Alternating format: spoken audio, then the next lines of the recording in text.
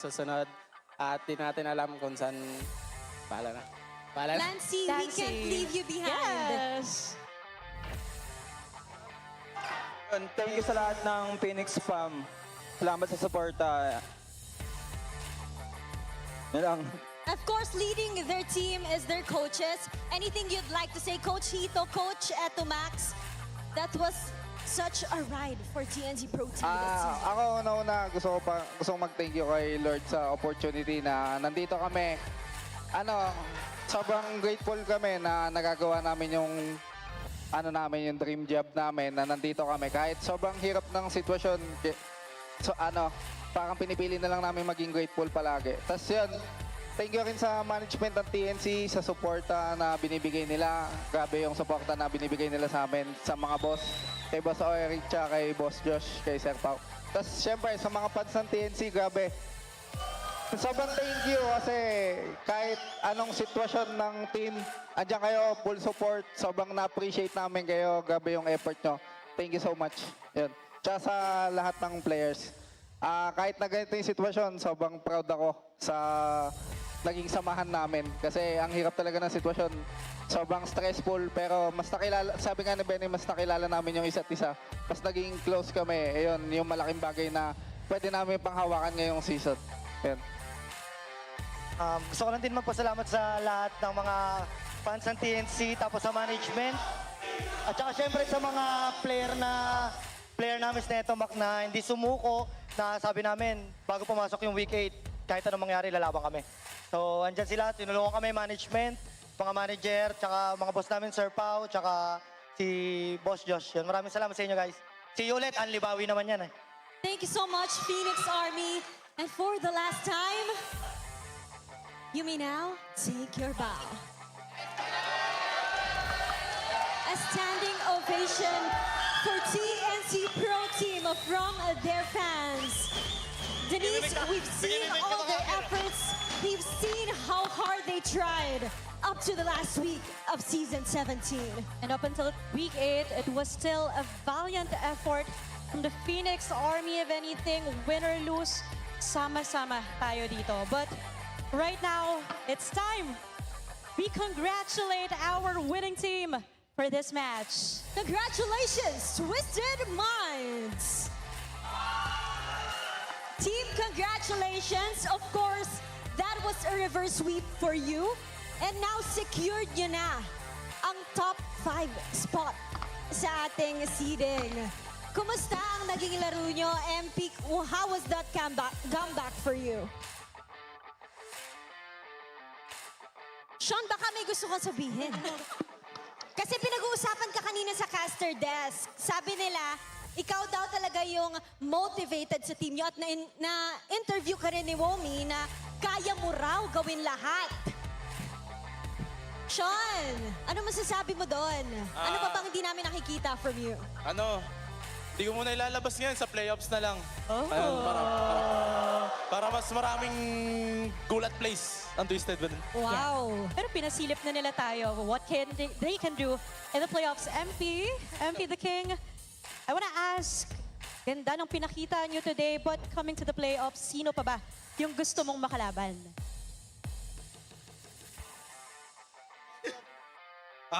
Omega muna mo kasi sure na 5th seed na kami. Omega. Pero aside from Omega, are there any other teams na you wanna challenge pa? Moving forward. Siguro Onyx po. Kasi week 7 pa lang pinapasok na kami, kagad nila kami ang playoffs. So marami tayong aabangan na gustong kaharapin ng Twisted Minds. And now I want to talk to Coach Bonchan. Coach, as a POV ng isang coach, isang team, ano po ba yung masasabi niyong last message na nakatapat nyo na TNC Pro Team? Unang-una, saludo ako sa TNC kasi kinaya nila na despite na makikita natin na pagtalo sila maraming nang babash. Ang hindi kasi alam ng mga tao kung ano yung hirap na ginagawa nila during practice yun yung hindi nila nakikita para mapasaya yung mga audience. And pagay ko naman, kung huling laro nila, napasaya nila yung audience dahil may nilabas silang bago and hindi one-sided yung laro, naging maganda yung laro nila kaya wala silang dapat ikahiya. Thank you so much for that insight, Coach Bonchan. I just want to commend the support that we're getting from each team toward another team. But at this point, Coach, a similar question to MP here. Ano pa ba yung dapat naming asahan sa playoffs? Siguro pagdating ng playoffs, lahat ng team nagbabago. Pero ang siguraduhin ko siguro pagdating ng playoffs, ibang team na yung makakatapat nila. Hindi na yung Twisted Minds ng regular season. Wow, I love that mindset para sa Twisted Minds. And now, who do you think is our match MVP? Our match MVP is... Lansu! Congratulations, Lansu! Hanggang Game 3, dinala nyo kami sa match against TNC Pro Team. Ano ba yung naging mindset nyo na umabot kayo dun sa Game 3? Hindi lang po talaga kami nawawalan ng pag-asa kasi may pang-set po kami. Yun, and malakas po yung poker namin na si Sean. Ikaw daw uli. Kahit siya yung MVP, ikaw yung highlight niya. Grabe ka na talaga, Lansu, bilang isang team player. And what would you like to say to all the fans and supporters of Twisted Minds? Salamat po sa mga sumusuporta sa Twisted and sa playoffs po, papakitaan po namin kayo ng magandang laban. Yes! That is the energy. Thank you so much. Congratulations, Lansu, and to the rest of Twisted Minds. Oh my gosh, Odin, I am also speechless with what just happened. But if anything, these are two teams who continuously prove why they are here in the MPL. And again, all about the community. They've been with them. And sasamahan nila sila hanggang playoffs. Oh my You know gosh. what?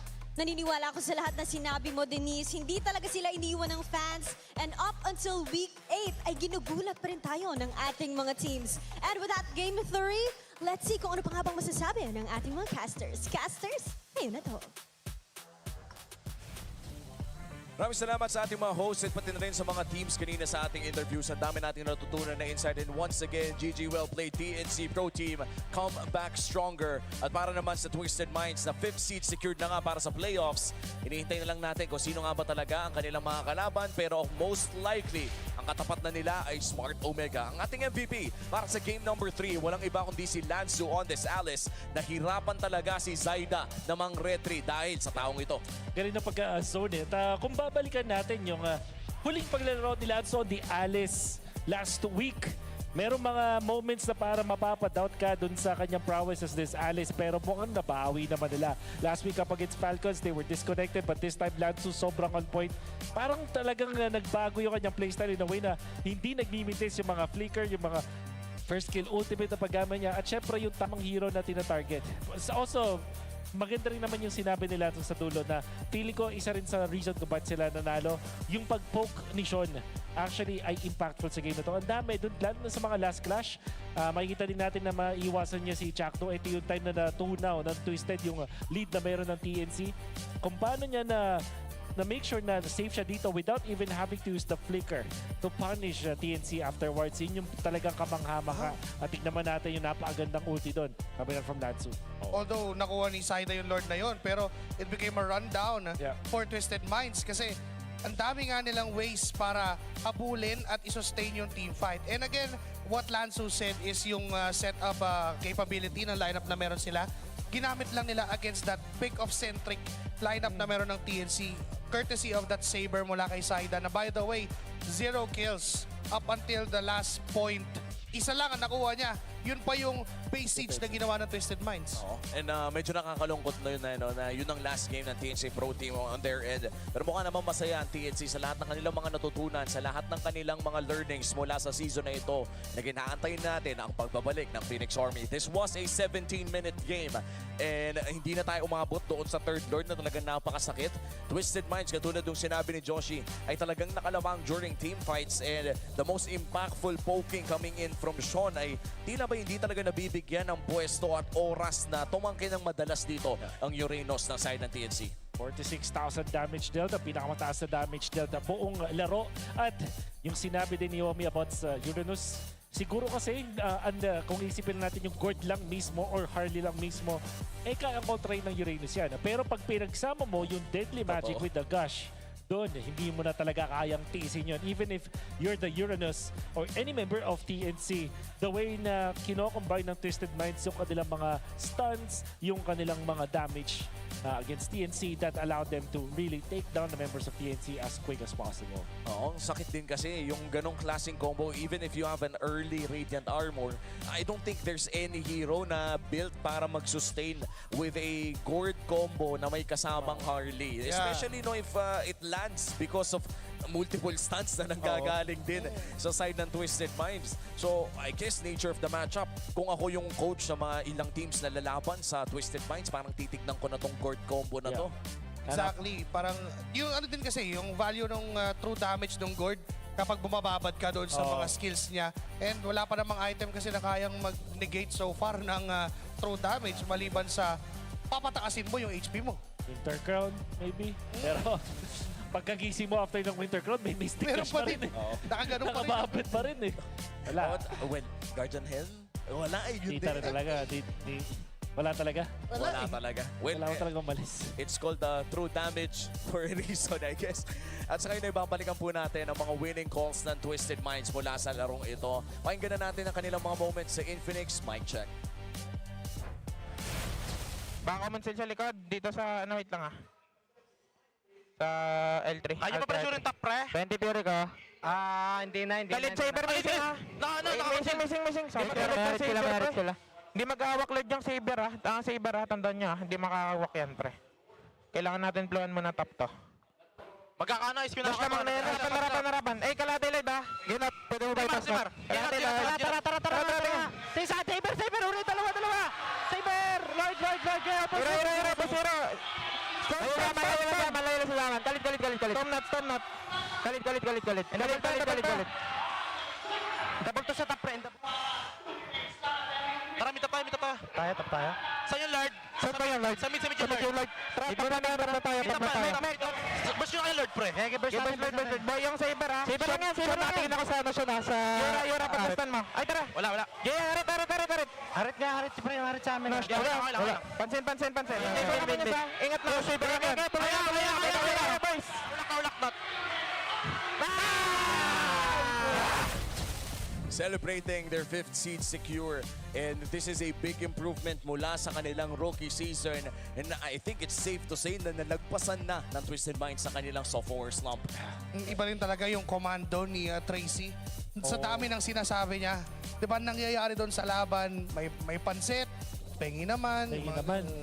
Alam mo, I'm a massive fan of the original Nine Lives members, particularly si Kaloy, gold medalist. Alam mo yun, parang napakaganda, napakalupit na player, but who would have thought na Tracy ang magdadala sa kanila sa ganito.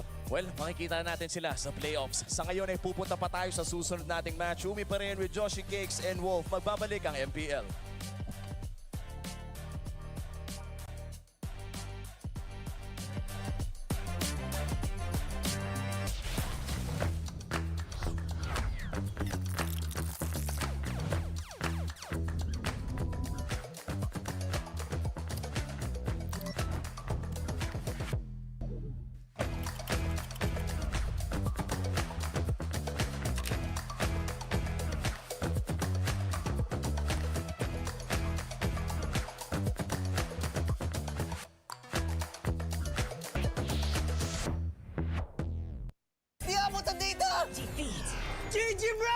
Don't worry! The Unli with Smart Power All 99. Hindi bitin with 10 gig data to power your games plus Unli Facebook or Unli TikTok.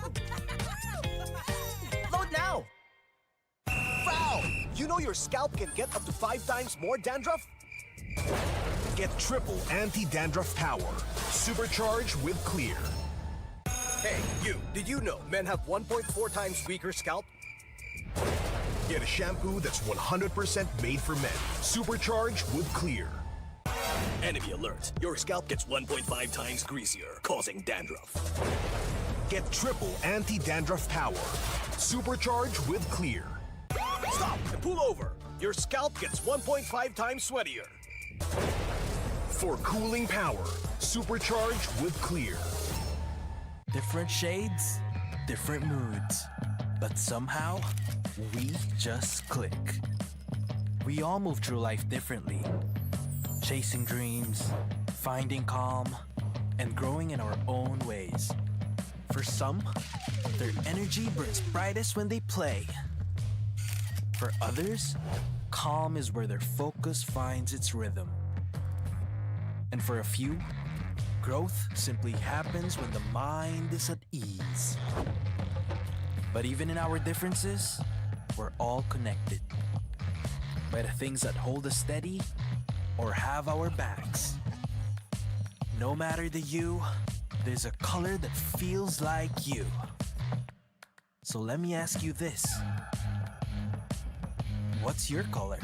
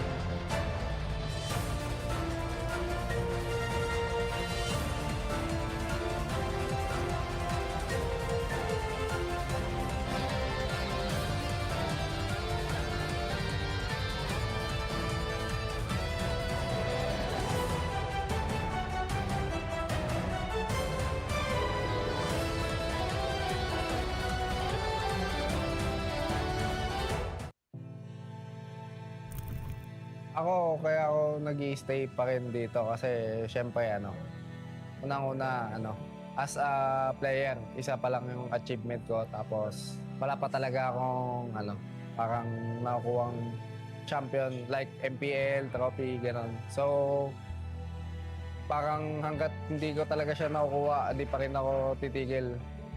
Kasi parang marami rin akong sinakripisyo sa sarili ko para dito. So, parang kung susuko ako, parang sayang naman yung mga sinakripisyo ko. Message ko sa past self ko, huwag kang mag-doubt sa napili mong desisyon yan.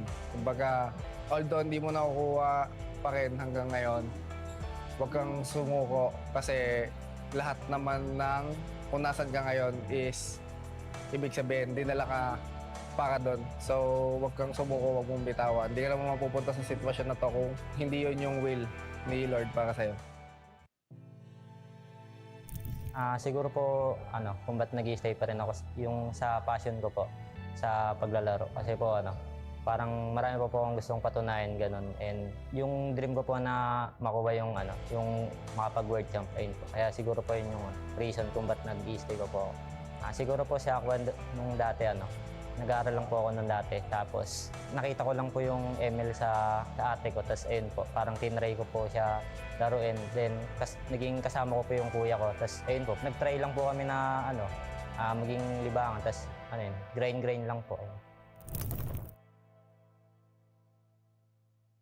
Hello MPL superfans, this is your host Denise at makakasama natin ngayon one of Aurora Gaming's fan from day one. Tama ba ako doon? Yes. From day one. A guest here, can you tell us about yourself? What is your name? My name is Brandon Dwayne Balatbat and this is my second time in the MPL stage. Yes. But I've been watching in live from my home. So, when did you start na maging fan? Since the very start of the release of the Team Aurora in the Philippines. Can you share us how was your experience today? You saw them firsthand.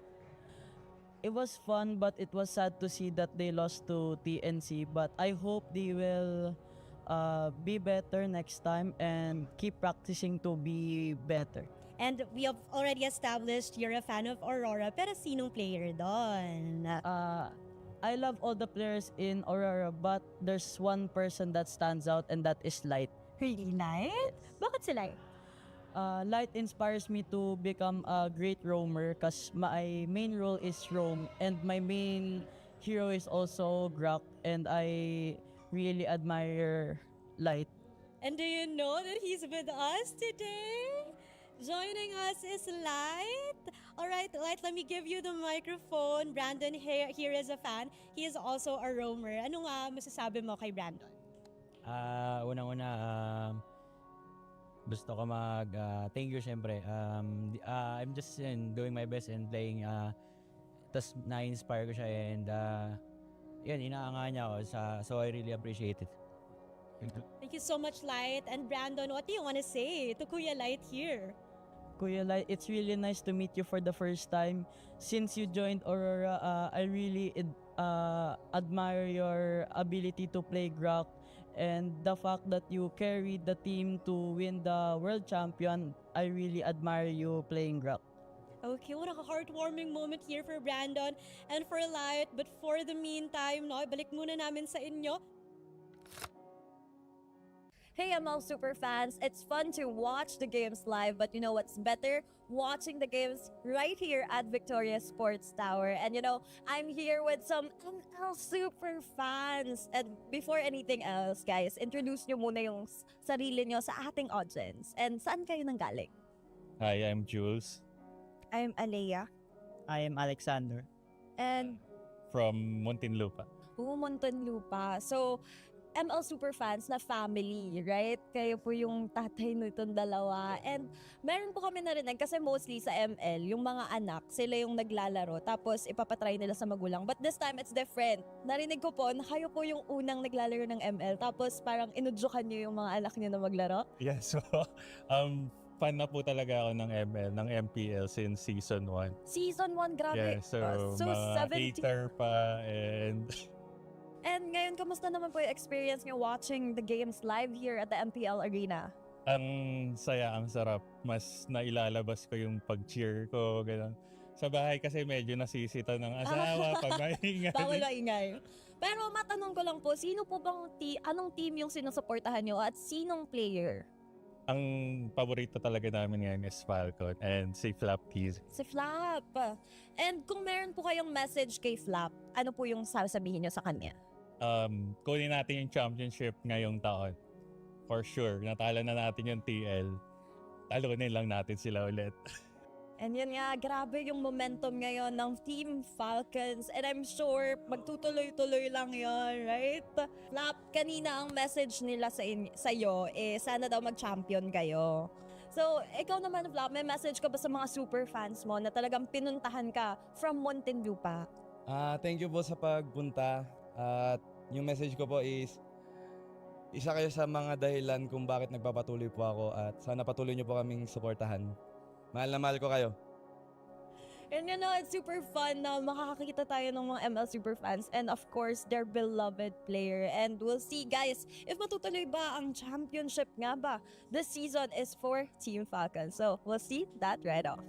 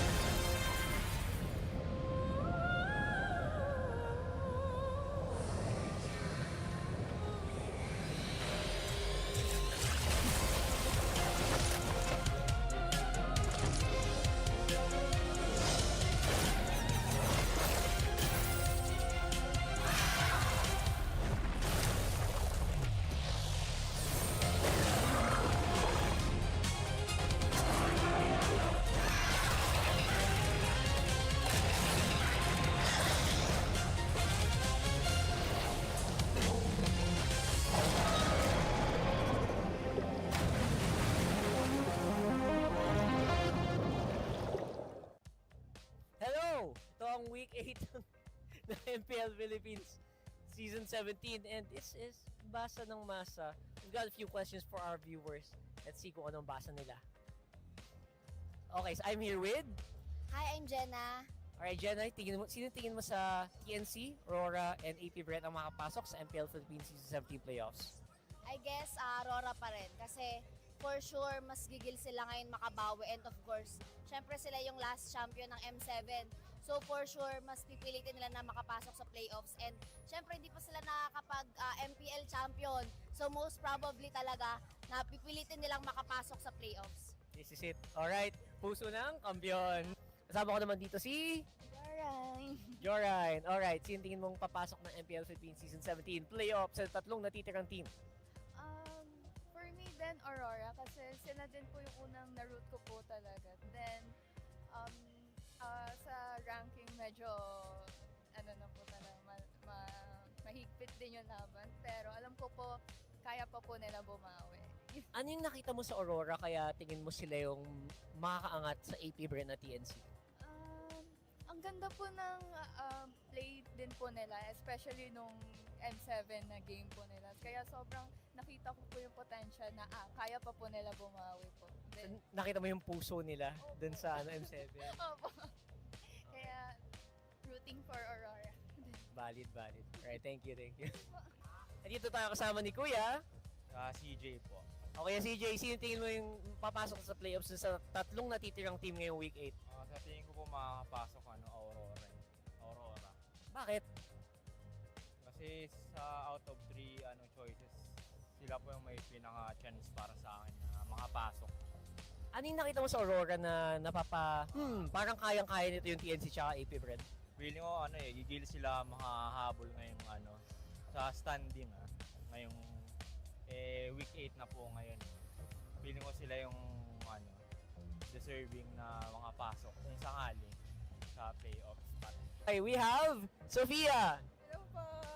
Alright, sino tingin mo yung last team na papasok ng MPL Philippines Season 17 playoffs? Rooting pa rin po ako sa Aurora. Bakit Aurora? Kasi lalo na ngayon na medyo mahigpit yung laban, ang feeling ko dun sila lalabas talaga. Magpapakita na angas. So tingin mo mauulit yung yung M7? Pwede. Aurora na yan eh. tingnan natin. Patricia! Hello. Alright, so simpleng tanong, sino ang tingin mong team na magka-clutch ng panghuling slot for the MPL Philippines Season 17 playoffs? Siyempre, naman ako, for lagi kong sinusuportahan na team yung TNC Phoenix Army. Alright, and tingin mo bakit TNC ang possible na kumuha ng last slot na to? Kasi may unfinished business pa kami last season eh. That's why. Kaya kailangan bumawi ng mga Phoenix Army boys. At alam ko naman kaya namin makapasok pa ngayong playoffs, ngayong season. Tunay na tiwala lang. Kailang kapitan ito, Mac, no? Malupit. Court, dito tayo kasama ni... Rodel! Alright, Rodel. Sino tingin mo sa tatlong teams matitira ang papasok sa playoffs at bakit? Me personally, I think it's gonna be Aurora Gaming Philippines kasi mataas yung tendency na makapasok sila. And I've been noticing na lately, nagsistruggle sila. And plus, may celebrity Aurora Hunters which is si Demon Kite. And celebrity yan, si Daniel Padilla ata yun. Oo, si Daniel Padilla. Yung yari. May celebrity tayo. Okay, so interestingly, puro Aurora ang nasabi dito. And again, we also have like TNC believers in the chat. Where are the APBR fans, man? I'm looking for you kasi hindi pa naman tapos ang laban, especially here in week 8. Siyempre lahat yan dito lang sa Basa ng Masa. See you on the next episode. Siguro, best memories ko lang na my learnings is yung naging sub ako ulit kasi nasa backstage lang ako. Tapos parang hinambol ako ni Lord na wag maging complacent, gano'n. Kasi di ba nga last season wala naman akong kapalitan. So ayun, parang na-reset yung utak ko para bumawi ulit. Isa sa favorite moment ko yung yung first win namin kasi nangyari yun pa lang week 2 pa lang. Tapos malakas pa yung kalaban namin yung Onyx. Kaso, malungkot yung nangyari sa pagkatapos, nagka-lose streak kami. Pero kahit na gano'n, favorite moment ko pa rin yun, syempre. Bili na kayo ng ticket for playoffs, guys, para mapanood nyo kami. May makikita ko yung pogi. Shoutout kay mama, magpagaling ka na. Kahit di ka makapunta, okay lang. Basta gumaling ka na. I love you. Pati kay Maggie, I love you. Shoutout din pala kila Tita Camille. Mag-ingat kayo dyan. Kahit di nyo kami papanoorin, masasaktan din ako. Message ko sa Twisted, sana last game na namin, paisayin nyo kami. Tapos good luck sa kanila sa playoff. Lalo sa idol ko si Tracy.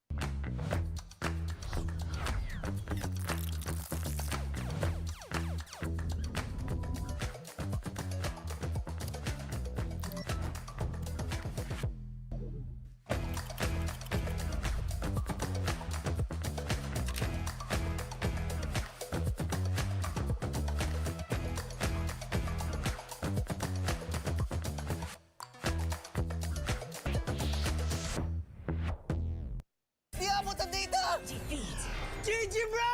Don't worry, be only with Smart Power All 99. Hindi bitin with 10 gig data to power your games plus only Facebook or only TikTok. Load now! Foul! You know your scalp can get up to 5 times more dandruff? Get triple anti-dandruff power. Supercharged with Clear. Hey, you, did you know men have 1.4 times weaker scalp? Get a shampoo that's 100% made for men. Supercharged with Clear. Enemy alert. Your scalp gets 1.5 times greasier, causing dandruff.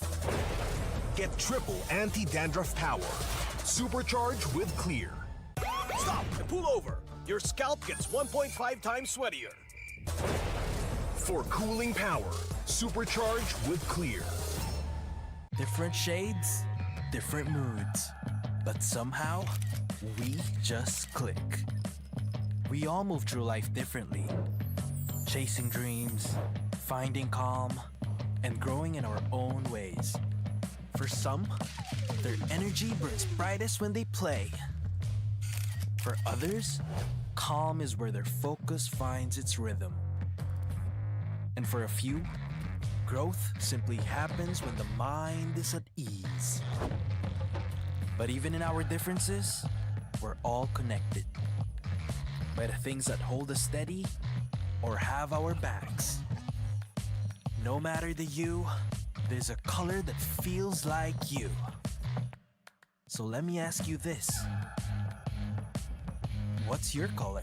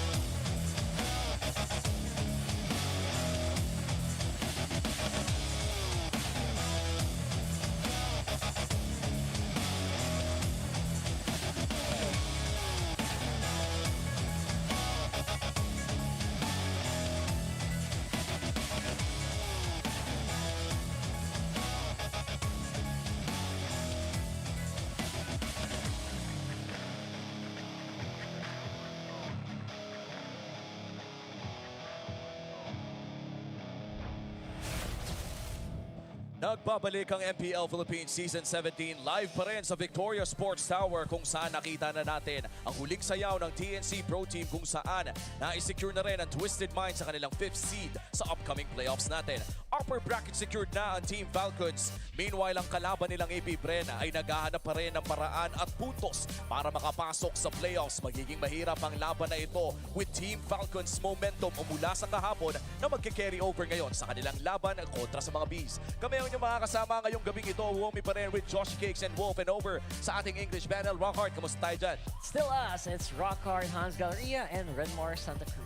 Super exciting ang mga ganap natin ngayon dahil ito ang ating first high-stakes match sa araw na ito sa ating Super Fan Saturday. It's APBR versus Team Falcons, the sting within reach. One sting na lang para sa APBR.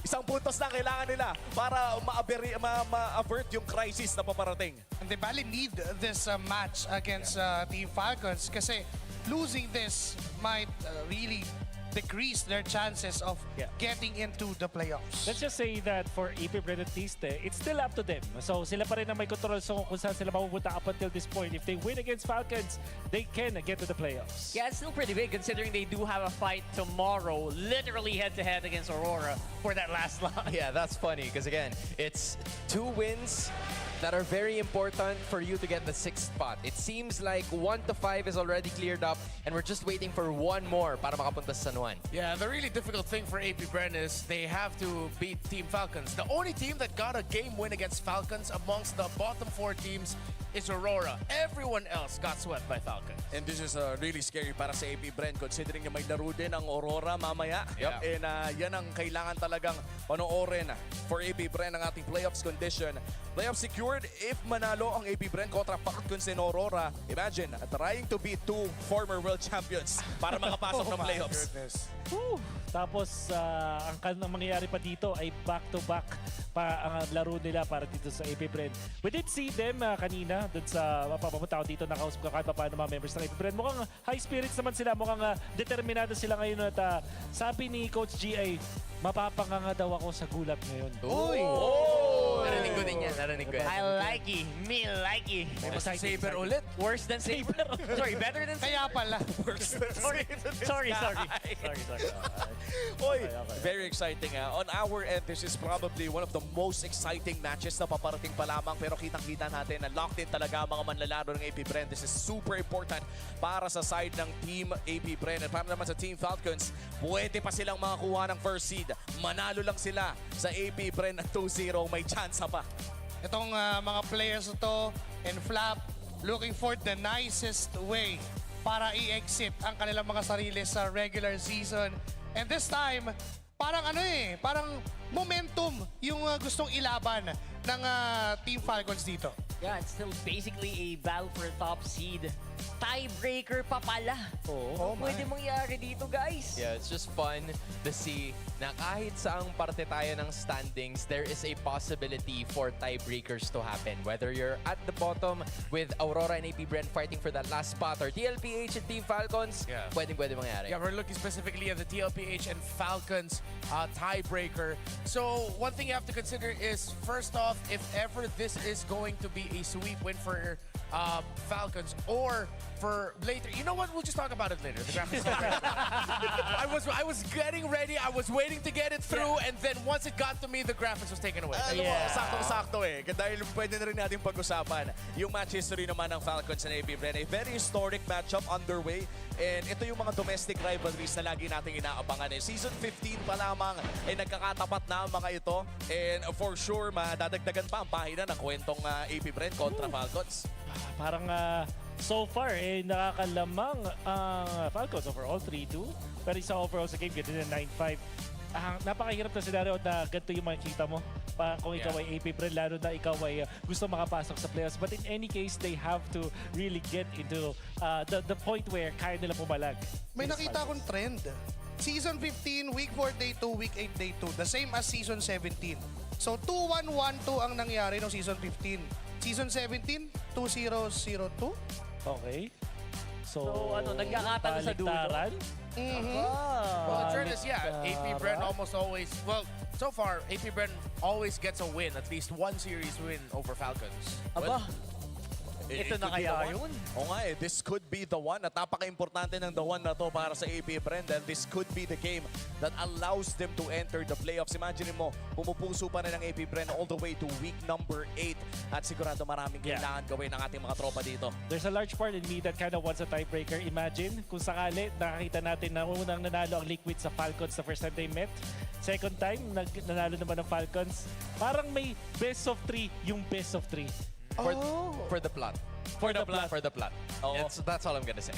Ang sarap naman kasi, no, parang hanggang sa week 8 ng MPL, para bang wala pa rin kasiguraduhan itong 6 slot na to. At grabe, ito pala yung feeling ng parang mukhang scripted yung liga kahit Even the first slot, right? Even the first slot is not secured yet. Totoo. Yeah, with what you just said, a bunch of people are gonna take that as it is scripted. Well, kahit ano namang sabihin nila, hindi magbabago ang ating Infinix keys to victory. So, analyst, take it away.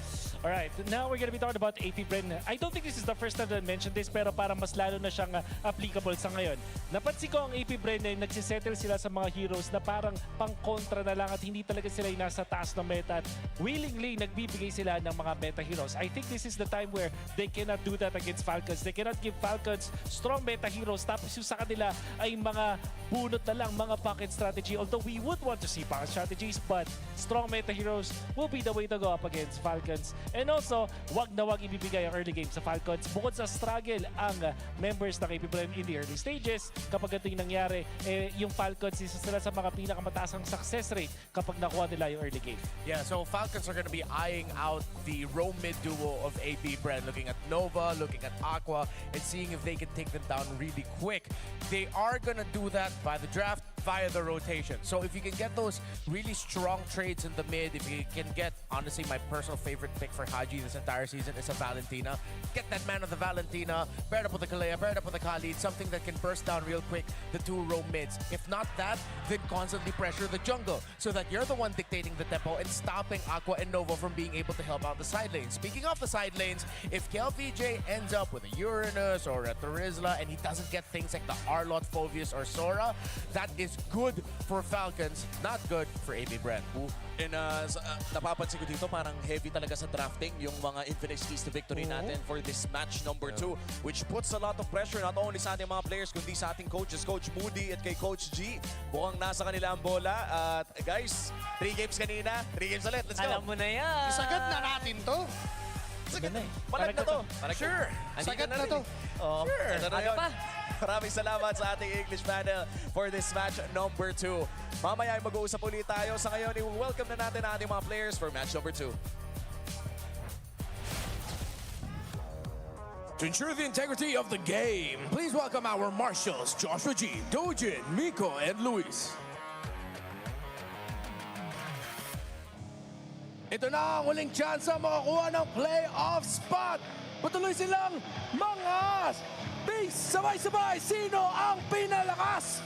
Bren lang malakas!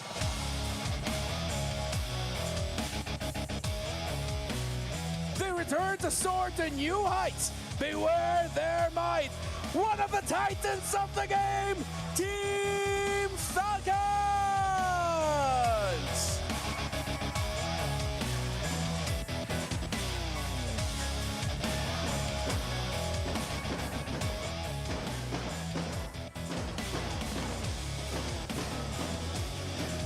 And our head referee is the Chop Master Sent.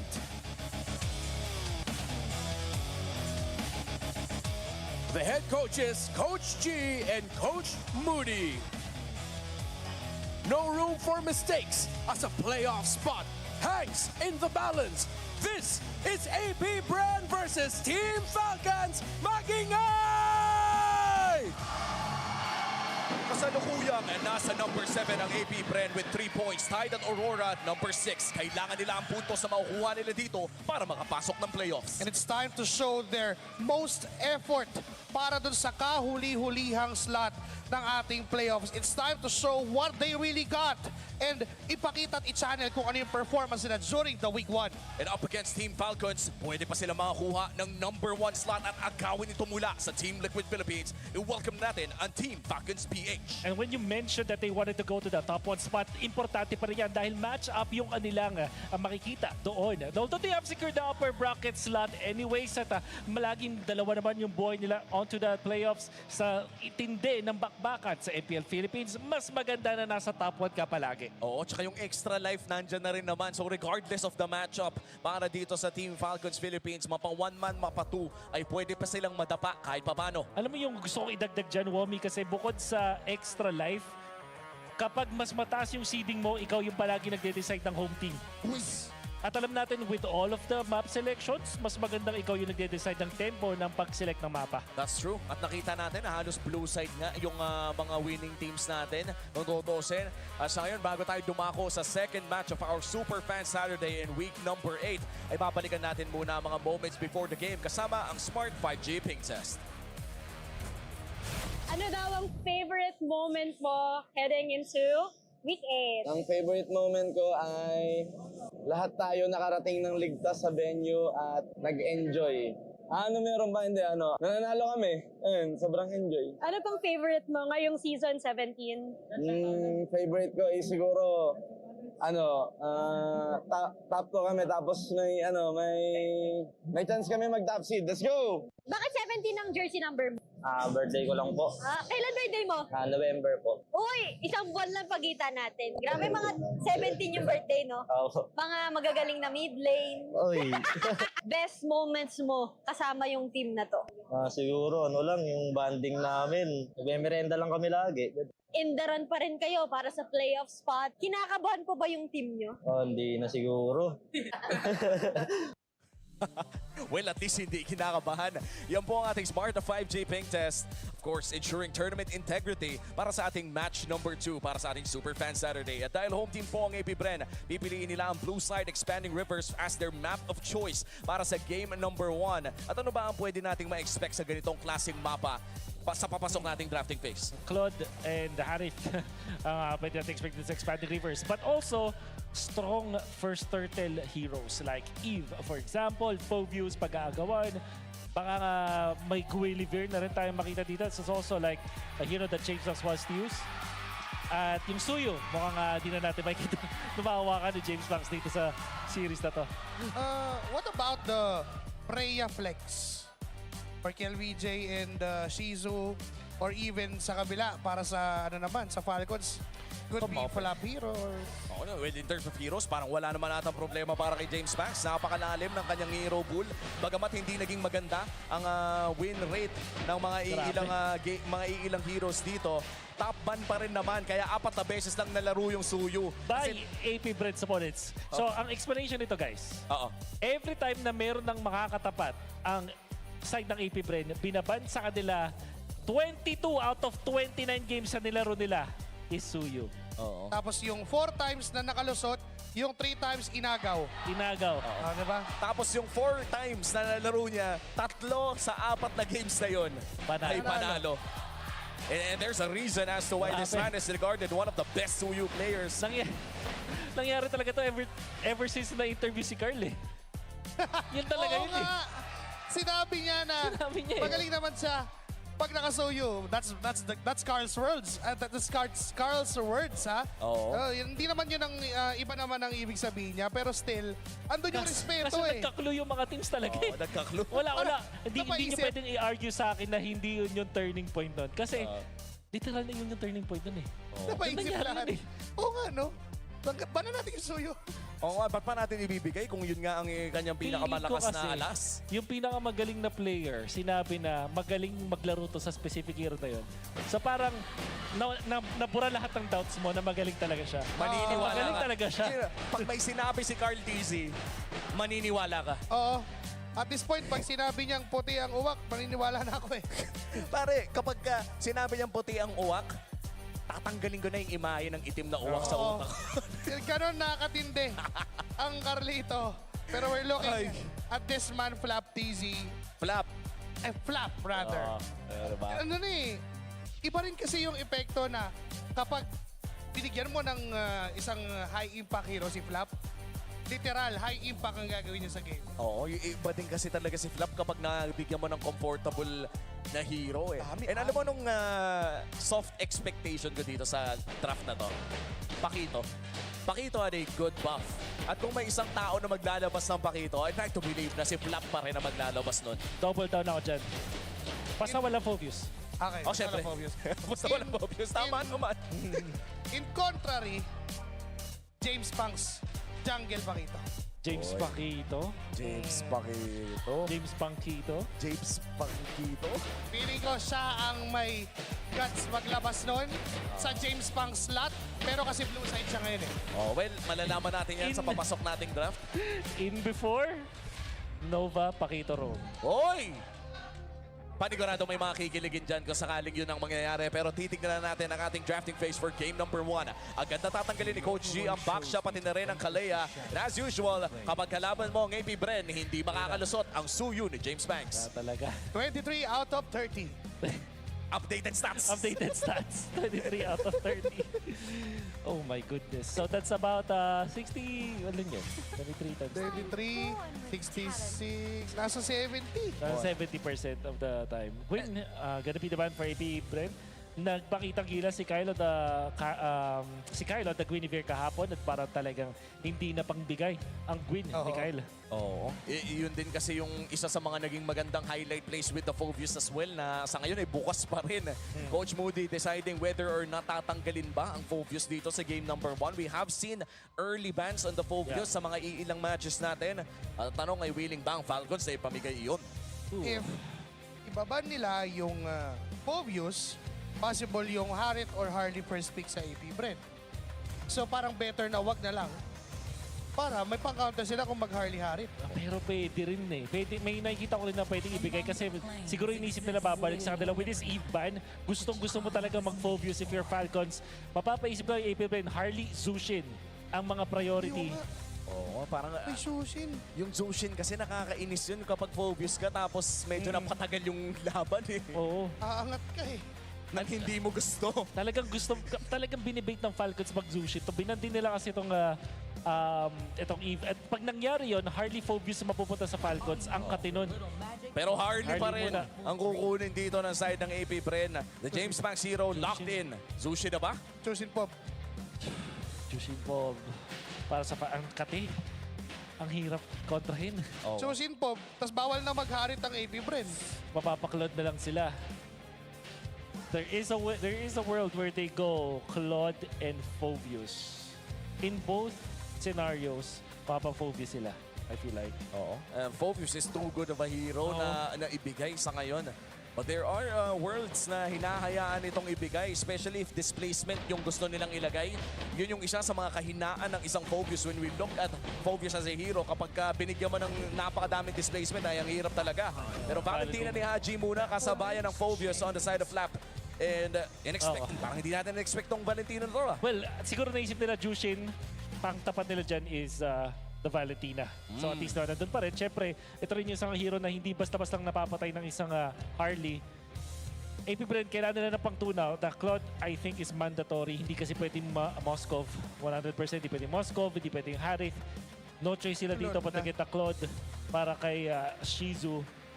At siguro isang makunat na hero like Hilda para may pang-open pick sila. May Marcel pang open. Do you want the Marcel with the Harley at Claude? Pwede naman siguro. Well, wow! Natin, taking a page from Twisted Minds draft. Magician. Nakita na natin kanina to. Mukhang may repeat na naman na gustong gawin ng AP Bren. Hilda, however, ay hindi nila masesecure this phase. So malaking chance na tanggalin ito ng Falcons ng phase number 2. Mahirapan silang maka-recover with the hero for Shizu. This is scary, honestly. Kasi mababan yung Claude. Siguro yung Bruno ibaban na rin. And mawawalan ng hero. Siguro yung Clint matitira para kay Shizu. Oo nga. Kailang may Phobius. pang dive. O ano yung pag naabot mo yung kulin, wala nang way yun. Magpe-flaker talaga yun. O mag-seconds.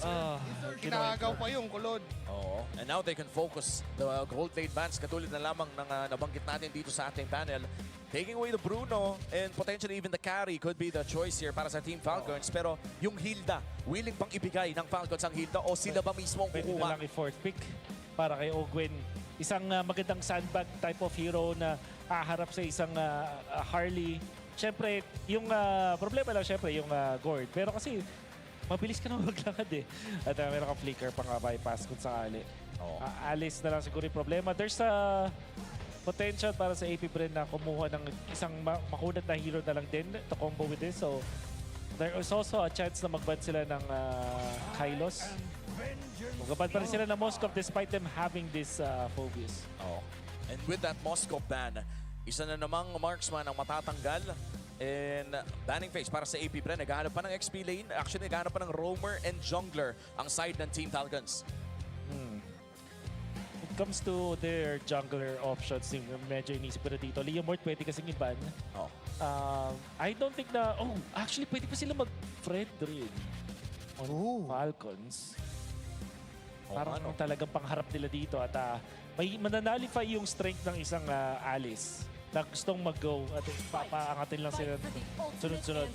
Knowing na yung Hilda ay fourth pick na pwede kunin ng Falcons, kukunin na lang siya ng APBR. I think that's a smart ban. Oo. And grabe no, may mga moody natics na pala. Nasa harapan. Front row seats para dito sa ating game number 1. With the Hilda taken away, isang marksman ban na naman ba ang ating inaabangan mula sa Team Falcons? Could be. Bruno, for example, could be a ban. Kari. Hindi na lang problema pala. May phobias ka kasi. Siguro yung Moskov talaga nagban sila dito kasi baka hindi na sila mag-assassin. I think they will go utility route dito para sa Falcons. Wow. Saka yung yung side lane pressure. Yung macro na lang nung Moskov din yung tinanggal. Yung ban Bruno, I feel like. Different perspective. The respect.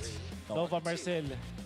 The respect pa rin ng Nova Marcel and that does limit yung additional options pa sana na roamers for APBR. Pero nananatili pa rin naman ang mga popular picks such as the Khalid and other roamers. So baka nga may pwesto pa para sa Grok. Isa si Alice and Grok na magka-combo na una din nating nakita mula sa Twisted Minds. For some reason, ang daming combo heroes na pauso. Ang hirap na sa Valen. I don't think that they will pick. Okay. Understandable. The fanning na pinipilit din naman ni Kyle. So, will they go Fredrin this time? Or Khalid? Mga hero pa ni Ogwen? Alright, pwede sila mag-Ogwen hero muna. Pwede na lang kami yung Hylos. Or even the Khalid. May Hylos Khalid. Yung Grok nga, pwede sila kumuha actually. Oo. At nakakailang din kasi sa mga Gord yung mga Grok. At actually, lahat ng mga roamers na available nakakailang sa Gord. Mahirap pahabulin yung bato. Puta. Kalayas Band. Actually, yeah. Glue? Siguro, pantangke. Alam nila kasi this is Gord. Tapos pang harap din siya sa isang Harley. Parang sa mga punong-puno ng magic damage. Khalid. Simplihan lang. Simplihan lang. Pero that limits yung pwedeng kunin ng APBR na ano na lang natitirang roamer at pati na rin gold laner para dito sa side ng AP. May twist ba tayo makikita dito? Gatot, Kacha? It's good. So, mahirap din eh. May nakikita tayo, may nakikita. May spoiler. Oknar? Leslie na to. Kung ako pabiliin, sana Leslie. Sana. Nag-semi-keki. Ito na ba yun? Semi-keki strat? Semi-keki. Tatlong magic. Locks in the Irithel. Okay. Ilabas mo na ang motor. Ilabas na ang Ducati. Shoutout nga pala sa mga nabili ng Ducati dyan na napopost na rin sa social media. Last pick para sa APBR, Hylos. I also mentioned that ito dapat ay sa mga ban ng Falcons pero seems like they're not that afraid of it. What is your Kyle hero? Up against Irithel, yung mga tipo nagdadala ng blade armor would be good. Sustain na rin talaga. So Fredrin talaga. Fredrin. Pero kung naghanap sila ng damage, may Leomord pa naman. Hayabusa Assassin. Hirap. Wala kang pang-stand on AP Brent, so medyo free. Actually, yung Joy ay free din sa ganitong moments para sa Falcons. Pero hindi pa parang mahirap mag-Leomord against a high loss? Mahirap nga naman. Hayabusa as well as Joy. Yisun Jin out of nowhere. Para mas mahirap kaysa Leomord. Lancelot? And there we go. Hayabusa last pick para dito sa Team Falcons as we round up this drafting phase para sa ating game number 1. And matik naman na to, no? Mukhang ating mga super fans ay alam na rin na kailangan nyo na mag-scan ng QR code para ma-predict ang ating match winner to get your chance to win 1,000 MLBB Diamonds. Tatlo ang mananalo ng bawat match po natin. So kunin nyo na ang tsansa na makuha ang 1,000 MLBB Diamonds. 80% ang naniniwala sa Team Falcons ng makakalamang sa laban na ito para sa mga pumuso sa AP Bren na 20%. Kailangan talaga ng AP Bren to. Ito yung 20% na pasasalamatan nila mamaya if ever man na makakuha nila itong panalo na to. And to be honest, merong yung lineup ng AP Bren could possibly go for a snowball at the early and hindi mahabol yung scaling ng Iritel. Eventually, magiging sobrang kunat na ng mga heroes ng AP Bren at ma-outlast nila itong Claude. Sabihin na natin yung Claude may PHS at mayroon kang pag-lane game no matter what happens. This is Alice and Hylos. Very potent into the front lines. Kakapusin ng damage eventually itong Hayabusa. So, sobrang dependent ng Falcons manalo sa early game. Everywhere else, mukhang ang AP Bren nakapag-set up sila ng isang long game na sila yung mas makakalamang. Let's see kung aabot nga ba ng long game ang game number 1 na ito. Tandaan natin ang bawat laro ay nagmamatter na at this point. Medyo kinabahan ako para kay James Punks doon dahil 2-0 ang kailangan ng team. Tama ba na 2-0 ang kailangan ng Team Falcons dito to potentially secure top seed? Oh, that's right. Para sa Falcons. Aray ko po. Okay. Pinaparamdam agad ni Super Marco yung advantage ng Claude sa metagame ngayon over that Iritel. And si Nova naman, all he can do at this moment is magbigay lang ng vision at protektahan yung jungle camp ni James Punks. Yeah. Very passive way to utilize this Harley on, okay. Isa sa mga makikita natin na rotation coming out from Harley kadalasan ay pupunta doon sa kabilang orange but this time hindi. Settle muna siya sa sariling side niya ng jungle tapos nakaharangan pa siya ng isang ka-lead para hindi siya makapunta doon sa Lizard. So lamang ang Falcons sa mga first rotations na to. Kaharangan ni Ogwen yung pathing ni James Punks at ni Nova. Kaya naman hindi matutuloy yung plano na dumalaw muna doon sa gold lane. Pass clear mula sa side ng AP Bren, pwesto sa turtle in 20 seconds. Yep, this is the first turtle of our game number 1. At pinag-usapan natin yung early game importance para sa Team Falcons. Importante para sa Team Falcons na makalamang sa pagong na ito. Hindi tatama ang mga stun na nagmumula dito kay Aqua at mukhang kailangan na mag-set up ng pares na koponan para sa upcoming turtle fight na ito. Level 3 pa lamang si Flap at kailangan bumili ng oras. Late lang na mga movements sa Falcons pero sobrang effective yung pagharang ni Ogwen, yung pag-lizard ni Kyle. Kita mo, laki agad doon lamang nila. Binate niya. Ayun yung mga members pero hindi siya biniro. Binili yung trip ni Ogwen.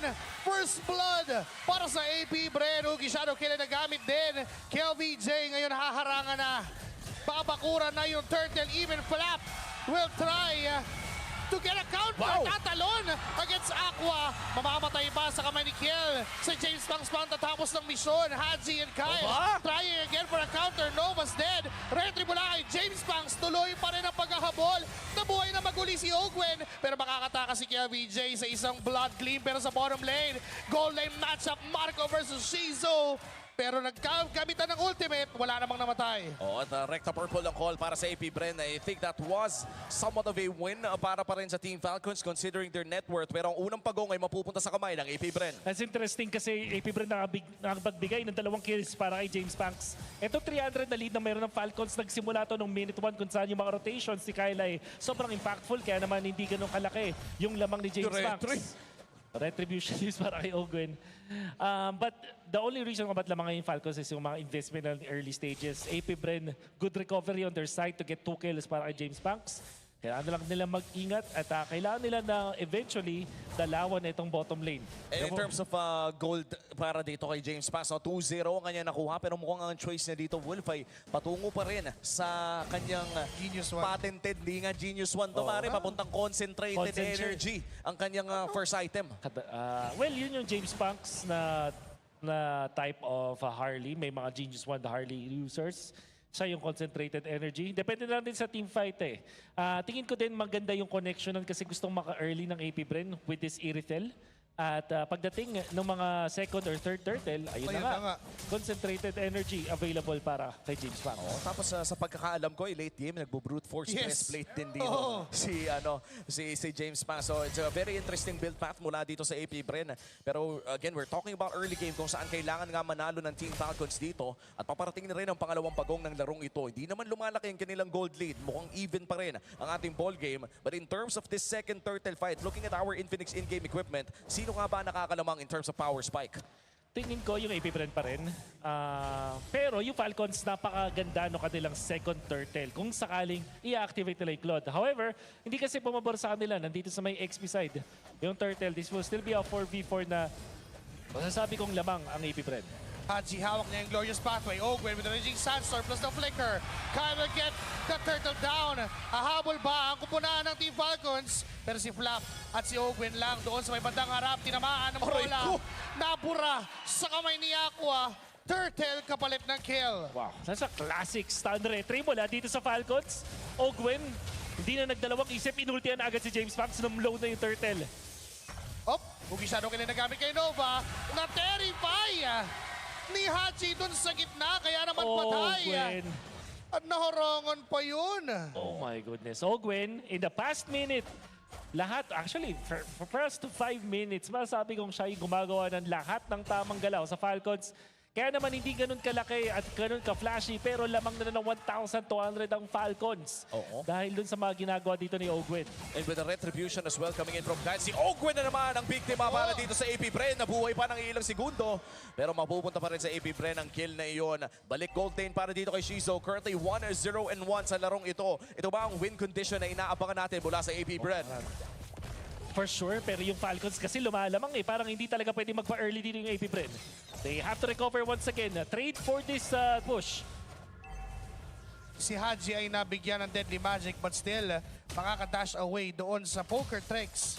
And yung ginagawa ni Kyle, kanina lamang si James Pang sa gold pero nabawi niya na by getting those trades off the map. And looking at their gold, no, lamang na nga dito si Kyle around 300 gold compared sa jungler ng team ng AP Bren. And ito yung importante sa Hayabusa eh. Hindi ka nabe-behind pero mukhang si Ogwen na naman ang kanilang bibigyan.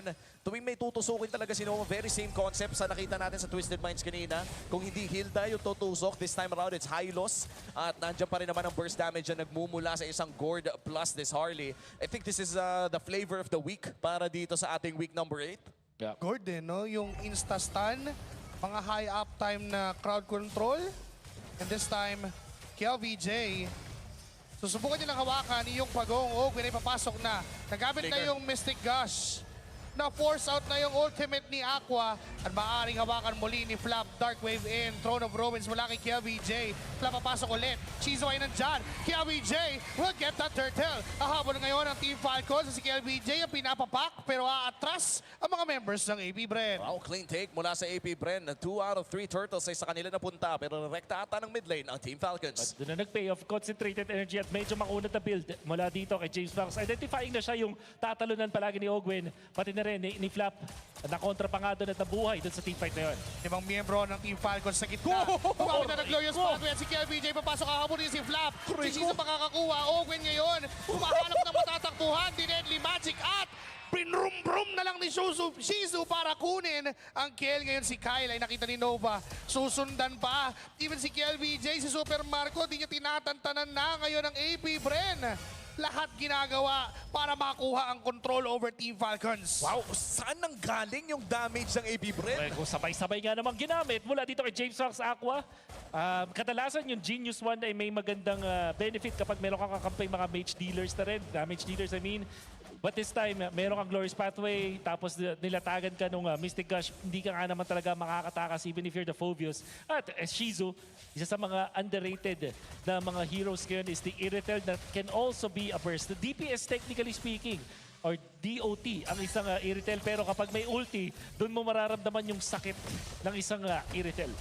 At i-pair that up with a burst type mage na si Aqua plus another burst na assassin sa kamay naman ni James Pax.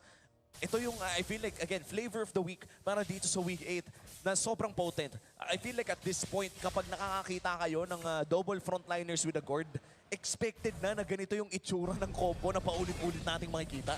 Gourd na may bouncer, kumbaga. Ngayon ang nangyayari for AP Bren, that's gonna be Kel, VJ, and Nova. Sila pa rin yung kasama. Ayan o, hindi naghihiwalay. Body-body system lang. Ngayon si Ogwen ang napili nilang targetin. Pero nandyan si Kyle, may shadow in. Nakatras with a quad shadow. Nandyan na naman si Shizu. Nag-ultimate na with a heavy crossbow. The dark wave lang ni Fla, pero doon sa gitna. Si Ogwen napaluhod. Nabibili ito sa mag-flaker kasi nanunuot. Yung damage na nanggagaling sa AP Bren. Lahat ay ginagawa para matanggal at ma-shove away yung mga members sa Team Falcons para sa Lord Possession na nag-aabang. Oo, at nakakapwesto na nga dito ang side ng AP Bren. Pero i-reset nila ang Lord na ito. And so far, kailangan mo na mag-asikaso ng waves ng Team Falcons dahil grabe yung wave na nakapush doon sa may bantang itaas. Hindi pa naman nila nakikita si Kyle doon sa upper wave. But for Team Falcons, sasayawin muna nila ang Lord na ito. Wala pang information na nakakarating sa AP Bren. To be waiting for reaction mula dito kay Kyle. At ngayon na nagpakita na sa gitna, bibitawan nila yung Lord. Ipapwersa nila yung top, making sure na divided ang mga members ng Falcons. Pero meron ng plano si Kyle. Talagang pinapunish ng mga members ng Falcons dito yung pagiging mabagal ng AP Bren. Oo, pero yun mo, no, that slight indecision coming in from AP Bren means na may additional purple buff dito ang Team Falcons. Hahawakan pa rin ito ng side ng AP Bren. Kailangan na nila gumawa ng decision. Kanina pa kumakayod. Ayan na! Ito na yata ang desisyon. I-burst down si Ogwen doon, pero mapapagamit ng Raging Sandstorm para makatakas sa sitwasyon. Ngayon si Kyle ay tuloy pa rin sa pagkuha ng mga pwede niya pang kuhain, just taking time against AP Bren. Just like that, nag-level 14, lumamang na si Kyle. Pagbalik dito ni James Pax sa purple buff niya, wala na siyang naabutan. At makakakuha pa rin siya ng level 14, thankfully dito sa orange buff. But Falcons, if they keep on doing this, ma-out-macro nila yung AP Bren. Nagpakita na si Kyle doon sa top lane. Senyas na ba to para sa AP Bren? Nakunin na yung Lord. I-blitz at mamadaliin. Kasi Aki ang nakakuha doon. No jungler, no problemo para sa Falcons yun. Ngayon tutuloy sa paghahabol. TWIS, Haji getting that throne of ruins. Hindi. Kinopya niya lang lahat na pwedeng kunin para makuha mga members ng AP Bren. Yung si KLBJ ay naipit sa likod. Tatlong miyembro kapalit lamang ng isa, pero ang mahalaga sa Falcons, naagaw namin yung Lord. It's a disaster para sa AP Bren na out-macro na nga nung simula. Naagawan pa ng KDA machine. 4 versus 5 at Falcons. Ang puhunan nila doon ay yung tapang. Going in for the right targets. In fact, knowing na si Shizu ay magpapakita doon sa gitna ng laban dahil isa siyang Iritel. And then eventually, nakaabot na nga etong si Kyle, taking advantage of the expanding rivers and allow them to get into the fight. Tapos, dahil lamang na nga si Kyle sa pera at sa EXP, talaga nga namang pag nag-ulti na siya, na mapapatumba niya mga members ng AP Bren. Available ang flicker dito ni Ogwen, ha? Super Marco, kamuntikan doon. Ogwen, naparaging Sandstorm na rin, but still not committing that flicker. Quad shadow mula kay Kyle, pero aatras din. Inayaan lang nila yung Lord at sinamahan para makatoro dun sa base ng AP Bren. Shizu defending that bottom lane. Kyle is there. Quad shadow in a second, pero di niya gagamitin. Tinakot lang niya bahagya ang AP Bren. Oh, wala pang hawak na Wind of Nature dito si Shizu. Kung sakaling natamaan siya ng Quad Shadow doon, that would have been a life taken away by Team Falcons. And look at our Infinix in-game equipment. Ano bang mapapansin natin dito na napaka-importante, Wolf? Well, was very quick, but this one is important. The Wind of Nature na ngayon ay available na para sa isang Iritel. Sa mga bentahin ng Iritel as a marksman kasi hindi mo kailangan ng sobrang dami mong pera para maging online ka. Maganda kasi yung mga build-up na items mo. Haskos lang, into the Fury, tapos hindi mo kailangan mag-Trinity. So, maaga ka makakarating sa Wind of Nature. That is the important na item dito para sa AP Bren. Oo, at hihintayin natin no, kung magagamit nga ba ang Wind of Nature na to sa pagpasok din ni Kyle. Super Marco with a crucial item pickup as well. Makuha na niya ang Winter's Crown. Kaya ibig sabihin niya na pwede na gumawa ng mga risky plays with the BMI as well. At 40 seconds bago lumabas ang ating pangalawang Lord. Another concealed play coming in from Team Falcons. Ogwen scouting out potential targets na likuran. Bang! Pero nag-answer pa na kumuneta sa tatlo. Tapos nagkalabo-labo kasi nagpasukan na mga members ng Team Falcons. Super Marco and Kyle getting 2 kills. Ngayon ang Team Falcons lamang na sa numero. May 25 seconds para hintayin yung Lord. And I guess, Wolf, dito natin masasabi kung bakit nga ba napaka-importante ng Torre doon sa gitna. Yun na nga, napakagandang dive naman noon at napag-unbox mula sa Falcons as they've dismantled AP Bren. At dahil doon, makapag-push ata sila, lalo na wala si Aqua. Wala na silang pakialam kung maglo-Lord pa. Ang gusto nilang gawin ay tumulak ng Torre doon sa gitna dahil may minion wave silang dala-dala. Kyle goes in with a hooky shadow kill. Simple pa makakakuha nun. And sino ba ang tutumba ngayon? Si KLBJ. Wow! Papasok siya with a blood gleam. Wala ka lang sa throne of Rubens na pwede gamitin para mapatumba ang mga members ng Team Falcons at atras na sila pa isa-isa. Kamuntikan pa makakuha ang side ng AP Bren. Pero wala pa rin silang makukuha conversion. Nagkaubusan lamang ng mga battle spells but Ogwen still holding on to that flicker. Upcoming Lord Fight Wolf. Anong basa natin dito? Fortunately para sa AP Bren, yung long lane ay okay pa yung inhibitors nila na dito sa top yung kailangan nilang problemahin. Pero hindi sila makalagpas. Ogwen now has the ultimate and the flicker. James Banks papasok.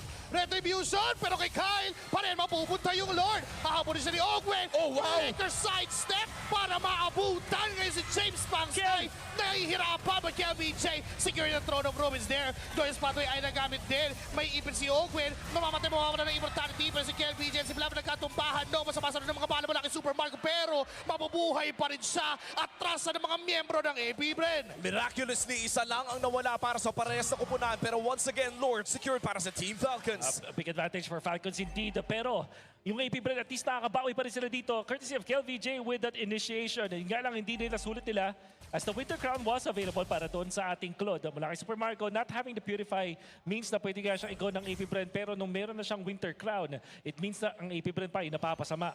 Big props na rin kay Shizu. Maganda yung pwestuhan dun sa team fight na yun. Actually, outputting so much damage para mapatumba si Flap eventually. But now Falcons has a distinct advantage over AP Bren. Ngayon ay sisimula na naman ang Falcons sa kanilang pasya na magtulak ng Torre doon sa gitna. Hinayaan na lang nila yung Lord doon sa itaas. But Kyle, kamuntikan siyang masaktan na mabubuhay naman siya doon sa Deadly Magic. Pero siya ay duguan at aatras ang jungler ng Team Falcons. Very successful defense mula dito sa AP Bren. Lumabas man ang Lord sa kupunan ng Team Falcons ay hindi sila mawawala ng additional inhibitor turrets.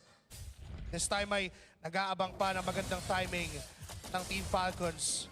Hindi nila kaya pa so far na tapusin dahil din sa clear wave na meron ng AP Bren. Ibang klase din kasi talagang wave clear na nanggagaling sa Iritel at pati na rin dito sa isang Gord. This is, I think, one of the rarer games na nakakakita tayo ng isang Iritel throughout the last few weeks of MPL. This is the debut pick of Iritel this season. There was a time na ang Iritel ay pang tapat din naman sa Claude, lalo na nung uso yung mga tipong Faramis o the healer type of roamers dahil bukod sa natutulungan mo yung isang Iritel with Angela, for example, or Rafaela, maganda ka rin yung burst kasi ano kayo ba, damage overtime ka normally, pero pag meron kang ultimate, burst ka na as the Iritel. And I think this was also one of the historic marksman na ginamit ni Keldra on our M6 run. Yan yung tumapos ng actually ng Grand Finals. Grand Finals, yung inikot-ikot na lang yung base. In the ball. Yung inikot-ikot na lang. And of course, para kay Keldra sa Onyx ID, alam naman na natin, we have to again, wish them the best as of now. And for Team Falcons, balik tayo dito sa ating laro. 25 seconds, paparating ng Lord. And this is very important for Team Falcons considering na pwede na nilang isara yung laro na to if they're able to secure an 18-minute Lord. Alam din kasi ng Team Falcons na pupunta ng long lane ng AP Bren. May tutulong at tutulong kay Shizu na i-manage yan para doon sa next na Lord. So nakahanda doon si Ogwen and even itong si Kyle. And this is it. Potentially an 18-minute Lord para sa Team Falcons kung papatagalin nila. Pero hahawakan na ito ni Super Marco. Pero pwede pa naman nilang i-reset ito at isayaw. Pero mukhang ayaw na nilang patagalin pa. Napakalayo ng pwesto ni Ogwen. Nasa may bandang likod. Inaabangan niya kung may mag-react pero minadali na lang ng Team Falcons yung Lord. Anong sa tingin mo nangyari sa call na yun, Wolf? Sa tingin mo ba dapat inintay na nila o okay na yun basta makuha? Sobrang layo lang talaga kasi ni Shizu eh. Parang okay na talaga yun para sa Falcons. Ayaw na nilang tumifight dito. Knowing na meron silang float, so they can brute force their way in. At tapos, was it an 80-minute Lord? Parang umabot ba ang 18 minutes? Oo, hindi umabot. Sure. Hindi umabot. Hindi nila ni-reset. Parang mas magandang ni-reset ata. But, of course, Falcons, alam nila na meron silang 7,000 lead, meron silang Claude, ang panapos. Nakopera nila ni Haji gamit ang Throne of Ruins. So, teka lang. Sila. May conceal play doon sila Ogwen. Hala! Papasok sa base. Kaso dito sa pinagalaw! Raging Sandstorm papaatras at papalayo para makatakas. Ngayon yung 5 miyembro ng AP ready to rin sa pagdepensa sa bandang top lane. And now, Flap is there on the front line. Haji hawak niya yung Throne of Ruins. May Lord na dinidepensahan. May ikakasa si KLBJ na sarili niyang Throne of Ruins. Glorious pathway. Ay nagamit din. Flap is low. Winter Crown para maiwasan ang pagkakamatay. But Kyle, tinawagin siya ng kill. And a shutdown mula kay James Banks. Tig-isa lang ang nawala. Naipit lang si Shizu at si Aqua. Tinatanong na ni Flap pero nabura sa mga members ng AP Bren. Ogwen, hinahabol pa ni James Banks. Pero may mga minions na dapat depensahan ng AP Bren, but that's a 2-for-1. Lumamang dun bigla ang AP Bren. Wolf, ito na yung sinasabi mo kanina na kapag naka-heavy crossbow dito si Shizu, nagiging burst type at kapag dikit-dikit, mas noot sa sakit. At nakita natin yung Falcons stumbling in there because of what James Banks was able to do as well as Shizu. At pati rin na naman dito si KLVJ. Yun nga lang Falcons, tingin ko mission success pa rin kasi nakaka-push pa rin sila ng mga Torre. They can just wait this out unless mapita si Ogwen. May immortality pa naman siya pero mabubuhay siya sa pagluhod at pagdasal.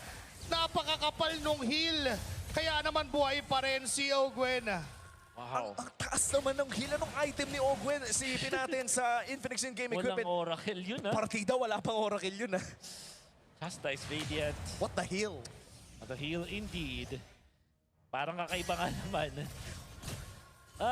Falcons, they can continuously do this kasi parang nakikita natin yung AP Bren willingly nagbibigay ng mga objectives. May konting foretelling yung nakita natin na pag-defense ng AP Bren sa may gitnang torre nila. Tier 1 turret pa lang. Willing na silang isakripisyo para makakuha ng kills. And Falcons are kind of exposing that pala sa AP Bren. Shizu malayo sa kanyang mga tropa. Potentially very scary position para dito kay Shizu. Kung may dumaan na maling tao, this could potentially be a pick-off para sa Team Falcons. Pero sa ngayon ay 1-1-3 ang kanilang call with the roamer and the gold laner in isolated places around the map. Medyo delikado to para sa AP Bren Dadaan siya sa service road. Wala siya sa gilid. Nasa nagpakita na. Nagpakita na Kumbaga, alam na ng Team Falcons na doon manggagaling si Shizu. Medyo nainip, pero mukhang lalaban na rin naman. Nova on the front line, Aqua sa likod niya. KLBJ, papalapit na. May blood di papuntang Lord, pero hindi niya itutuloy yun. Shizu! May masamang binabalak. Hindi ko gusto mga... Nakita yata! Nakita! Nako! Hindi nakita! Wait lang! Nakita! Nakita si KLBJ! Giving him a helping hand! Pero si Shizu ay makakaalis. At aatras din naman Kyle though, na iba rin siyang plano dahil yung mid lane ang gusto niyang i-push para magbigay ng pressure sa AP Bren. Unbelievable. Nakakatakot. Delikado yung ginagawa dito ng AP Bren. But because of that, Falcons will be able to burst this Lord. Makakalapit pa mga members ng AP Bren. Libreng objective na naman. Ogwen ay lalaban pa. Raging Sandstorm at KLBJ. Pipigilan niya ang mga members ng Team Falcons. Ngayon si Flap sa likod. Patalon-talon. Winter Crown na Mystic Cash. Nakakapain. But Haji with that stolen Throne of Ruins to get the members of AP Bren. It's 2-for-1. Lamang sa numero ang mga Falcon.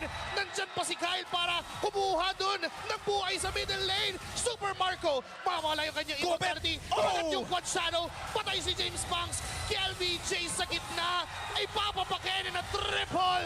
Wipe out at ubos. At matatapos ng Team Falcons ang Game 1.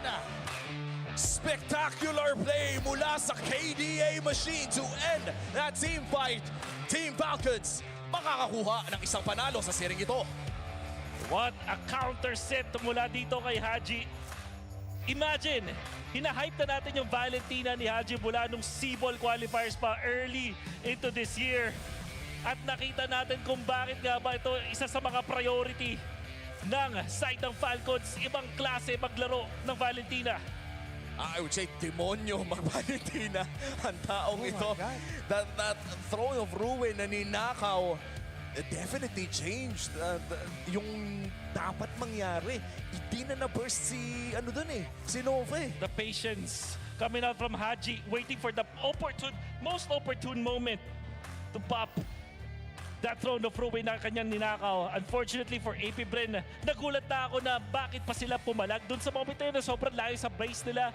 Lalo na nakuha na yung Lord ng Falcons. And they were duly punished because of that. And mind you, open yung Jushin sa buong draft na to on the first phase pero walang pumansin. And Team Falcons just proving us why the Valentina is a worthier choice para sa kanilang mid lane na si Haji because of that performance. What a really heart-stopping moment for Team Falcons. Well, ibang klase din kasi talaga yung pinakita dito ng Team Falcons and I just have to commend as well for APBR. Naging maganda yung experimentation on this Shizo pick na Irithel. I'd like to believe na nagawa naman nila yung gusto nilang gawin. Sadyang naging mas proactive at effective yung mga plays dito. Of course, our Game 1 MVP. Walang iba kundi si Haji on his own copy, Throne of Ruin. Siya ang ating Game 1 MVP, the KDA machine. Wala nang iba with a 5-1 and 10 KDA. Kahit 0-1 yan, perfect KDA pa rin para sa ating Game 1 MVP. It's still a 15 KDA. Nagbabalik yan dito si Haji. 94% kill participation.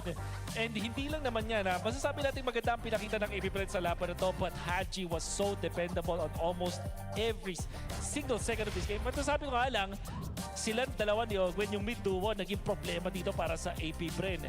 Even up until the latter portions of the match, nakita natin gano'n ka-impactful si Ogwen. Haji, however, sobrang maaasahan. Yung mga kinokopy niya dito talagang nakakamangha panoorin. Minsan yung Glorious Pathway, minsan Mystic Gush, and syempre, yung nakita natin na Throne of Ruin copied by Haji Niente. And I think that's the only Throne of Ruin, 1 out of 2, na nakita natin na talagang sobrang naging effective na Throne of Ruin kasi ang taas din ng cooldown nito eh. I feel like a lot of Valentina players, tinitipid din nila yung nakaw na Throne of Ruin just because it hits you with a flat 40-second cooldown. And look at this Ogwen with a beautiful flank doon sa likod. And that was a concealed play na wala talagang nakatelegraph. Walang nakaabang, walang nakakita, as it may seem. And yung 94% kill participation ni Haji, yung 6% na nawawala, solo kill ni Kyle o yung beses na namatay siya. Ganun lang yun eh. Ibig sabihin, all throughout, yung rotation ng Team Falcons really gravitated towards that mid-duo. And look at this, that's the play. Double dash Throne of... Sobrang layo nung kanyang bilagtas daw, pero ngayon pa rin, tatlo yung kanya nakita with the lightning truncheon. Ang sakit na rin yung damage niya. Buti nga may mga nakapiglas pa dito from APBR, but Aqua is too low. Kyle going in for the play. Ayun kumapit pa. Kumapit pa siya. Sobrang naging solid yung final sequence para sa Team Falcons and ganoon din naman talaga yung nature ng matchup na to. When it comes to close combat, lamang talaga ang Team Falcons dito. Fortunately, napaka-sneaky nung Shadow coming out from Kyle. Ang hirap counterin, parang nauuna talaga siya dahil sa sneaky shadow niya doon. And this was a 22-minute game. Di natin masyado na malaya na matagal pala ang larong ito dahil sa aksyon na tuloy-tuloy. I think there were multiple attempts coming in from APBR, proactive plays coming in from Nova and Aqua towards the early to the mid-game. Sadyang nakakaalis lang si Ogwen, and this is an actual question na gusto kong ibato sa inyo. I'd like to think kung sinasadya ba ni Ogwen magpahuli minsan para sa kanya na iba to lahat at nagre-raging sandstorm na lang siya palayo. Sadya ba yun? Hili ko, oo eh. Kasi parang masulit sa kanya. I mean, hindi nasusulit yung damage ng Deadly Magic sa kanya. Sulit para sa Falcons kasi mas nakakaigod sila. Pag kasi nakapag-Deadly Magic na parang free nang lumabas si Flap, free nang lumabas itong si Valentina, parang siyang parang kinukuha niya yung mga damage, pinapasunod niya, pinapa-follow niya yung mga members ng APBR para siya yung mapag-soak ng damage. Wag sila, ako na lang.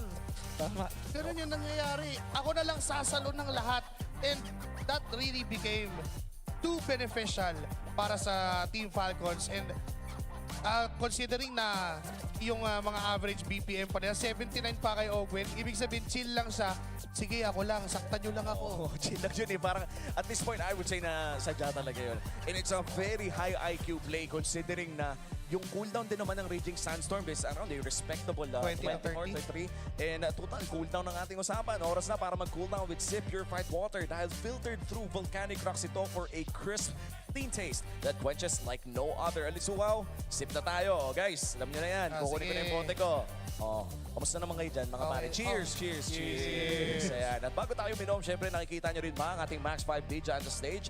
That's clever engineering keeping these teams locked in. No distractions, just pure performance. Brought to you by TT Racing. Philippines, we have your back. Ang sarap umupo at uminom. Kayo na muna. Sige. And going back doon sa nangyari na yun for that game number 1, it really became a seesaw up until that last clash. I mean, may mga times doon na we almost thought APBR got it. Nakabawi sila doon sa ginagawang aggression ng Team Falcons right from the early. Ang ganda lang talaga ng pag-control ng mapa, team. Yung map control na nakita natin mula sa APBR. Sa Falcons, nauubusan ng pera bigla eh. Hello, we're back. Hello. Ayan. Hey guys. At total, nung nabanggit ang pera dito sa panel namin, biglang dumating. Itong mga tropa nating yayamanin. Kamusta naman tayo dyan? Tatlong panel host. Ayan. I don't know. I'm just here suddenly. I'm good to din eh. Welcome back, by the way, sa ating six-man panel. And gusto natin pag-usapan, of course, yung mga successful na tao dito sa loob ng ating regular season sa upcoming Alamat Awards din natin. At sa ngayon ay nakikita na rin natin ang ating community sentiments from, again, people posting about the upcoming awards. Agree ba kayo sa mga opinion na nababasa natin dito? Yeah, I think we're finally going to get to see a regular season MVP award for Carl TZ. I think a lot of people have been already talking about it just halfway through the season already. Yeah. TLPH continued their form and it's looking like he's going to get it. Yeah, from Edward Gaming, it feels like, yeah, Carl Tease is just a god here. How many times has he died in the last 2 weeks? 3 times? 4 times? Mabibilang sa isang kamay. I think twice. Yeah, you I can think so. count it in one hand. So absolutely, what do you call that? What did the kids say now? Very 6, 7? based. Very based. Very based. You know what? That's true. What I'm interested here is the rookie of the season. I think Mingwin and Teddy are really good candidates for it. I think it's very close. You can't go wrong with either. Oo, parang ito yung kumbaga pag nanood ka ng mga basketball, parang nagtatapat si Con Knuppel, tsaka si Cooper Flag. Si Cooper Flag. Ganong level kasi, parehas kasi malakas eh. Yes. At masabi ko, itong si Sanford parang unanimous din sa mga XP laners natin. Iba talaga pag inspired. Yeah. Iba talaga. Inspired. Iba talaga. I also just want to say thank you for the people who put nets in their all-star team. Amen. Oh yeah. Deserved. Amen. In this season, we continue a proud tradition of honoring excellence with the MPL Philippines Alamat Awards. And the power is in your hands, superfans. Head over to the official MPL Philippines website starting this May 20th to cast your vote and make your voices heard. Oy, ilang araw na lang pwede nyo lang iboto ang mga napupusuan ninyo. And siguro nga ang ating Rookie of the Season race ang pinakamainit para sa season na to. Three-way tie. Pwede ba yan? Three-way tie? Sino yung pangatlo? Look, for me, I think... Okay, you guys are still on Rookie of the Season, but I just want to say most improved player, I feel like is the toughest debate. Sino yung most improved? Ano yung debate natin? Ako, James. For you, James, I'm thinking, well, because he finally gets a lot of playtime, Perks. James and Perks. I'm saying Haji. The moment Haji stepped in. Well, even Haji you can consider, yeah. Oo, bago tayo mag-away dito, ay magbabay na muna tayo. No! Ayan na. Nahiwalay na tayo. Bye-bye. Welcome back dito sa ating Filipino desk. Nasa Game 2 na po tayo kung saan ang APBR ay ka-fresh lamang sa pagkatalo. And this time, Team Falcons, tama ba ang aking nakita? Red side ang pinili nila with broken walls? Mukhang ganun pa rin yung trade. Willing sila ibigay ulit yung Harley in exchange for a Uranus. Yung Phobius Eve. Phobius Eve, I mean. Tapos meron sila pang kontra kung sakali. Highest damage taken per death after week 7. Rank number 1 si Flap. Iba talaga pag patak. Okay, talaga pagbatak. Yan yung isa sa mga stat na parang itsura pa lang, alam mo na yan yung stat na number 1 siya eh. Para pag sinabi mo na ito yung number 1 ni Flap, hindi ka na magtataka. And to be honest, this is common for XP laners, but let's just point out the obvious. There's one cold laner here, and it's steady. Paano nangyari yun? Baka, onti yung deaths niya. Kaka-Claude. Damage taken per death kasi. Oo. Makes sense. Kaya siya pumasok. Pero mostly puro XP dapat yun eh. Oo nga eh. Yun kasi yung ano Among Us? Among. Yun kasi yung impostor. Defining stat ng XP lane yan eh. Yung gaano ka kasulit bago ka mamatay. Nag-Freya na pa si Teddy. Yes. Ay, nag-Freya siya. Well, lifesteal, kaya siguro tumatagal siya, pero kakaiba yun ah. Pero maganda nun, bihira siya matay. That's true. Alam mo bang hindi lang man lifesteal yan, kundi regen din. Regen yung sampal ng Freya. It's sobrang... So, hindi siya depende sa damage. Yes, basta makasampal siya, may regen na pabalik yung Freya. May base value yung heal pag naka-Valkyrie's Descent. So regardless kung may lifesteal o hindi, bumabalik talaga yung buhay. So maybe, yun yung rason kung bakit nga ba nakapasok sa listahan na yun si Teddy. Yeah, bawat punch mo may nadidrain eh. Oo nga eh. And wow, it's just one of those heroes na talagang pwede rin natin ma-expect na lumabas. Especially this time around, no, na parehas na gold laners ay kayang-kayang laruin yun as we enter into this game number 2 draft. Tatanggalin na ni Coach G. Once again, the blue side for APBR. Itong Baksha plus the Guinevere, respecting a lot of the heroes coming in from Kyle. Okay. So I feel like APBR, baka sana ay natuto na sila dun sa nangyari kanina. Get the code. Wag nyo paabutin na pumunta siya pa sa Falcons. If they will get the Harley first pick, tapos Valentina as well as Phobius Oleta para sa Falcons, just get the Claude. Para meron kayong pangtuna, meron kayong reliable split pusher, Harley and Claude, napaka-solidong combo kasi meron ka ng mixture ng physical at magic damage. So, I guess yun yung, kung may lesson man na natutunan dito mula sa game number 1, I feel like yun yung better. Para wag mo pagsabay-sabayin yung tatlong magic, no? Yes. Meron ka. And again, the Suyo ban from Coach Moody. Kalea still for AP Pren. Phobius, bibigay ba o... Kasi kung Team Falcons, most likely, Eve nga yung ban, tapos trade-off ng Sushin po bullet, just in case. Correct. Pero yung Sushin hindi napansin kanina. Wala na, balin na yun. Pati Valentina kasi yung Valentina first pick para kay Aqua. You give Harley and Phobius. Ayun lang. Tapos yung matitira.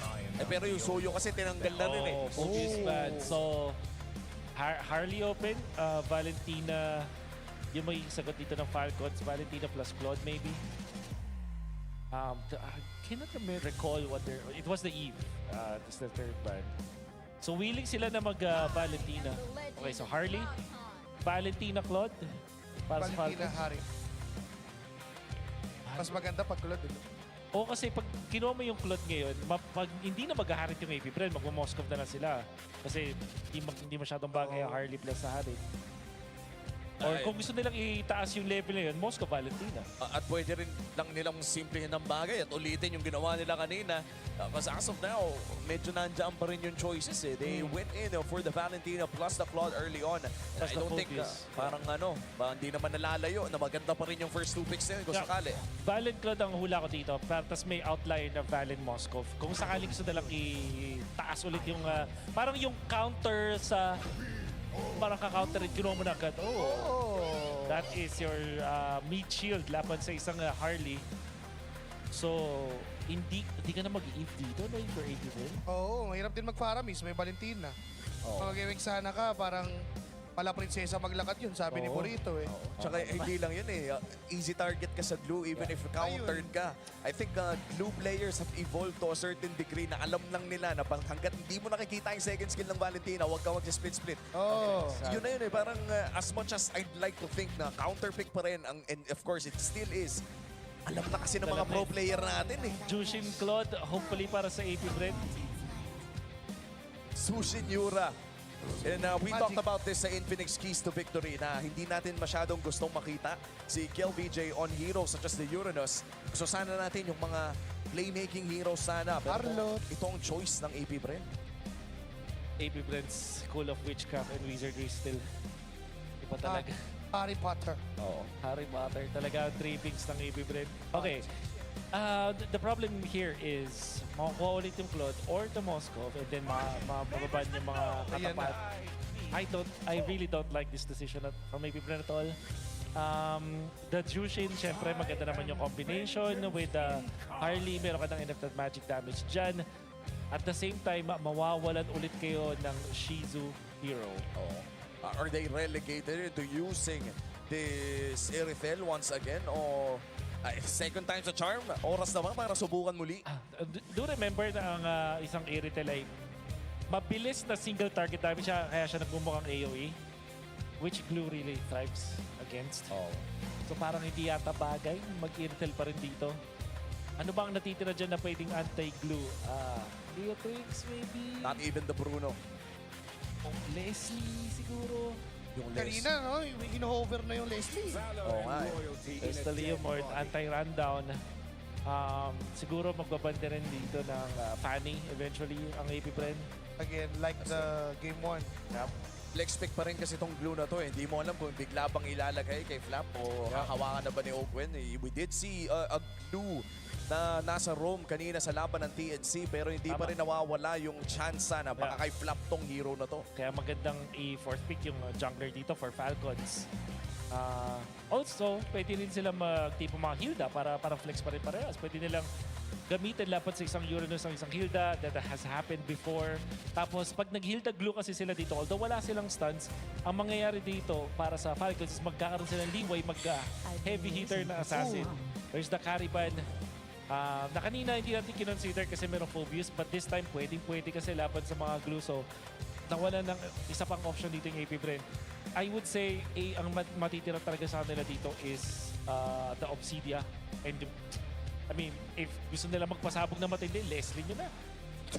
Just, I can't even misnotice what happened sa ginawa ni...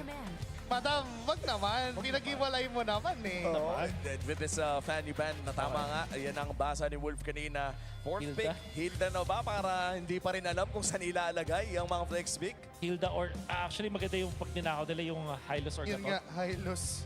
Ang kate para sa AP Brain kung sakali. Maganda rin kasi last pick na lang yung hero din ni Kyle. Pero, ayun nga, kung gusto nila i-keep pa yung itong Glue, yung pagiging open ng pick na yun, mas maganda rin Hilda yung kanilang fourth pick. Difficult scenario for AP, but I think na maubusan sila ng gold laner dito. At least meron talaga silang malapit na pinaplano. Pero ayun na, Fred rin ang kukunin ng side ng Team Falcons. And this does not confirm kung saan pa rin ilalagay ang Glue na ito. And for AP Bren, naghahanap pa rin sila ng solusyon kung paano nga ba tutunawin ang Glue. And this time, may kasama pang Fred rin. Yes. Sobrang unat. Yung Hylos for Nova, okay na yun for Falcons eh. Kasi again, may Valentina naman. Kung mapapapagal sila, may way naman sila para magpabilis. Pag ninakaw yung Glorious Pathway.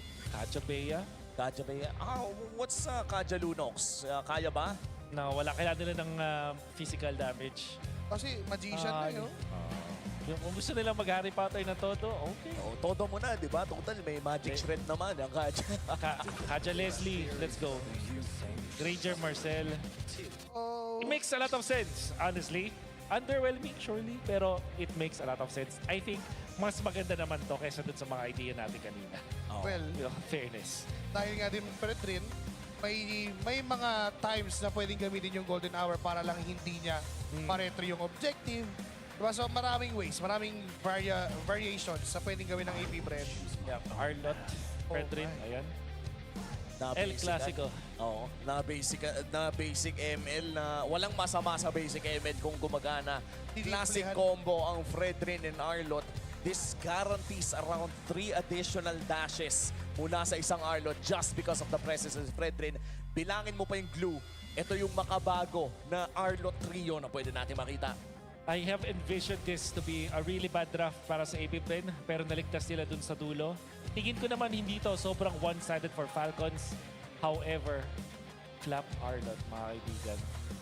Ano kasi, wala nang nasty plots involved for Team Falcons. Just straightforward. Gawin natin yung simpleng combo ng Fredrin Arlot. Tapos samahan natin ng makabagong Valen Glue. Tapos yung Super Marco, kulot. Farm ka lang. And again, we are entering game number 2.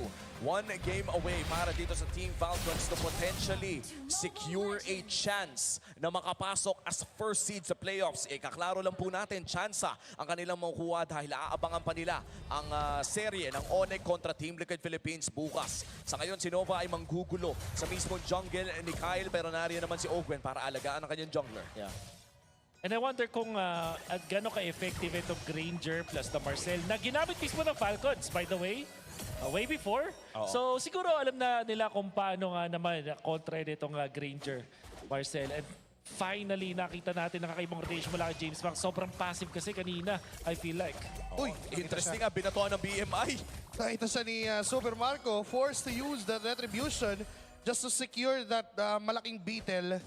Yung kaso yung small na bigay niya na kay Marco. Oo. Teka lang, si Flap ay medyo nabubugbog dito ng KLVJ. Gusto ko sana mga balikan. Ano rin ba ito?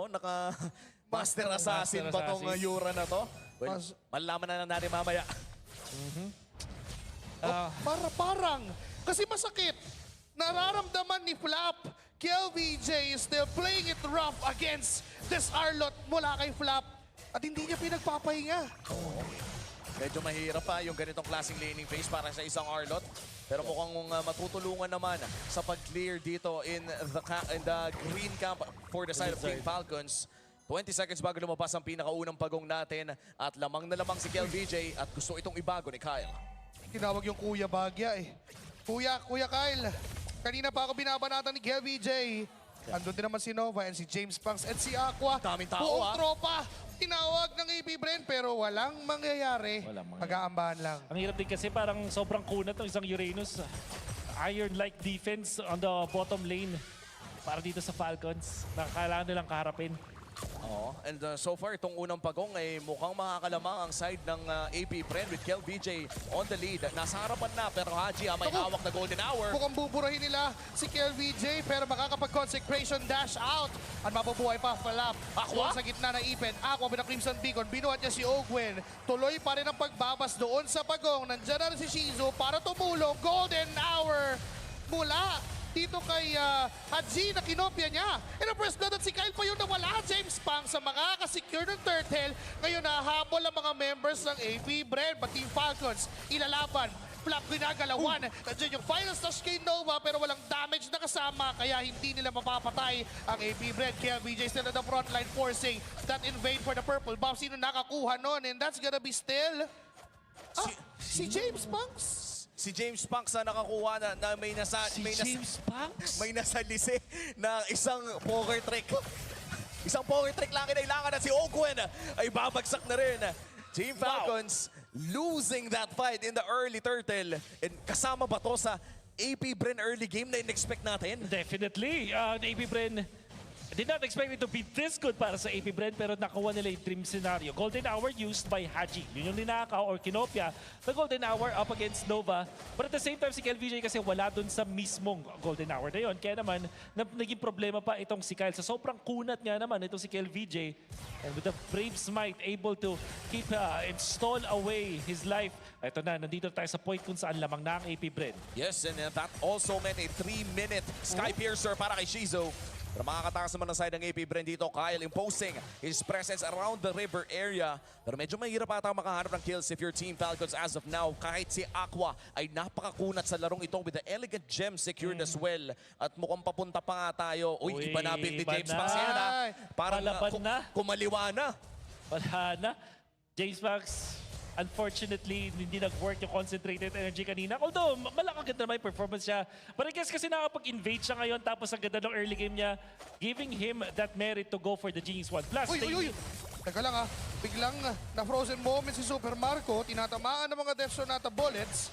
Nandiyan din naman si Ogwen para iligtas ang kanyang gold laner. Wala pang mangyayaring casualties. I almost thought na ikakasa na yung golden hour doon. Oo, pero sisimulan na ni James Panks ang pagong na ito. Kiel VJ ang magbibigay ng zone kontra Team Falcons, pero binili yung trip niya. Pinabox out lang siya, pero napag-dash at consecration out again. May nabuhat pang isa itong si Aqua. Si Kyla magiging target noon. Operations Strat Retribution, kanya pa rin yung pagong. At atrasan, kulasan, parang nag-evaporate bigla ang Team Falcons. Hindi mo talaga kasi malalabanan yung Appraiser's Wrap into the Retribution, pero may laban din sa baba. Fake back lang pala yun. Muli nilang tatargetin si Kiel VJ, pero mabubuhay pa din naman. Aqua, Crimson Bacon, Golden Hour na bigay ni Haji sa kanyang kinopya para mapigilan sana ang habol na gagawin ng APBR. Si Kiel VJ di napapalampasin, patay sa kamay ng mga Falcon. Wow, Falcons! Nakita niyo yung ginawa doon ni Haji with the Golden Hour. Tapos yung final slash mula kay Flap, papunta doon sa Golden Hour, hindi man tumama. Doon sa ibang mga members ng APBR na-isolate naman. And Aqua, unfortunately, na-punish yung kanya aggressive play going for the Crimson Beacon in at the force pa yung flicker. Falcons have taken down the deficit noon, 800 na lang para sa APBR. And this is a massive flicker to lose bago magsimula yung pangatlo o ang ating actually pangatlong pagong Super Marco getting bursted down. This might just mean na makakatore sa taas ang APBR and they will be able to secure that objective. Big rotation however coming in from Ogwen. At least mapoprotektahan ang kanyang marksman, but that's already 1/3 na mapupunta sa kamay ng APBR. Re-establishing ang kanilang 1,000 kontra Team Falcons. Pero ganito rin ang nakita natin kanina before a disastrous post-third turtle fight na kailangan iwasan ng APBR. This time, yung third turtle, kailangan nilang i-activate. Itong si Shizu, na kompleto naman na yung mga items at fight ready na rin. They have to now utilize yung Granger. Tsaka itong Marcel combo nila. Si Ogwen na pili doon, Golden Hour, kakasaan ng mga bala. Hinihintay lang na tumama pero hindi niya mapaburst down ang mga members dito ng Team Falcons. May mga glulets pa kasi na natira. Oo. Parang meron talagang nag-take ng damage for him and he was able to get out. Unfortunately, hindi nag-work. But now, it's going to be the next turtle. Ang wala lang namang ulti sa kanila is si Nova. Oo, and as of now, I think ito rin yung window na inaabangan ng Team Falcons. Wala pang golden staff si Super Marco. Turtle, sinimulan na ang Appraiser's Wrap. May mga bala mula sa Death Sonata, pero Retribution ni Kyle ang hindi mapupurnada. Ngayon tumutuloy pa rin si Aqua sa kanyang Crimson Beacon, pero nasampahan at nasa bunutan siya dito ni Ogwen. Mamamatay din naman si Ogwen, kapalit ang buhay ni Aqua, pero pwede pang tumuloy ng Team Falcons. But Super Marcos just doing his job, just pushing turrets away from the APBR. Oh, Falcons macro. Sobrang nakakamiss. Pag gumamit sila ng utility jungler, akala mo yung laban nandun sa turtle fight. For some reason, they survived that. Nakakuha pa sila ng positive trade dahil roamer for a position 4 hero. Yun nakuha nila. Tapos nakapag-push pa sila dun sa may bottom lane. Biglang nabura ang lamang ng APBR. Oh, that's a turtle, may turret. Talagang tatlo yung nakuha nila kung iisipin doon sa buong trade na yun. Wolf, katulad na naman nung sinabi mo, hindi lamang nabura yung kay APBR lead, kundi nakuha ata ng Team Falcons bagamat napakaliit pa lamang. Still equalizing this game 8 minutes in. Nova, delikado siya dito mga pare ko, ya. Nagamit niyang sarili niyang Golden Hour para sumubok na mabuhay sa ginawa ni Ogwen. Pero sabi ni Ogwen, kahit gamitin mo pa lahat ng oras sa mundo, ay mamamatay ka pa rin. Ngayon may kinopya si Haji na Golden Hour na pwede niyang gamitin mamaya pag nagkalabo-labo na ang Team Falcons. Yan si Kyle ay binuhat, sumasalo ng mga bala, pero makunat pa rin ng Fredrin kaya makaka-atras pa. Dalawang ulti tapos flicker, parang sulit yun para kay Ogwen kahit nabigyan siya eventually. And nagbigay din ng oras para makasingit. Etong si Super Marco dun sa may top lane, hindi na napapansin at talagang naiilaga na ang mga members ng APBR. Parang daming nasasayang kay Ogwen, no? Simula game 1 pa lamang, parang willingly sinasayang ng Team Falcons yung mga abilities na nanggagaling dito sa APBR, especially sa kamay ni Ogwen with now glue na I would say mas makunat compared sa isang kalid. Yan ang win. Ogwen, parang naging sacrifice na rin siya all throughout. Inuubos lang niya mga resources coming in from APBR. May Lord na pwedeng gamitin. Ogwen nakakonceal. Hinahabol si James Pangs. Medyo nauntog pa. Patrick. Medyo mahirap nga lang. Kasi kita pero doon pala. Okay. Tumigil bigla ang oras nila kasi ginamit yung Golden Hour doon. Pero si Haji ay may tangan din siyang Golden Hour. Pwede niyang gamitin yan mamaya. Inaabangan lang yung perfect moment Nova, 50% HP, napapatras sa mga members ng AP Bren. May final slash na gagamitin mula doon kay Flap, pero si KLBJ yan, makunat pa rin. Hindi pa naman mamamatay, pero may mga balang sinasalo si Flap. Galing sa tension natin mula kay Shizu and Rhapsody. Go! 10 hour kasi tumigil lahat ng mga members ng AP Bren. Ngayon tumutuloy na magabol ang Team Falcons. Nakasabunot si Ogwen kay Shizu. Isang palo na lang. Patay na naman. Kaso kapalit ng kanyang buhay. Ang Brazers flat bang. Kaso di enough yung damage. Nabuhat siya pabalik. May mga poker tricks. May mga baraha. Blazing duet mula kay Super Marco. Kaya naman mamamatay doon si James Banks. And 3 sa 3 ang magiging 3 sa isa rather. Ang magiging palitan. But this time Haji is low again. Nandyan si KLBJ. Nakita niya si Super Marco. Masakit na yung mga bala. Final slash gagamitin pa. Yes sir, para makuha ang buhay niya. And yung Lord, sinisimulan na ng Team Falcons. At para bang wala na ata magagawa pa masyado ang AP Bren dito. They're gonna try to secure it, pero retribution para sa Team Falcons. Taking down that Lord. At sa kanila pa nga napunta ang big objective. Sobrang gigil ng AP Bren. Sobrang gustong manalo sa mga team fights. Lalo pa silang napapasama. I feel like yung flicker kami na from Shizu nung nasakyan na siya ng isang glue ay hindi yata yung tamang play. Dapat mas lumayo pa siya dun sa turret. Maghintay ng proper moment na makababa na si Ogwen. Especially kasi mahaba pa naman at makapal yung buhay ng Lord. Ready naman sila for any kind of play. Kung sino naman, invisible na naman si Patrick. 3 yung na-stun, pero hindi na naman yun itutuloy ng Team Falcons. Bad decisions after bad decisions mula sa AP Bren. Dire-diretsong nagkakamali at nagkakaroon ng worst trades. Sa mga pangyayari, nagbibigay sila ng flicker, ng ulti para sa mga roamers. Then eventually, itong Super Marco, napakasakit na at hindi na kaya tiisin ang damage. Holy Shields? Yung buong poker tricks na yun, pero di man lang siya nasaktan. Ininda at dinedma ni Kyle lahat ng mga baraha mula kay James Banks. Wow. At napakahirap na ng laro na ito para sa AP Bren. Ang daming sinasalo. Hindi lamang ni Ogwen, kundi ng Fredrin na rin na nagmumula dito kay Kyle. Available pa naman ng mga Holy Shields dito sa may bandang gitna. Oh, they're gonna make a play. May golden hour na walang tinamaan doon. Nagkaroon lang ng division. Pero pagtanggal doon, nandiyan si Super Marco para umaksyon. Nova is down. Haji na may kinopyang Crimson Beacon para lang makadash at magbigay ng shield. Pero ngayon ay dediretso ang Team Falcons sa base ng AP Bren. Binabasag yung inhibitor turret pero nawalan sila ng minions kay atras din, pero yung baba ay mayroon. Pwedeng doon pumunta ang Team Falcons, pero di-disiplina muna at aatras. Kahit papano, successful defense para sa AP Bren, buhay pa rin ang 3 inhibitor turrets. They will last a day for sure, pero nakakita natin na yung advantage ng Falcons. Habang nagpo-push at up, hindi minadali ng Falcons. Kasi alam nila si Kyle, kumukuha pa ng mga jungle camps ng AP Bren. Kaya doon sa may bottom lane, nung nakipag 1v1 ka siya kay James Banks, ngayon nakakalamang na siya. As a utility jungler na nakuha ng level 15 at 12 minutes, this is a pretty fast. At 3 na rin yung items na meron dito. 3 item power spike para sa isang Fredrin. Na hindi man ganun ka-flashy, magiging problema na ngayon para sa AP Bren. Oh, si Ogwen Ogwen ay nag-aabang na naman at nag-aarap na magandang target. Pero nasasaktan na rin siya doon sa mga bullets na nanggagaling kay Shizu. Mabubuhat siya papalik, napagamit na ng kanyang spread. Pero si Nova, manggugulo lang at susubukan ng frame moment against kay Kyle, even kay Ogwen. Ini-invade pa rin ng jungle camp. Hindi pa rin pinagpapahinga. Sinasakal pa rin ng Team Falcons ang AP Bren. And surely and slowly, mukhang nakukuha ng Team Falcons ang control all over the map. If you're AP Bren, ito na ba ang concealed play na gusto nilang makita? Mukhang si Ogwen lamang ang makikita nila. Si Ogwen ang napagdiskitahan, pero hindi naman itutuloy. Na-realize din nila na, teka, magsasayang na naman tayo ng resources para lang patayin yung glue. And now the Lord is gonna be set up. Pwedeng i-blitz pa nga to ng Falcons. Pwedeng i-burst.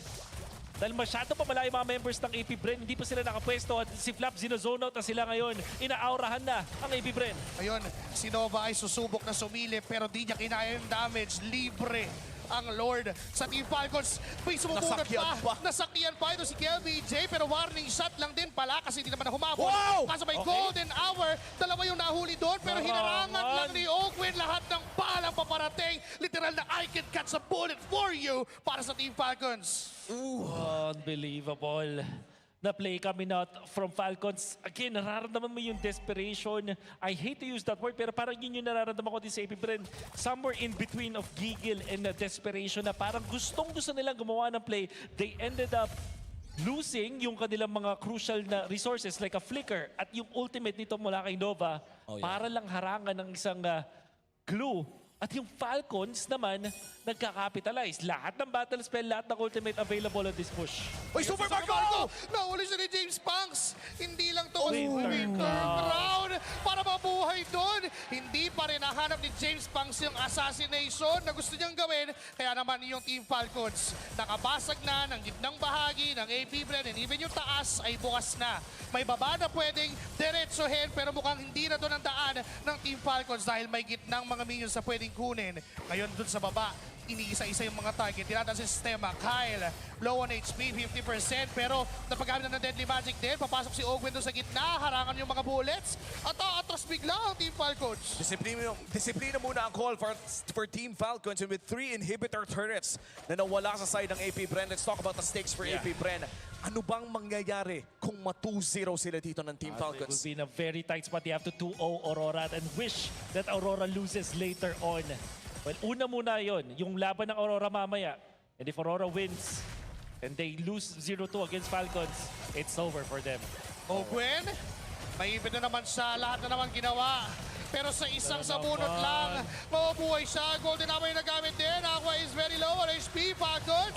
Diretso. At nakuha na nila si Aqua. May blazing to win mula kay Super Marco. Unti-unti bumawag sa mga buhay ng APBR. Tatlo na agad yung tutumba. Si KLB JAP na uwi. Ngayon, itong si James Pangsay, hinabol pa ni Kyle. Napaangat at napaatras. Pero yung Team Falcons, 5 miyembro, may minions na dala. Sa base nakatingin. Yun na lang ang gusto nila. And KLB J, papapatumba pa. May minions sa gitna. At pwedeng gamitin yon para tuluyan ng tanggalan ng tsansa, tuluyan ng paliitin pa ang tsansa ng APBR na makapasok ng playoffs. And Falcons, inikot-ikot lang, nilaro pa sa base, pero ang gusto nilang sabihin, panalo pa rin kami. 2-0 for Team Falcons.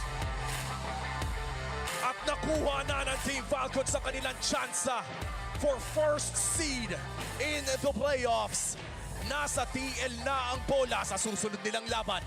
That will be tomorrow. And we shall see. Dahil ang kagandahan sa mangyayari dito, pwede pa tayo makita ng round 3 ng TLPH versus Team Falcons. A best of 3 of a best of 3 in the regular season. 2 of the best teams na pwede makita natin for the tiebreaker. Pero pinakitaan tayo ng prime macro level gameplay, utility gameplay mula dito sa side ng Team Falcons nung sila ay nanalo sa kanilang championship run. It's still not over for APBR though, but for today, it's Team Falcons who will celebrate. That's true. And for APBR, hindi pa rin naman tapos ang kanilang journey sa loob ng MPL Philippines Season 17 dahil hihintayin pa natin ang kanilang laban against Aurora Gaming bukas. At of course, yung laban din ng Aurora mamaya sa ating third and last match of our Super Fan Saturday. High stakes ang ating Sabado ngayon, Papi. Yeah. I really want to go back dun sa mga draft choices dito para sa APBR. Parang naging last resort etong Granger plus the Marcel. Unfortunately, it did not work. And Falcons naman, sobrang komportable. They still got yung kanilang first 3 picks as in the previous game. Well, hindi literal na first 3 picks yung nakuha nila. Pero yung nakita natin Valentina Claude, na secure pa rin nila. Tapos may kasamang glue para dun sa isang Harley.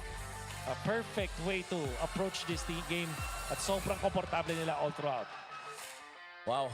Kasi ngayon kakausapin na natin ang Team Liquid, ang Team Falcons. It's the Green Falcons soaring high with a 2-0 sweep. Give it up for Team Falcons!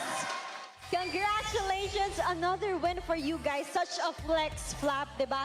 Na 2-0 nyo ang APBR, and this is the last game of the regular season for you guys. Gaano ba kahalaga sa inyo yung panalo this time around?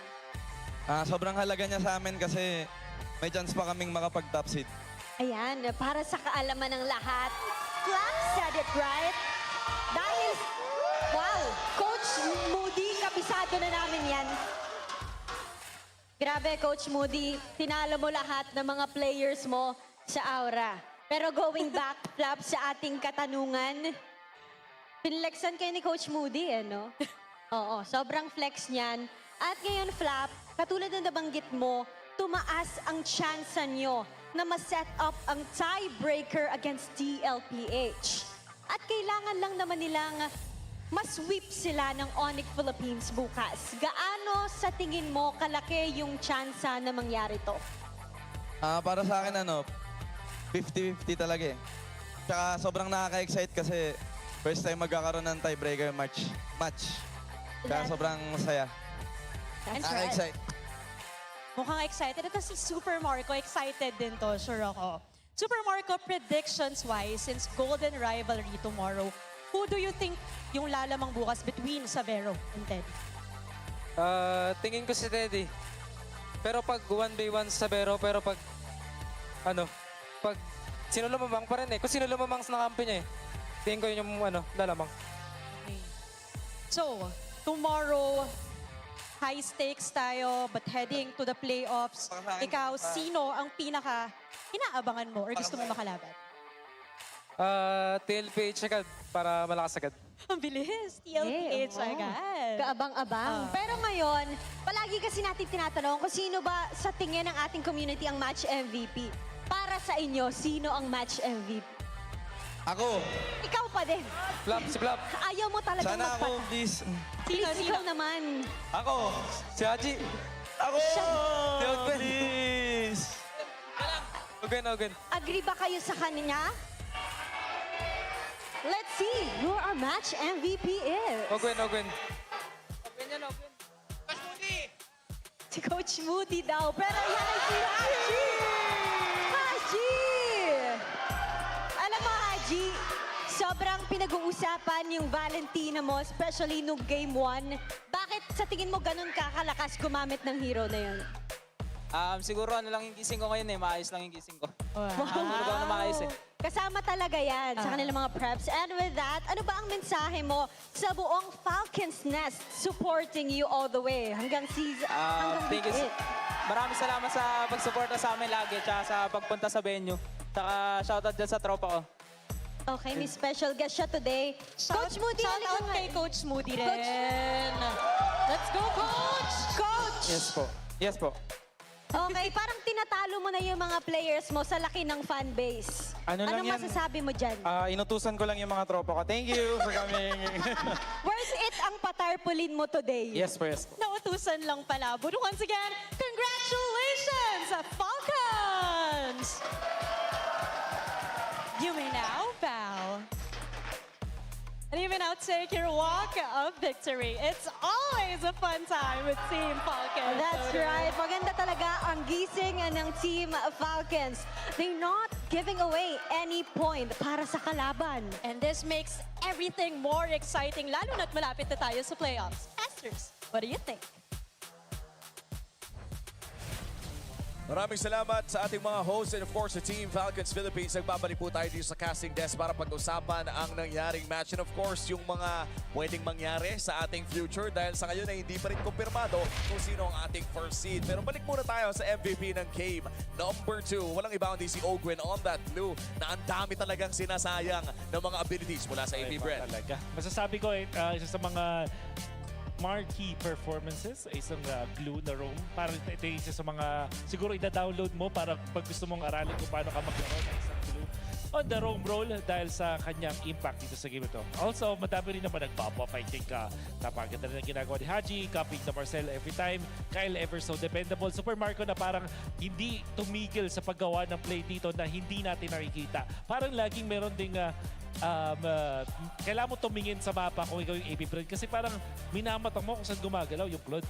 And even yung Arlot ni Flap, hindi mo alam kung saan manggagaling na sinabi niya nga gusto niya sana siya yung MVP. Sayang, Kuya Flap, di ka napili pero sana piliin ka din next time. Pero yun nga, diba?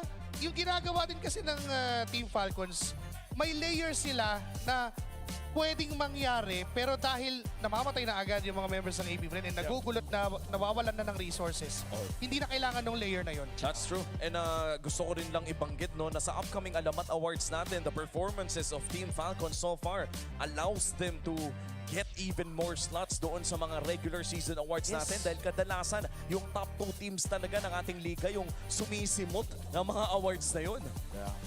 Unfortunately talaga itong Ranger Marcel na nakita natin sa AP Prim. Parang dahil alam ng Falcons kung paano yun, hindi naging effective. Yung Granger Mercedes, it's not very effective against Falcons. Yeah, and talagang napunta sa isang dire situation ng AP Brand dito. And for them to claw that out, we would have to see na kumbaga yung sobrang daming effort talaga. We looked at Nova going in na may flicker, gumawa pa ng play doon sa pinakadulo-dulo. But Team Falcons was very adamant sa mga plays na ginagawa nila, especially si Ogwen na humarang sa mismong play na nabanggit ko. To be fair, hindi naman na-intimidate yung AP Bren at times eh. Nilalaban naman nila. It's just that maraming panglaban yung Team Falcons. Even if there were times na nauuna yung AP Bren, maganda yung damage output, maganda yung layer ng DOT nila because of Aqua. But then again, for Team Falcons, I mean, they're more than ready para harapin lahat ng yun. Imagine Kyle just dying once. Ogwen, siya yung naging fall guy dito dahil siya naman talaga yung humaharap. But Falap, Super Marco, di sila namatay sa laban. Even Hachi. Makes me wonder kung ano yung impact dito ng coaching staff ng Falcons. Kasi parang sila yung naganda eh. Tsaka kapisado na kasi ni Coach Moody. Matik na yan. Parang bukod doon, nakita kasi natin sa mga previous nung nag-draft, ang daming sinasabi ni Coach Moody. So feeling ko madaming mga parang reminders doon. So parang ang nangyari, handa sila dito sa gustong gawin ng AP Brand. Granted though, may mga error para sa kanya AP Brand na ginawa dun sa drafting. In a way na dami nilang binigay sa Falcons masyado. At yung Claude na hindi ko tanggap na binibigay willing din sa team like Falcons na magaling mag-macro, definitely you have to deny that away from Falcons. Oo. And I think yung ganitong klaseng playstyle ng Falcons is a completely different playstyle. May ibang mode pa yung Team Falcons. Hindi ito yung normal na Team Falcons. This is, I would say, medyo throwback na. Throwback. Actually, ito yung dating playstyle nila eh. Kasi di ba may mode ng Falcons na kapag naka-farsa itong si Haji, kapag si Kyle ay naka-assassin, which we saw from game number 1. Diba? So ang daming tayo mo kailangang isipin if you're the opponent of Team Falcons, ano yung darating sa'yo? Would it be the macro-centric na Falcons o yung balagbagang Falcons? It really reminded me of their M5 run. Ito nga nakikita ko ngayon. Itong specific game number 2, kung paano nila ina-abuse yung mapa, kung paano nila ginugulo yung katapat nila with macro gameplay, it's just so good to look at. That's true. And ganitong klaseng macro gameplay relies on a very streamlined communication o baka naman synergy built through the years. Tandaan natin, Season 10 pa, magkasama na ang mga ilang miyembro dito. Kaya naman babalikan natin ang mga winning calls ng Team Falcons kasama ang Infinix Mic Check. Slow ka. Mike, paubot na. Pag-abot, tiga. Pag umatba, magata. Hold to. Bayo. Keep pa. Sab ko. Ready kayo sa akin. Ito. Euro nga. Ligalit nyo ha. Dapat ha. Wait nga lang. Huwag mo madali yung swipe mo, pre. Okay. Thank you. Para may aura ka. Okay. Thank you. Aura farming. Sunod tayo, boy. Patara tayo, boy. Mid, pero sa mga. Mid mo na. Antay na. Sabay sila. Pre, maganda winter dito sa kanila. Conceal na ako. Himbot, pero mo ba sa akin, Mike, ha? Walang purified si Yura dito, ha? Okay na, naharapan ko na. Okay na. Basag winter ako, nagulti ako, boy. Tori ka lang. Ton ka susin, pre. Di ako lang dito. Nagulti na. Palo tayo. Tapos, out. Kaya, Marcel. Ready ba? Yeah. Kaya, Disiplina. Nice, boys. Turo nga ta. Sida, bibigyan sida. Wala. Nadadge ko. Susin niya ka, boys. Tulong nga, Dad. Nagulti na Marcelo, tara. Ito, replican po. Tara, boys. Tingin na boys, ha. Patay na. Boys, ha. Tara, anda pala ito, boy. Tara, doon, boy. May wagon dito. Yura. Yura. Gusto yung mag-TP? Pwede. Game, minsan lang naman eh. Ay, isa na lang to, ha. Game, minsan lang naman. Minsan lang to. Endable na rin eh. Tara. Minsan lang naman. At least, di ba, na-call? Gusto nyo ba? Nagkasundo ang buong team? Minsan lang naman. Parang last time na nakita ko yung ikot-ikot sa base was coming in from Blacklist International way back pa. Ay, napakatagal na nun. And that was, again, our second series of our Superfan Saturday para sa Week 8. Boys, boy pang AP Bren at may chance pa para sa first seed ng Falcons. Wow. And yung mamayang match, isa sa mga instrumental matches sa kanilang kapalaran. Well, mamaya mapapanood natin ang napaka-importanting match 3 na yan. Sa ngayon, kami ang inyong naging casters, Umi, Josh, Cakes, and Wolf. Punta na muna tayo sa ating side reporter. It's Team Falcons taking flight in a dominant fashion, soaring past AP brand with a commanding 2-0 sweep. This is your very own Odin reporting on the side, and we're gonna take you to a tour in the MLBB world. And our first destination is MPL MENA. The Season 9 Grand Finals is coming up soon between Team Falcons and GK Esports. From the upper bracket, it's Team Falcons sweeping both GK Esports and Gamax Esports to reach the finals. Meanwhile, all the way from the lower bracket is GK Esports, where they defeated Axe Okami and Gamax Esports. Their grand finals will take place on May 22 at Dr. Hassan Mustafa Arena. And our next stop is MSL Thailand Season 1. They just announced their playoffs venue, and that will be on BCC Hall, Central Ladprao. This will take place from May 22 to 24. And going back to the Philippines, it's MPL Philippines Season 7 na nakumpleto na ang teams na maglalaban para sa playoffs. Naghihintay na sa semifinals ang Aurora Hunters na haharapin ang mananalo sa pagitan ng Rai Rock and TNC Voltes. Samantala, naghihintay naman ang Marshall Mayhem sa mananalo sa pagitan ng Twisted Minds RWE at Onyx Uprising. Gaganapin ang playoffs ng MDL Philippines Season 7 sa Tagaytay Combat Sports Center from May 23 to 24. Mula pa rin sa Pilipinas, it's Athena Cup Season 2. Minerva Empress at Team Liquid Aqua ang nag-advance ng lower bracket after the play-ins. Naghihintay naman ang Navi PH at Team Liquid Aqua or Navi PH at Team Falcons Vega rather sa upper bracket. Athena Cup Season 2 will also take place in Tagaytay Combat Sports Center at mangyayari yan on May 21 to 22. And going back to where we started, it's MPL Philippines Season 17 Week 8. At natapos na kahapon ang tapatan ng gold laners na the pressure na si Savero at si Netsky na self-proclaimed best gold laner in the Philippines. Ang hihintayin naman nating laban ay sina Savero at Teddy na magtatapat bukas para sa Golden Rivalry.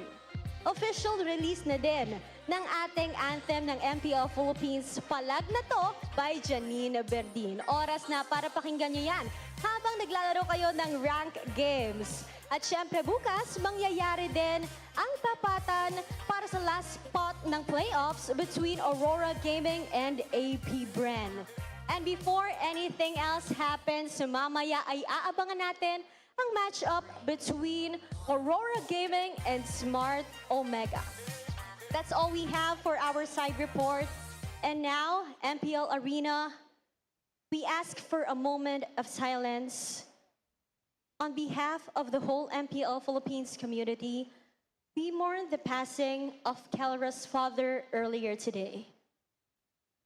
Our thoughts and prayers are with him and his family.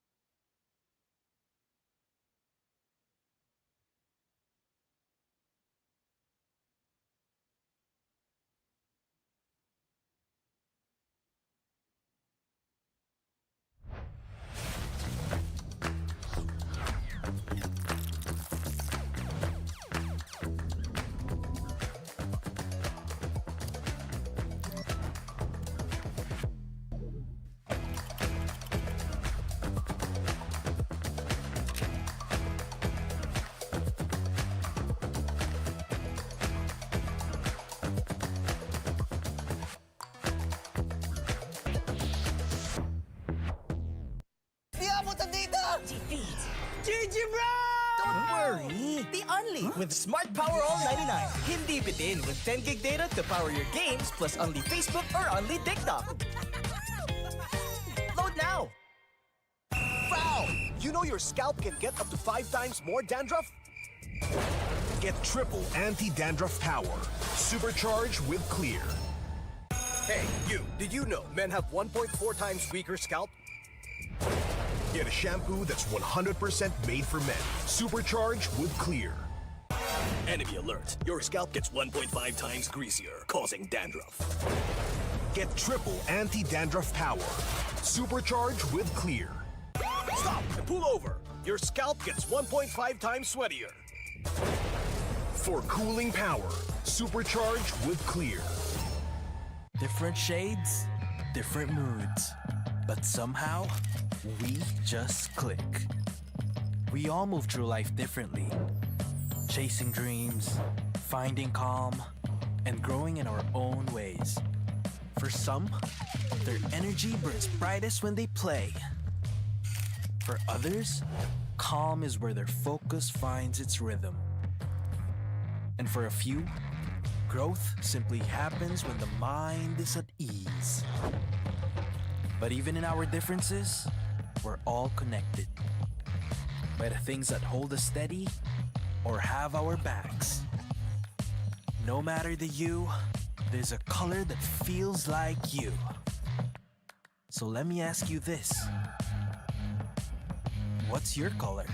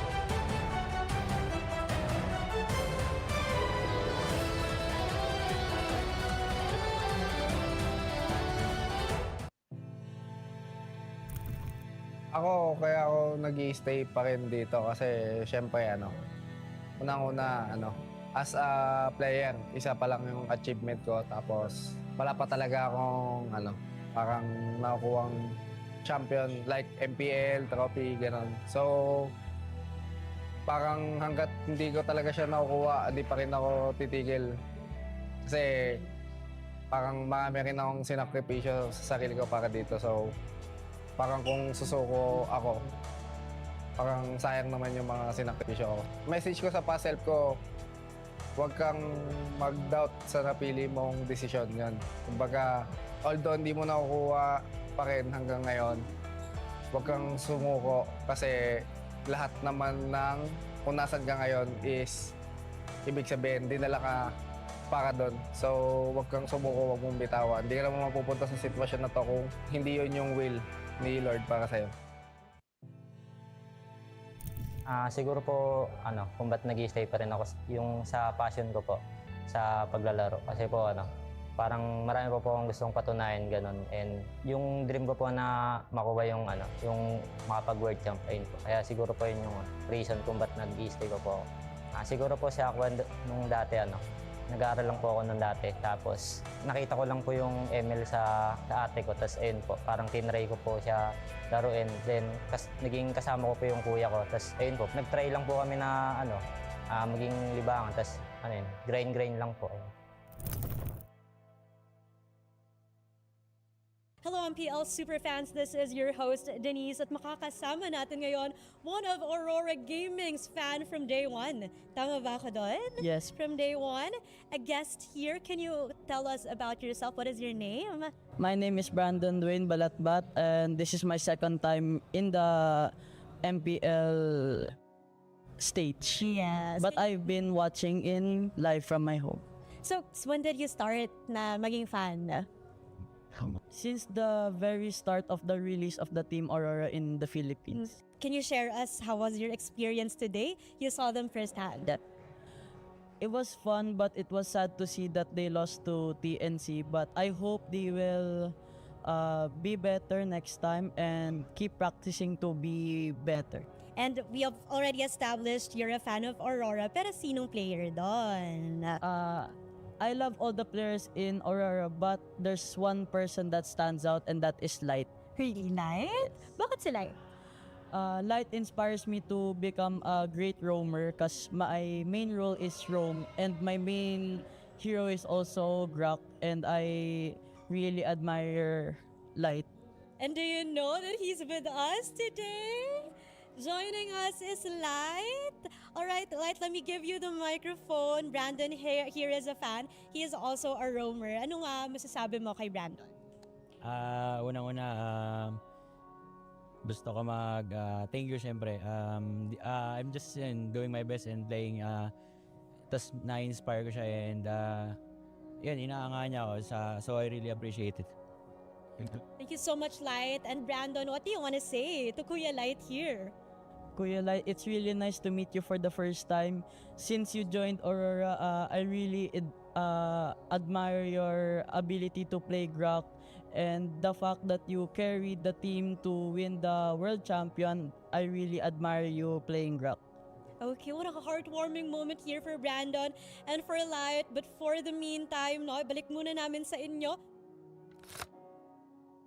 Hey ML super fans, it's fun to watch the games live, but you know what's better? Watching the games right here at Victoria Sports Tower. And you know, I'm here with some ML super fans. And before anything else, guys, introduce nyo muna yung sarili nyo sa ating audience. And saan kayo nanggaling? Hi, I'm Jules. I'm Alea. I am Alexander. And from Muntinlupa. Muntinlupa. So, ML super fans na family, right? Kayo po yung tatay nitong dalawa. And meron po kami narinig kasi mostly sa ML, yung mga anak, sila yung naglalaro tapos ipapatry nila sa magulang. But this time, it's different. Narinig ko po na kayo po yung unang naglalaro ng ML tapos parang inudyukan niyo yung mga anak niyo na maglaro. Yes, so fan na po talaga ako ng ML, ng MPL since season 1. Season 1, grabe. Yeah, so mga 17. hater pa and... And ngayon, kamusta naman po yung experience nyo watching the games live here at the MPL Arena? Ang saya, ang sarap. Mas nailalabas ko yung pag-cheer ko, gano'n. Sa bahay kasi medyo nasisita ng asawa pag maingay. Bawal maingay. Pero matanong ko lang po, sino po bang anong team yung sinusuportahan nyo at sinong player? Ang paborito talaga namin ngayon is Falcon and si Flap Keys. Si Flap. And kung meron po kayong message kay Flap, ano po yung sasabihin nyo sa kanya? Kunin natin yung championship ngayong taon. For sure, natalo na natin yung TL. Talunin lang natin sila ulit. And yun nga, grabe yung momentum ngayon ng Team Falcons. And I'm sure magtutuloy-tuloy lang yun, right? Flap, kanina ang message nila sa'yo, sana daw mag-champion kayo. So, ikaw naman, Flap, may message ka ba sa mga super fans mo na talagang pinuntahan ka from Muntinlupa? Thank you po sa pagpunta. At yung message ko po is, isa kayo sa mga dahilan kung bakit nagpapatuloy po ako at sana patuloy niyo po kaming suportahan. Mahal na mahal ko kayo. And you know, it's super fun na makakakita tayo ng mga ML super fans and of course, their beloved player. And we'll see guys, if matutuloy ba ang championship nga ba? This season is for Team Falcons. So, we'll see that right off.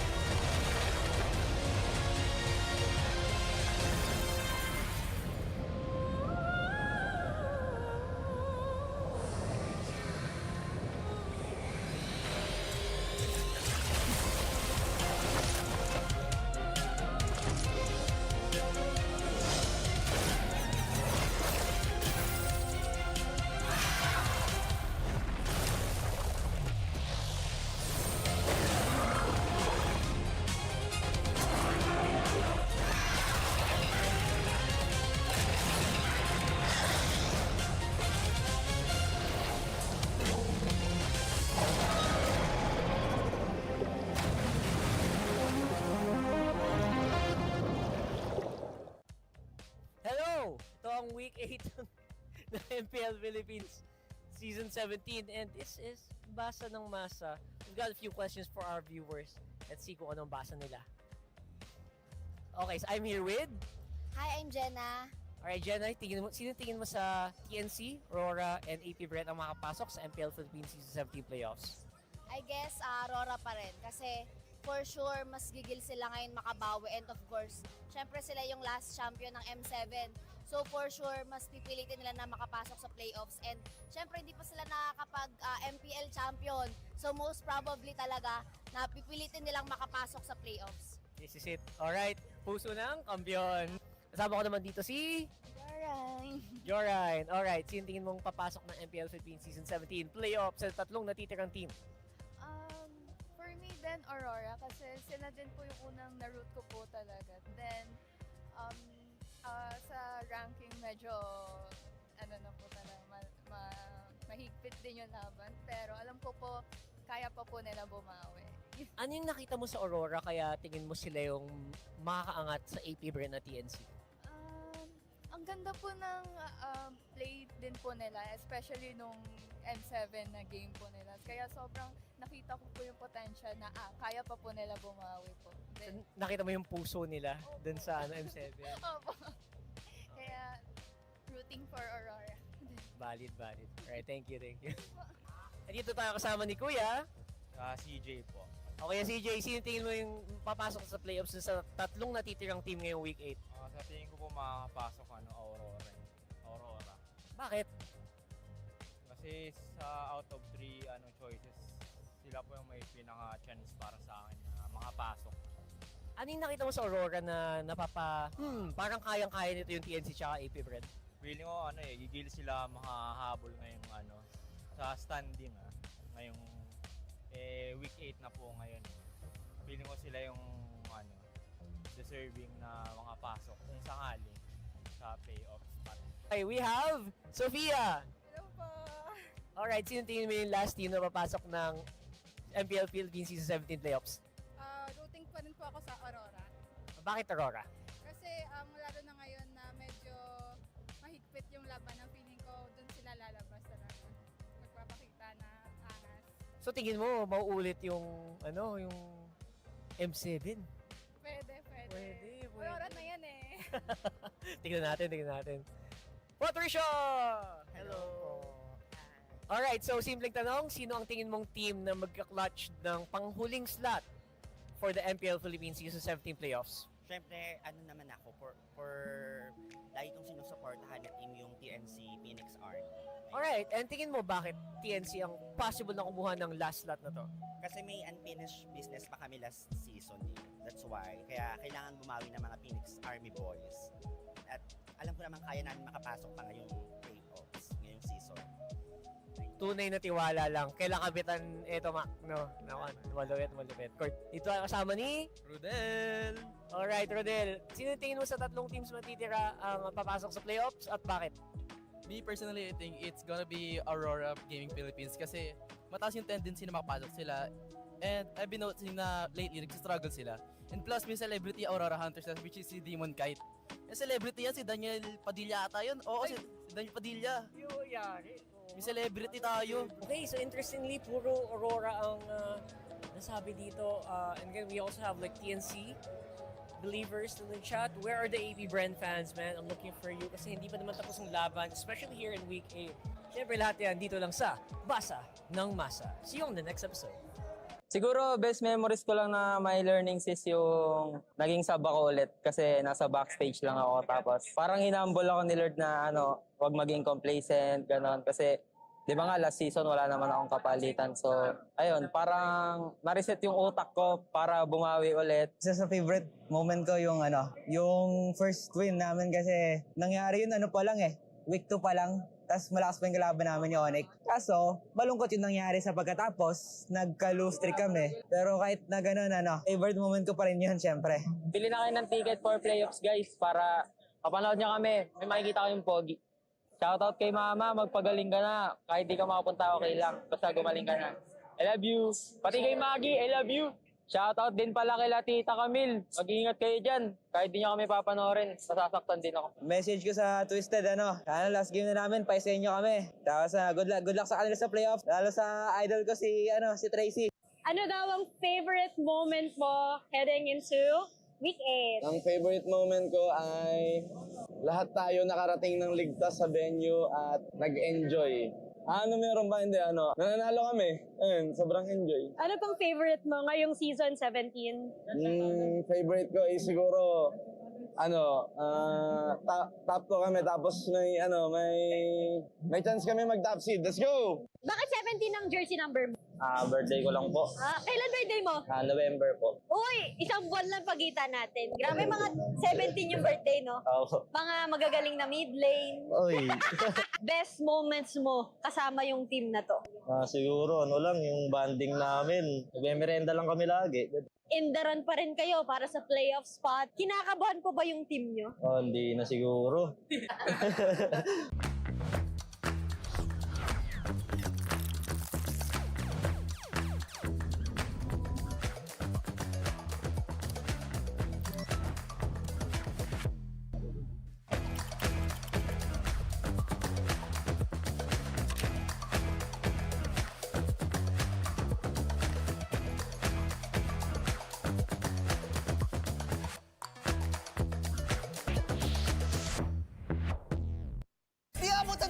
Defeat. GG bro! Don't worry. Be only with Smart Power All 99. Hindi bitin with 10 gig data to power your games plus only Facebook or only TikTok. Load now. Foul! You know your scalp can get up to 5 times more dandruff? Get triple anti-dandruff power. Supercharged with Clear. Hey, you, did you know men have 1.4 times weaker scalp? Get a shampoo that's 100% made for men. Supercharged with Clear. Enemy alert. Your scalp gets 1.5 times greasier, causing dandruff. Get triple anti-dandruff power. Supercharged with Clear. Stop and pull over. Your scalp gets 1.5 times sweatier. For cooling power, supercharged with Clear. Different shades, different moods. But somehow, we just click. We all move through life differently. Chasing dreams, finding calm, and growing in our own ways. For some, their energy burns brightest when they play. For others, calm is where their focus finds its rhythm. And for a few, growth simply happens when the mind is at ease. But even in our differences, we're all connected by the things that hold us steady or have our backs. No matter the you, there's a color that feels like you. So let me ask you this. What's your color?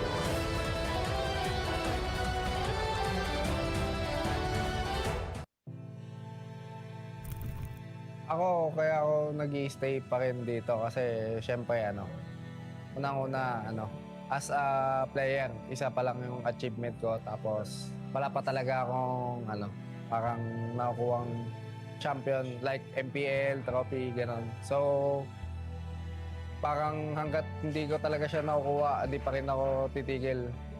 Kasi parang marami rin akong sinakripisyo sa sarili ko para dito. So, parang kung susuko ako, parang sayang naman yung mga sinakripisyo ko.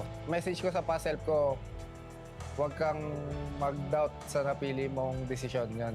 Kumbaga, although hindi mo nakukuha pa rin hanggang ngayon, huwag kang sumuko kasi lahat naman ng kung nasan ka ngayon is ibig sabihin, dinala ka para doon. So, huwag kang sumuko, huwag mong bitawan. Hindi ka naman mapupunta sa sitwasyon na to kung hindi yun yung will ni Lord para sa'yo. Siguro po, kung ba't nag-i-stay pa rin ako yung sa passion ko po, sa paglalaro. Kasi po, parang marami po akong gustong patunayan, ganun. And yung dream ko po na makuha yung, yung makapag-world champ, ayun po. Kaya siguro po yun yung reason kung ba't nag-i-stay ko po.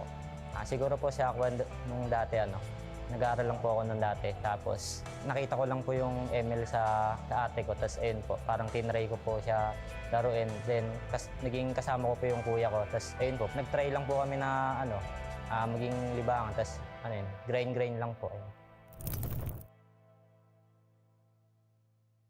Hello MPL superfans, this is your host Denise at makakasama natin ngayon one of Aurora Gaming's fan from day one. Tama ba ako doon? Yes. From day one.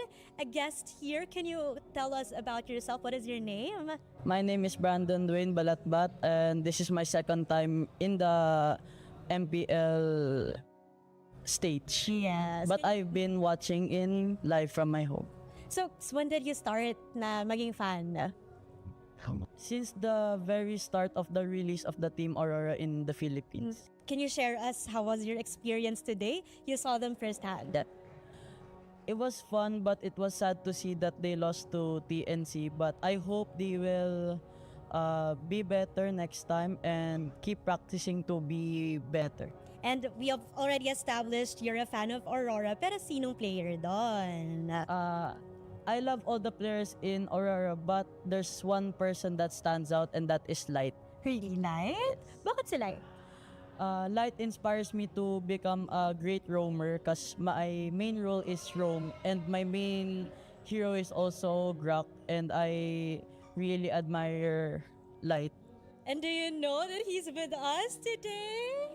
Joining us is Light. All right, Light, let me give you the microphone. Brandon here is a fan. He is also a roamer. Ano nga masasabi mo kay Brandon? Unang-una, gusto ko thank you syempre. I'm just doing my best and playing. Tas na-inspire ko siya and inaangahan niya ako. So I really appreciate it. Thank you so much, Light. And Brandon, what do you want to say to Kuya Light here? Kuya Light, it's really nice to meet you for the first time. Since you joined Aurora, I really admire your ability to play Grok and the fact that you carried the team to win the world champion. I really admire you playing Grok. Okay, what a heartwarming moment here for Brandon and for Light. But for the meantime, balik muna namin sa inyo. Hey ML Superfans, it's fun to watch the games live, but you know what's better? Watching the games right here at Victoria Sports Tower. And I'm here with some ML Superfans. And before anything else, guys, introduce nyo muna yung sarili nyo sa ating audience. And saan kayo nanggaling? Hi, I'm Jules. I'm Alea. I am Alexander. And From Muntinlupa.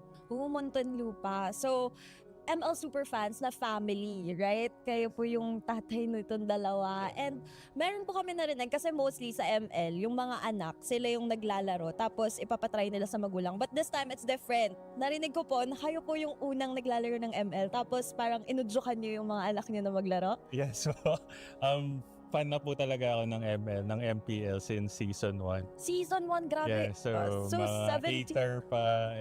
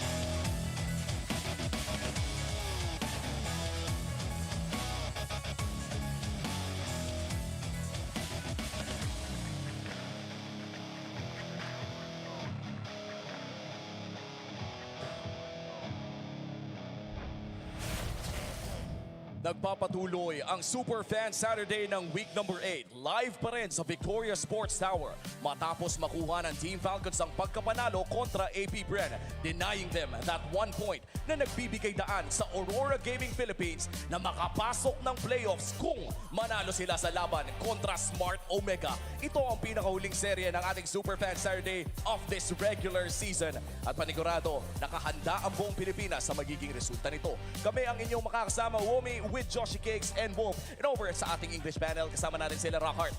That's right, it's me, Rockhart, alongside Hans Galleria and Renmar Santa Cruz. We're going to be joining you for this broadcast.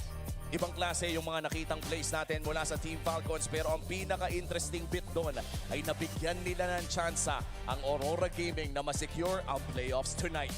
You know what, sobrang halaga ng laban na to for Aurora dahil upon winning this series, might get them the last nut for the playoffs. Actually, because of the 0-2 loss ng APBR kanina, hindi na might.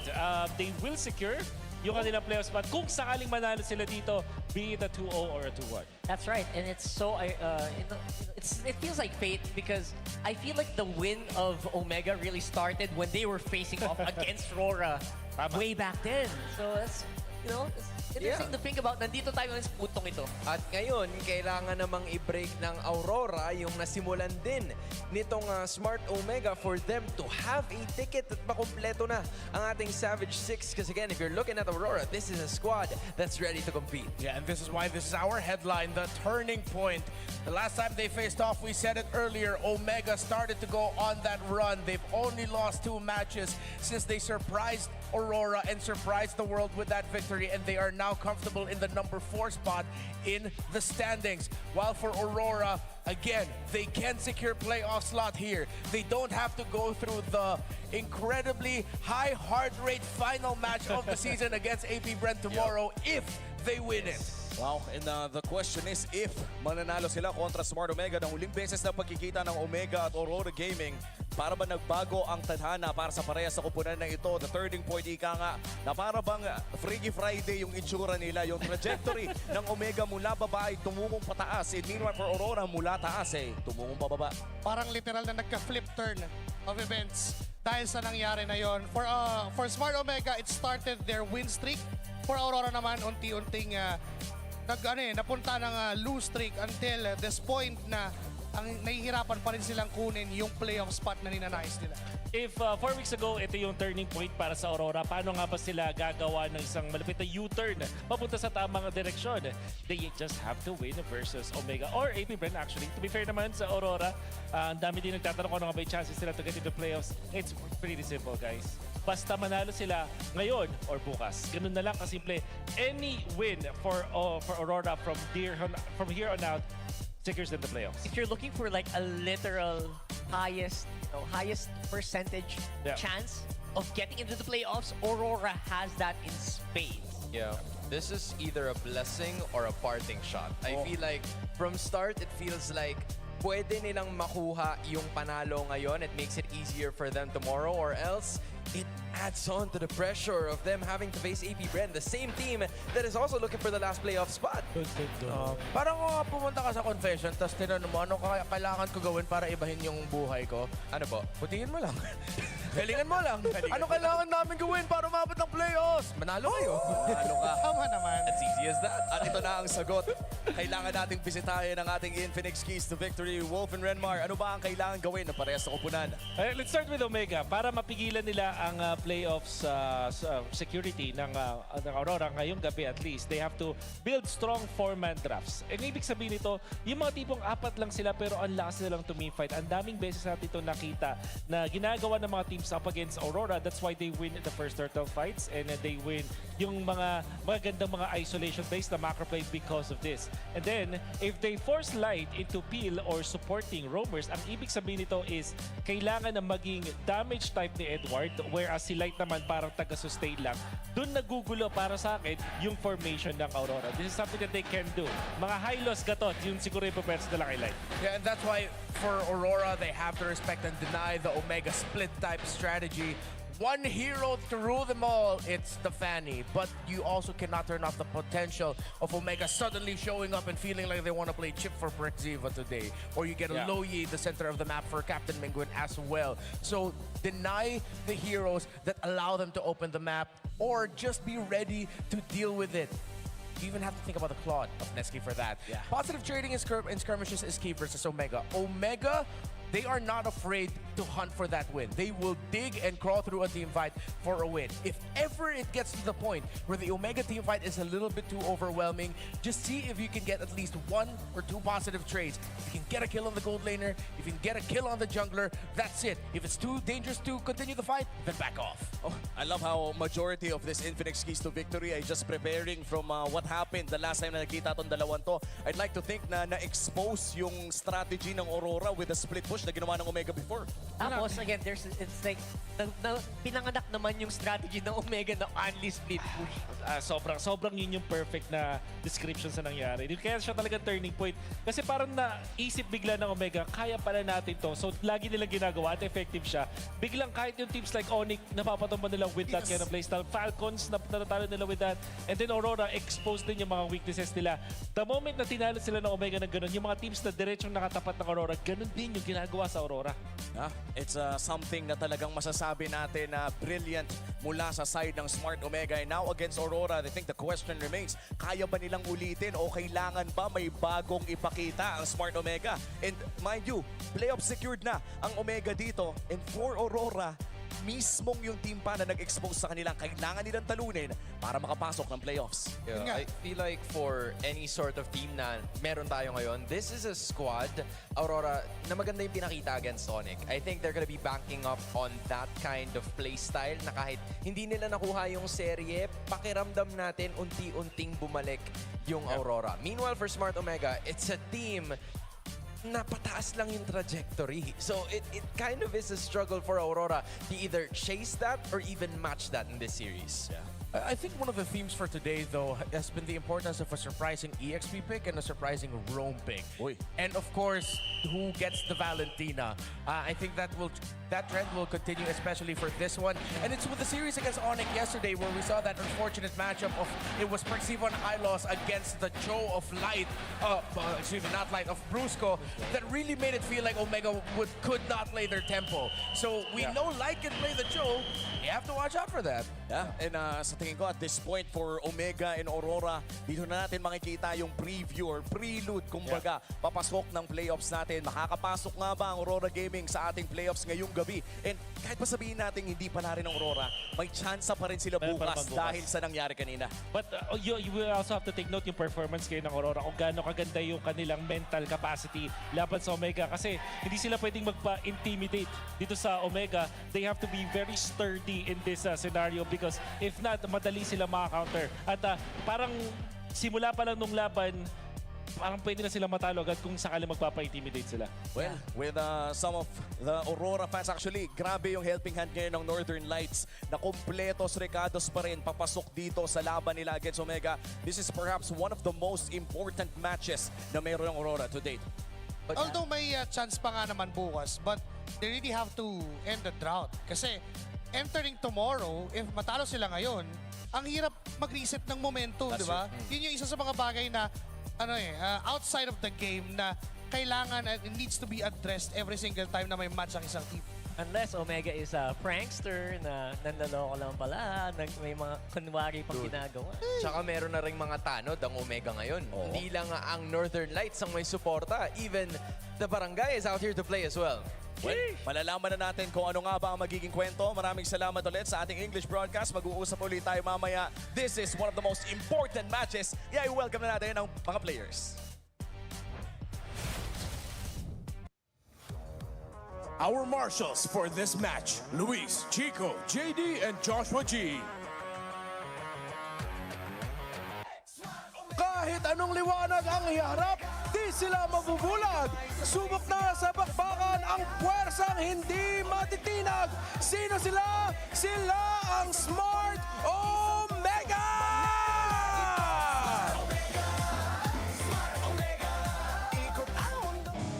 Back backs against the wall. Let the fight back begin. Find the lights within. Awaken the champions to seize the win. Give way for Aurora Gaming Philippines.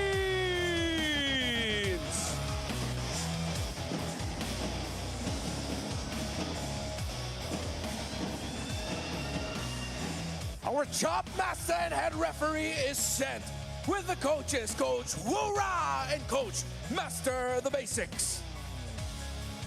It's a fight for momentum versus a fight for survival. MPL Superfans, ito na ang huling laban sa inyong Superfan Saturday Magingay! Currently number 4 sa ating liga with 6 points. Safe na papasok sa playoffs pero pwedeng i-deny ang playoffs entrance ng Aurora Gaming. I-welcome na natin ang Smart Omega. Para sa kanila, ang gusto lang nila dito, momentum. Gusto nilang patunayan, this isn't a fluke, na yung playoff spot na nakuha nila earlier ay para talaga sa kanila at para i-deny ang Aurora sa mismong playoff slot na gusto nilang makuha. Currently number 6 sa ating liga, tied with APBR with 3 points sa 6 and 7 ang kanilang mga plays. I-welcome na natin ang ating reigning defending champions, Aurora Gaming. It is clear para dito sa Aurora na kailangan nilang mangyari at gawin ay manalo sa laban na to. At kung sakali mang hindi sila palarin ngayon, meron pa silang chance sa bukas. Pero mas maganda na kayo na ang kanilang simula na talagang tuldukan na nila yung time na nagsimula ang kanilang mga losing streak up against Omega. Aurora is now facing a tough challenge, a team, the World Championship caliber. Pero sa harap ng Omega ay para bang hindi nila ma-figure out pa yung kailangan nilang gawin. That's true. And for Smart Omega na para bang nakita na ang kanilang paraan kung paano sila manalo for Aurora Gaming. Last week sa laban nila against Onyx Philippines, maraming nagsasabi na para bang nagising na ang Aurora sa koponan ng laban ng koponan ng Onyx. Pero tila ba hindi pa rin ito sapat dahil nga hindi sila nanalo sa series ngayon. And this time around, they have another chance to prove themselves. Another chance para ipakita sa buong mundo na kaya pa rin nilang pumasok sa playoffs. And I feel like at this point, gigil na Aurora ang kakalabanin ng Smart Omega. Yes, and what's most beautiful than ending things where it all began? Yun ang gusto ng Aurora Natapusin natin yung mga bagay. Kung saan man nagsimula, yung lose streak natin, tapusin natin dito. Well, malalaman na natin ang storya mamaya lamang. Sa ngayon ay malalaman na natin yung mga moments bago magsimula ang laro sa Smart 5G Ping Test. Balitaan mo na mukhang maraming galit sa'yo na message mo sa kanila. Huwag kayong magalit sa akin kasi yung mga nakikita nyo hindi totoo. Pero ikaw yata ang best rage baiter ngayon no? Oh, Sim. Share mo naman, anong best moment ngayong season 17 bukod sa eng-engan? Yung nanalo kami nung Falcons. Kasi ayun yung namin Napasok kami ng playoffs kasi sobrang ganda ng namin ng laro namin. Para kami yung pinakamalakas sa buong mundo. Anong favorite memory mo ngayon? Isa lang. M7. M7. Aurora, let's go. Ano yung favorite moment mo with the team? Dikit namin sa Falcon. Bakit? Bakit ito? Wala. Kahit po talo kami, maganda po yung laban. Message mo ngayon sa kalaban nyo? Sa Omega, message ko lang, good luck po, pabawi po kami. Anong message mo ngayon sa mga kalaban nyo since feeling mo ikaw ang pinakamalakas sa buong mundo? Lipitan nyo kasi sobrang gigil din namin na di kayo mapasok sa playoff. Wow. Strong words. Whoa. Mula sa number 1 gold laner in the Philippines. Netsky. Siya mismo nagsabi, nagigil din silang tanggalan ng pwesto sa playoffs ang Aurora. Yun na ata ang pinakamaangas na parting shot na narinig ko. You know what? Akala ko magiging sobrang peaceful lang nung buong 5G Ping Test. But Netsky's gonna be Netsky. Sinabi lang naman niya na, well, di kayo magkaka-playoffs pop sa amin. Hindi kayo makukuha yan sa amin. Yan po ang ating Smart 5G Ping Test, ensuring the tournament integrity of this final Superfan Saturday bout between Omega and Aurora Gaming Philippines. Sa ngayon, Omega ang pipili ng kanilang side. It's going to be blue side on Expanding Rivers. And again, medyo mataas ang win rate ng mga taong naglalaro sa blue side expanding. That's right. Siyempre, ang Aurora mahilig dito sa Expanding Rivers. They know how to utilize this. They have been using this strategy ng gano'ng katagal na. Ang interesting lang na parehas pala na last match itong dalawang teams na to ay Onyx. So, they also both face the same fate sa Onyx. Oo nga. Parehas 1-2.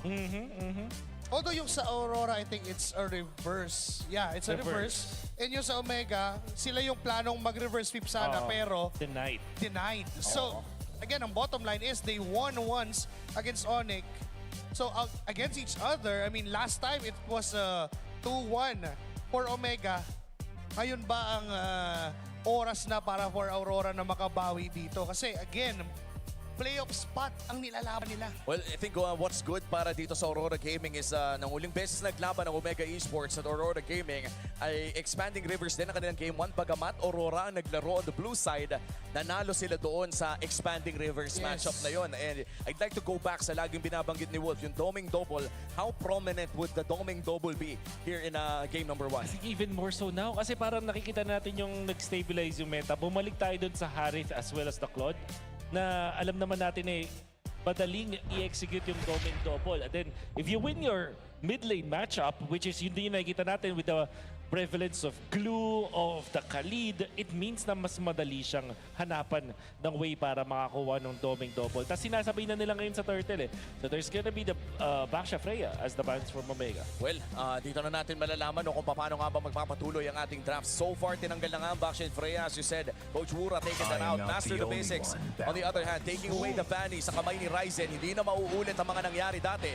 And with that, the Phobius as well. Ano pa mga ina-expect na? Wow, another jungle ban mula kay Wura. Yeah, it's going to be the Guinevere na parang nakikita natin sagot na sa ngayon sa Harley. And ito rin yung ginamit ng mga teams na Falcons most particularly up against Omega na siguro na-trauma din sila. So, Zushin, isa sa mga posible natanggalin. If not, magiging Harley tapos Zushin +1. Yeah. Which is Jushin Claude usually para sa Aurora kasi may Harith na ngayon So, yun pa. pwede na i-consider dito. So far, ang mga last matches dito ng Aurora, they put a lot of emphasis on the Harith sa mga paborito nila and then the Claude as well. We'll see. Ito na, last ban, taking away the Harley.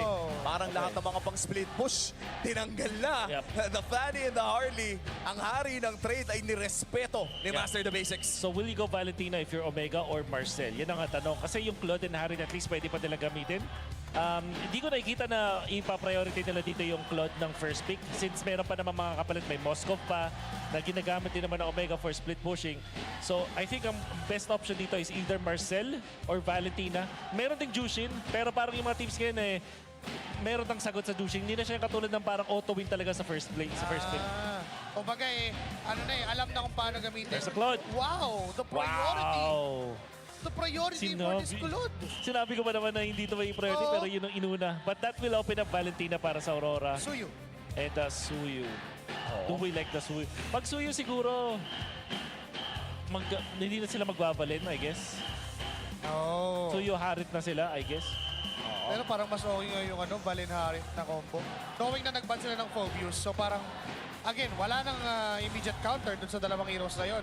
And to be fair, in terms of split pressure, there could have been other options such as the Moskov as well. Pero katulad naman na nabanggit nyo, that's going to be the Zushin plus the Suyu. And I just have to say as well, dito sa Victoria Sports Tower ngayon ay umuulan ng tambol. Hindi na magkarinigan ng mga tao sa suporta ng mga fans ng Aurora at Omega. May mga pito pa po. The energy is unreal in Victoria Sports Tower. Marcel locked in para sa Omega. Madami pa mga mages dito. May Kimi, meron pang mga Gord. So baka Khalid ang kanilang i-prioritize dito para hindi na nilibigay yung Khalid-Zushin combo para sa Aurora. And also, are you looking for your for jungler na para dito kay Ryzen? Kasi parang Leomord yung natira kaso parang hindi yun yung best option. Sila mismo yung nagban ng Queen So parang sila yung naubusan. So either Khalid or jungler. This is... Ping Test Special! The Ping Test Special! Ito yung talagang tumalo ng ng Falcons. Tumalo ng Anotara? Yung Falcons Trio? Oo, ng Falcons Trio mid. Interesting, napaganda. Very interesting as well, pulling off against Aurora. And I was honestly expecting somewhat of a Luyi mula dito sa Omega considering that they did have a Claude. Pero they go for a micro-intensive mid-lane pick sa kamay ni Mingwin. Moskov at Harit ang nakikita ko dito para sa Aurora. Mas maganda na atakunin yung kanilang marksman dito. Madali kasi maubusan Tapos ang gagawin nila afterwards is limit yung mga Ryzen heroes. But this time though, may option din ng the glue priority ngayon.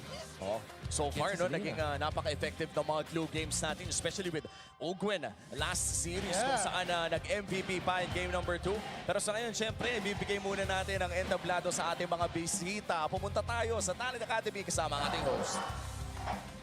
Right now, we are gonna know some insights from our students of Talent Academy.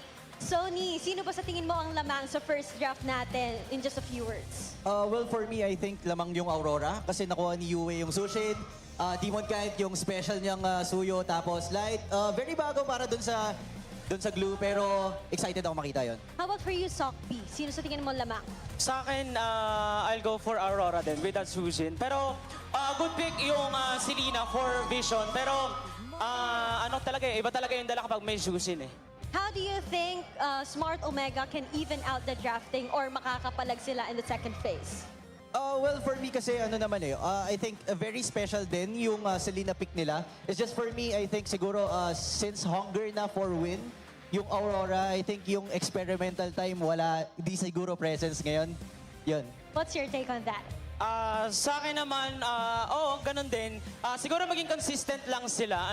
Knowing na pagdating kay Aurora, medyo, kumbaga, more on sila sa mga risky plays. Yun lang, maging consistent lang sila hanggang dulo. With that Claude, actually, pagdating na lane game. Thank you so much, students of Talent Academy. And now, back to you, casters.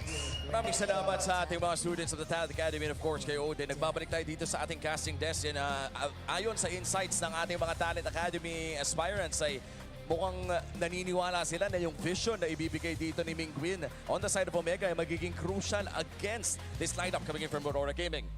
Yung isa pa dito ang crucial siguro apart from the vision, yung leashing na makuha natin sa Selena. So it will allow a greedy hero para dito kay Ryzen para mas makakakuha ng mabilis na hero sa dulo, parang tipong Lancelot. Hayabusa actually, pero tingin ko yung Hayabusa mag-struggle dito sa isang glue. So I mean, not in the early game, but eventually dun sa late game. So tingin ko, magiging greedy si Ryzen dun sa hero niya, pero okay lang kasi may Selena naman. Pag utility, mahirap naman no? Kasi lulususin Yes. Displacement, yung panggugulo mismo. Mahirap kung mag-utility. Now for Aurora, without the Harit, the Freya, may carry pa naman. Do we like the carry? Parang nakita na natin nag-struggle yung carry sa Marcel lineups eh. Parang nakakontra doon. But at least Moskov meron kang access to backlines, meron kang split push na pwede pa counter.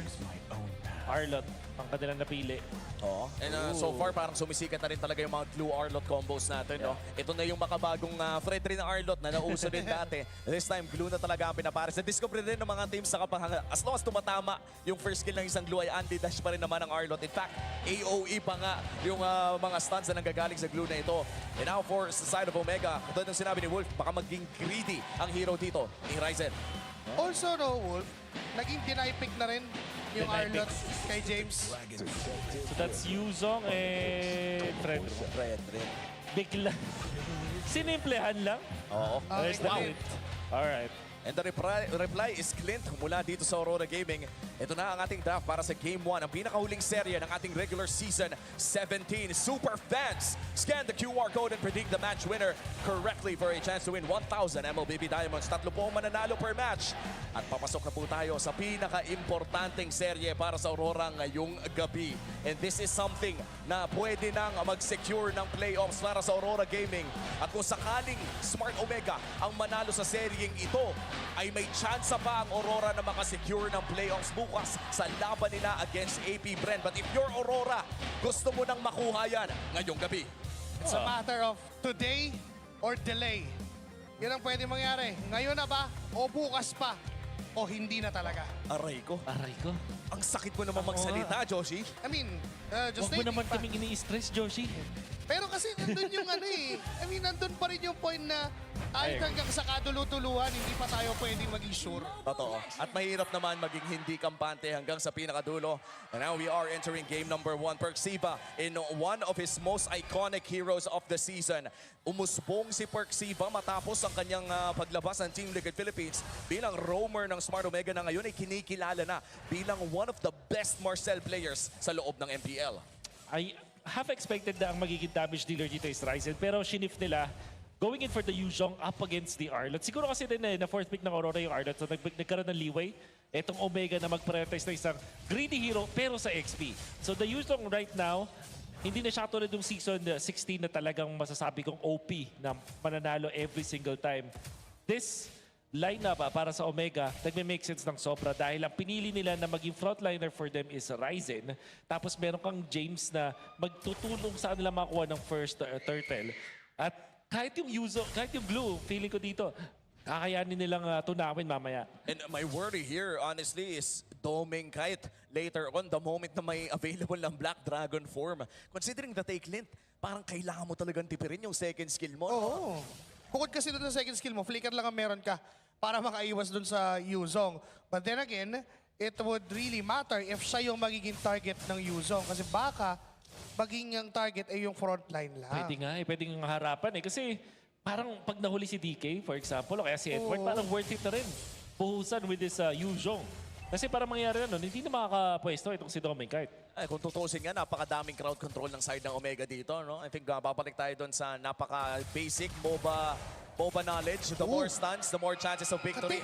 Isolated per skill, pare. Napakasakit talaga niyan. Napakasakit. mo? Ngayon si Light ay tinamaan ng pana mula dito kay Mingwin. Si Silip ang Aurora doon sa pagong na sinisimulan na ni Ryzen. Black Dragon form. Wow. Mula kay James. Dire-diretso. Hahanapin lang si Demon kahit hindi papalampasin. Ryzen will get that objective. Yume nakabuhat ng isa si James. Nagipit sa Apatina. Nabuhay pa in first blood. Kapalit ng turtle para sa Aurora. And how good is that? Sino ba yung nakalamang sa ganong klaseng trade? Teka lang teka Edward lang. going in. Potentially going in for the kill. Perceive ay di tatama yung final slash. Makakatakas ang Omega. Now looking at that trade, Wolf. Sino nga ba nakakalamang? 100% Aurora dahil napigilan pa nila yung pag-double lane nitong si Claude. Tapos makakuha pa sila ng outer territory shield sa bottom lane. They've also forced the flicker kay Perks and then nag-level 4 din itong si Light. Uy, teka lang. May Ayun naisip ko. lang. Ayun lang. Hindi pwedeng tumama yung mga pana kasi ganun ang pwedeng mangyari. Wow. Walking win condition kasi yung Abyssal Arrow eh. And just like that, makaka-invade ang Omega. Tuloy-tuloy pa rin si Ryzen. Sino makakakuha ng purple na yun? And that's gonna be Ryzen securing that one. Perfect invade. And ngayon, sa bottom lane, Arrow won't even connect. Yung flicker ay nagamit din, pero sa dami ng taong tumalaw, hindi niya na napigilan pang mamatay. Mini juggle of the turret aggro to allow for that one. Tapos ang ganda pa nung ginawa ng Omega doon, blazing to it agad para ma-force mag-back itong si Clint. Hindi niya nakaya talagang iwasan. Sobrang dami nag-dive sa kanya. And Aurora, they're gonna be struggling against Omega right now. Yung Selena na to, coming out from Omega, is always bad out sa second phase kapag mayroon ng Marcel. And Omega decided today, what if i-priority natin yung Selena pick It and seems Marcel? like nagkumagana ito para sa Omega. Yun yung nakakasira ng tempo on the side of Aurora. Pero goods pa rin naman, nakaka-farm pa rin naman ang side ng Aurora. Pero dahil doon sa play na yun ay equalize na po ang ating laro. Omega nga ay may hawak na maliit na kalamangan sa pagpasok natin ng pangalawang pagong ng larong ito. Netski, however, pawian lang. Kung kanina ay tinatlo si Dome, ngayon ay tatatluhin din. Make it 4 kasi si Light ay nag-aabang din. Pero sabi ni Perksiva, handa ko iligtas ang aking kakampi. Flicker ay nagamit din ni Light. Masyado siyang malalim. Pwede siyang i-punish ng mga members ng Smart Omega. Arrow will connect. Mingwen gets that. At hindi pa tapos. Ryzen dun sa dulo. Naton niya si Demon Kite. Pero makaka-atras din naman ang Aurora. somebody stop this man. Dalawang araw na yung tumatamang napaka-crucial para sa Omega. Ngayon na may turtle pot. Hindi na makalapit ang Aurora. Libre na naman ang pagong for Omega. Mingwin with the plays with the arrow. Pero, how about Tetsuki? Hindi ko naintindihan din bakit yung Aurora tatlo sila doon pero nag-back sila at mag-isa lang si Light para mag-dive. Doon kay Netsuki, I think if nag-spread sila doon, mas makakakuha sila ng punish. But this one it is, napana na sila ni Mingwin afterwards. At natutot pa itong si DK. Sa ngayon, lamang na ang Omega. Not a big one. No way, no way! Okay. Kahit kapiso ang buhay. Pana! Ay parang di tatama. May Dragon Tail nga lang si James. And they will secure the kill. How did that happen? Yun yung mga pana na intentional kasi parang kung magbabak ka, tatamaan ka ng pana. Pag hindi, tatamaan ka ng isang Bakit naman ganun kaganda yung layer? Ton, May isa tas pa. pana, hindi ka na talaga isa pang iteration sana, pero hindi na tumama yun kay Yue. Makakatakas siya, pero Perxiva, naharangan lang muli yung panggagalingan ni Light. May Torre pa na nakuha si James. Tapos may araw pa doon. Natitignan for the purple buff, pero makukuha naman yun ni Demon Kite. Ako lang ba o parang mukhang Team Liquid yung Omega ngayon? Okay. This rotation, this composition, it feels like Omega is playing as Team Liquid. Parang may Mala perfect Exodia, no? copy. Alam mo, hindi ito yung first time. Ang una sa lahat, sabi ko sa'yo, hindi lang ikaw. Kasi madaming beses ko nang sinabi na yung Omega, yung level of synchronization at yung pagiging connected nila at one page sa isa't isa, sobrang reminiscent of the prime Team Liquid. Yung Season 16 Team Liquid na parang tinatapos yung sentences ng bawat isa. And yung aggression nandun din. So, I am not surprised that you said that kasi talaga nakita ko yun sa kanila. Hindi lang ganun kalinis as Team Liquid from before, but there are moments like this specific game na talagang makikita natin carbon copy. Tatandaan natin na si Perxiva ay nanggaling doon at sinaamin niyang marami siyang natutunan kay Daddy JP. Now Light is on to the far back. Naghahanap ng isang magandang target. Nandyan yung Black Dragon form. James na petrify. At ang target niya, ito si Edward. Ryzen will get that turtle down in the front. And that blazing duet. Dumidiretso lang. Binuhat nila si Ryzen Golden Hour para iligtas ang kanilang isang kapitan. Buhay! Si Light nakakasabunot. Operator Slot ay nagamit din. Pero si Yue na ang tatapos ng mission. May games on Bigo at binibit pa si James. There you go. Patay. This is the retaliation of the Northern Lights. May pana na hindi tatama pero hindi aatras ang liwanag ng Aurora. At mukhang sa extended teamfight na hanap ng Aurora ang kalamangan na gusto nilang makuha at yung mid-lane turret naman ang kanilang punteriya. Oh, Yue and Light combining together for this one. At ang maganda pa nakapag-push sila. So sobrang taas ng value na nakuha nila doon sa trade na yun na protektahan nila si Dominic Kite all this time. At na-punish nila si Ryzen. Ryzen looked like makakatakas na siya. But because of Yue and Light clutching it in that scenario, makakabawi ngayon ng Aurora at mukhang napura na rin ang lead na mayroon ng Omega. Nagiging season na ang laban. Lumalamang ang Aurora, babawiin ng Omega, babawiin ulit ng Aurora at ngayon ay tila pantay lang halos ang nangyayari. 6-3 ang score. Pero kung titignan mo yung map control, halos 50-50 din. Oo, 50-50 talaga eh. Pero may maliit na talagang kalamangan ng Aurora in terms of overall utility around the map. Katulad ng sinabi ni Wolf, high value turret ang nawala sa side ng Omega. Open na para sa mga flank yung center stage dito para sa side ng Omega dahil alam natin si Light, signature din niya yun yung mga ginagawa din ni Tracy kanina. Napakalayo ba ng ikot? Ngayon may frozen moment against dito kay Light. Edward ay umaamba. Yung mga stutter step na ganyan, biglang pumiplicker file and slash. Oo. Yan yung mga stutter step na may mensahe. Sige, subukan mo magpakita at pag naabot kita ay pwede naman. And they have the abilities to do so. Demon Kite though, nandun siya sa may bandang itaas. Si James ay nag-aabang din ng reaction. Ngayon may 3 miyembro, pwedeng pagplanuhan. Pero merong 6 sense si Demon Kite. Oo, bumalik siya. Alam niyang may paparating na pana. Tapos nag-boost check.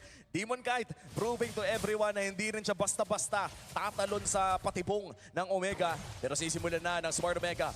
Ang Lord na ito, ang pinakaunang Lord ng game number 1. At napakalakas na kanilang team fighting sa Lord area.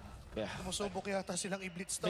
May slow push din sila sa top lane. Nice reset coming from Omega. This favors them actually. Perxiva, magpaparamdam ng bahagya doon sa possible golden hour arrow connection. Hawak muli yung Lord. Sinasayaw pa rin. Soft reset. Every reset favors Aurora. Favors Omega. And Aurora, lalo na pag may nagpakita dun sa may taas. Pwede nang isimulan. At madaliin. Ngayon si Demon Kite ay naatasan. Na-clear muna yung minion waves doon.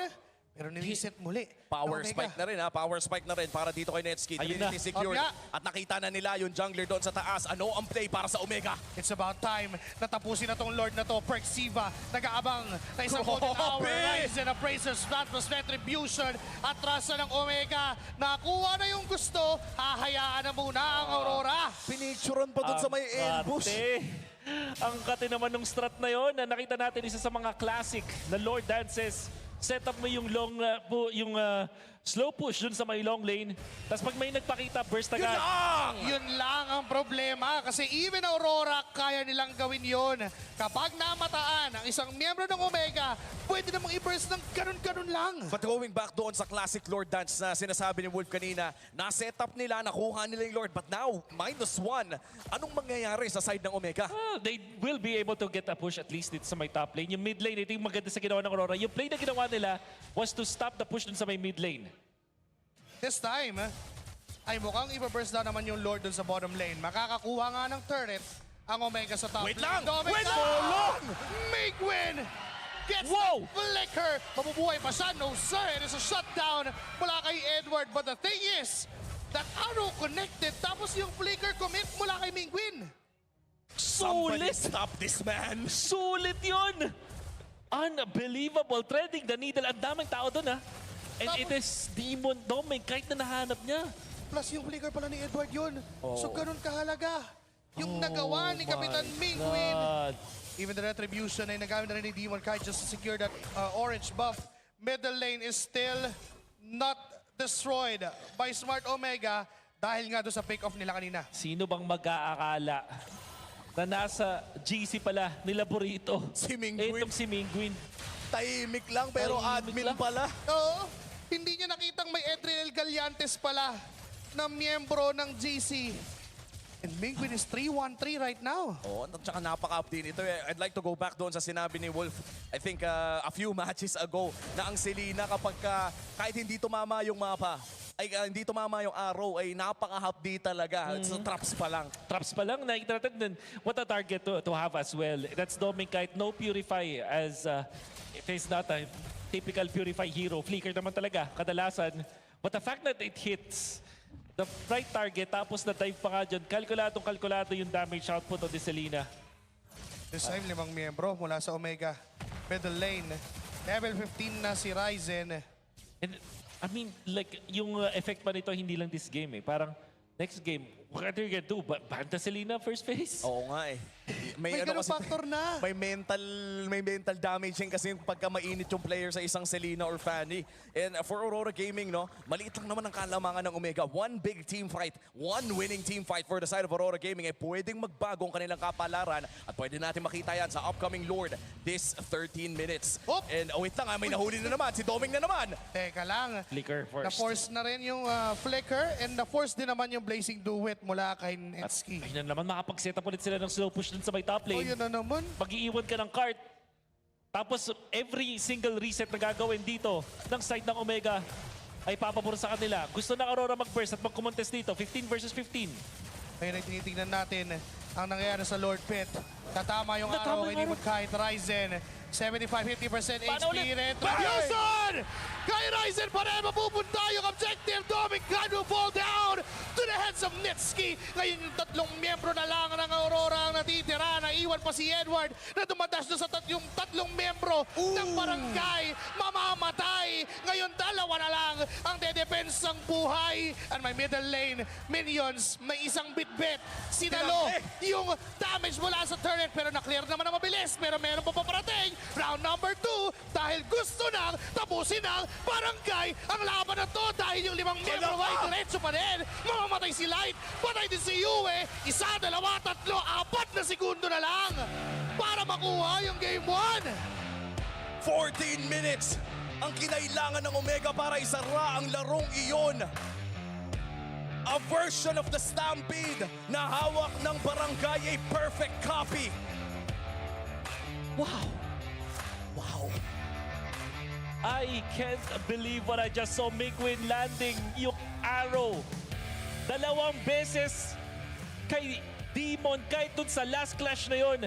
Walang ibang way ang members ng Aurora para dun sa Lord Turret kundi makipagsabayan sa Blitz dahil may slow push na ginawa yung Omega dun sa may top lane. At ang ginawa ni Ryzen dun sa unang arrow na tumama kay DK, may taunt na kasama. Nung nakatakas si DK, para bang alam ni Mingwin kung saan padash si DK at dun niya tinutok yung pana. Kakaiba.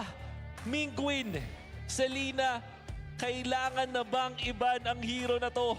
And if you think about it, Wolf, kung kailangan tanggalin ang Selena kay Mingwin, 2 bans agad yung mawawala dahil kailangan mo rin tanggalin yung Fanny ni Ryzen. And Wow, we are entering a new era for the barangay. May Marcel pa nga ni Percival. Kailangan ko na, I'm requesting a slow-mo dun sa last Lord Clash. Please, direct. We have to see that in 4K. Wow, tingnan natin kung mababalikan natin yan maya-maya lamang ating MVP. Walang iba, Game 1, Captain Mingwin. Para sa ating Game 1 MVP on his spectacular performance sa Selena na iyon. Walang warning shot. Lahat ay shoot to kill. Oh my goodness. In terms of a barangay, wala naman na sigurong barangay na pumapana ngayon. Siguro sumusumpit. Sinumpit ni Kapitan Mingwin lahat ng mga target. Unbelievable. 316, 75% kill participation. We have to see it. And all started DK ulit. Yung nahuli nyo dun. That's Demon Kite, the jungler, and then ito yung pana na either iiwasan mo or fiflikeran mo at the same time na nakatrap ka pa rin. I will not forget dun sa top lane din, yung ginawa nila play. And this one, of course, landing onto light. Punishing yung pag-dive doon ng mga members ng RORA. This one, itatry, tumakas si Demon Kite. Pag nag-straight body siya, tatamaan siya ng pana. Pag nag-dodge siya, tatamaan siya ng Dragon Tail. The trap was set. Ganun. So, walang ibang way para mabuhay. Walang ibang way. Guaranteed kill doon. And then there's another one. Tapos ito na naman, pana doon sa may likod. After nung, parang may kakombo eh. Minsan ginagamit rin niya yung mga teammates niya for that. At syempre, maninail nila dito yung ito. Syempre, basta tinamaan ka ng pana, meron kang flicker, that's 2 items na yung isang Selena. If you're a squishy target, you're gonna go down. Ito na. Really the slow mo. Ayun, natatama kay Demon Kite. May Petri pa kasabay. May Petri, tapos Tan. Wala na, hindi na nabuhay. Oh, wow. What a play. And then si Netsky nandun sa likuran, talagang sinozone at si Uwe. Para di makatulong. Parang ang ganda ng pagkaka-play out dito ng Omega. May something pare, something changed within Omega internally. The turning point in week number 4 has built to this. Ang bagong barangay, lagi nating sinasabi yung mga ganitong klaseng salita, but this time around, ito yung totoong-totoo na a 14-minute game against Aurora Gaming. And wow, and I feel like at some point in the early game, pare lamang na yung Aurora eh. Yes. Nakakuha sila ng, I think, trade gate ng winning team fight only for it to be taken away nung tumama sa river ng early on yung abisal araw ni Mingwin. Not just that, even Kite is winning against Netsky dun sa laning.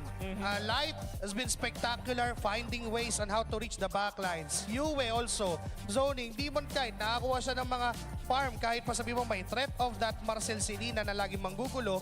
Nakakahanap siya ng way para makapag-farm, and even Edward, malaking bagay yung ginagawa niya sa Clash. But because of Mingwin, those arrows, man, somebody gotta stop this, man. Pigilin nyo nang magsilina to, pre. At this point, kailangan na it demands respect. It's not an easy task to do. And we're talking about Aurora. Yung performance ng Aurora Gaming against Onyx Philippines last week ay nagpakita talaga ng malalaking senyales na nagpabalik yung form ng Aurora during their M7 run. Again, we're talking about defending world champions here. At napakaganda na naging performance nila against Onyx bagamat natalo sila. And this time against Omega, is Omega shutting them down again? Seems so. Kasi alam mo yung isang play na hindi ko makalimutan yung Lord Dance number 1 nila? Oo. Na pinakita tayo ng Lord Dance 101 na mismo.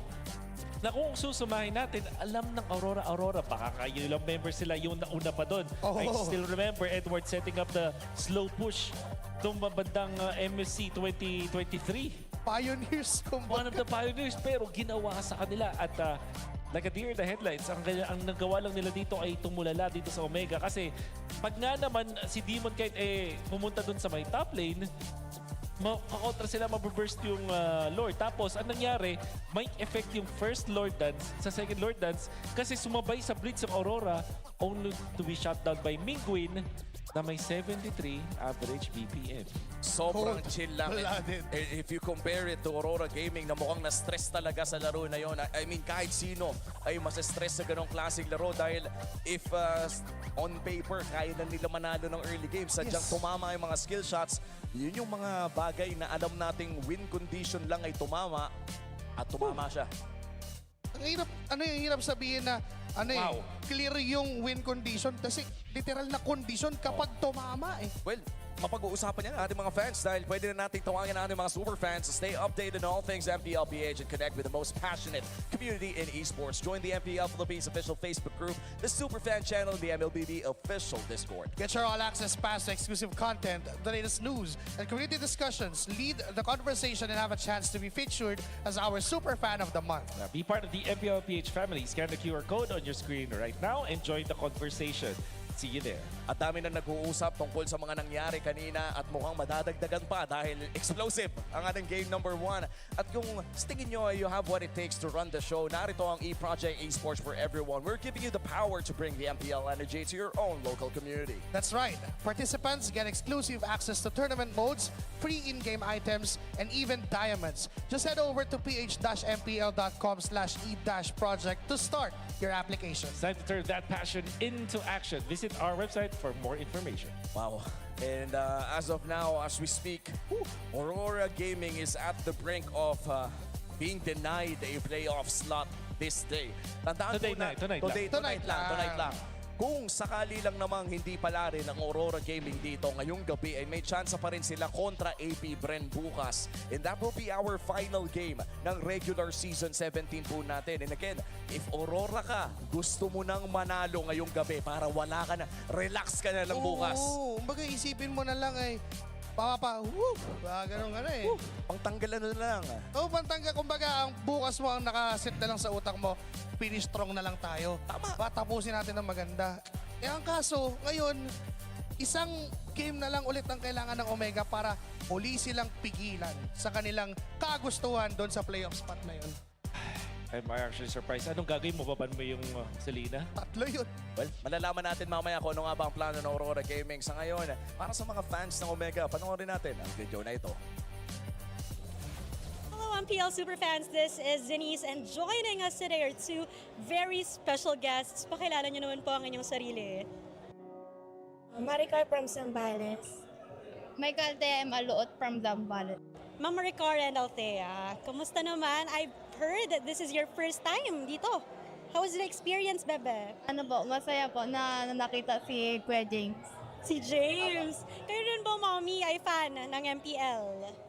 Dahil kay James din. Dahil kay James, anong kwento nito? Bakit si James yung sinusuportahan? Si Mommy ni James ay ka-ano-ano ma? Office mate at saka friend lang. Office mate. So, nasubaybayan nyo? Opo. Si James, mula pagkabata. Opo. Kamusta ba si James nung nakikita nyo siya growing up, ma'am? Mahiyain din. Mahiyain.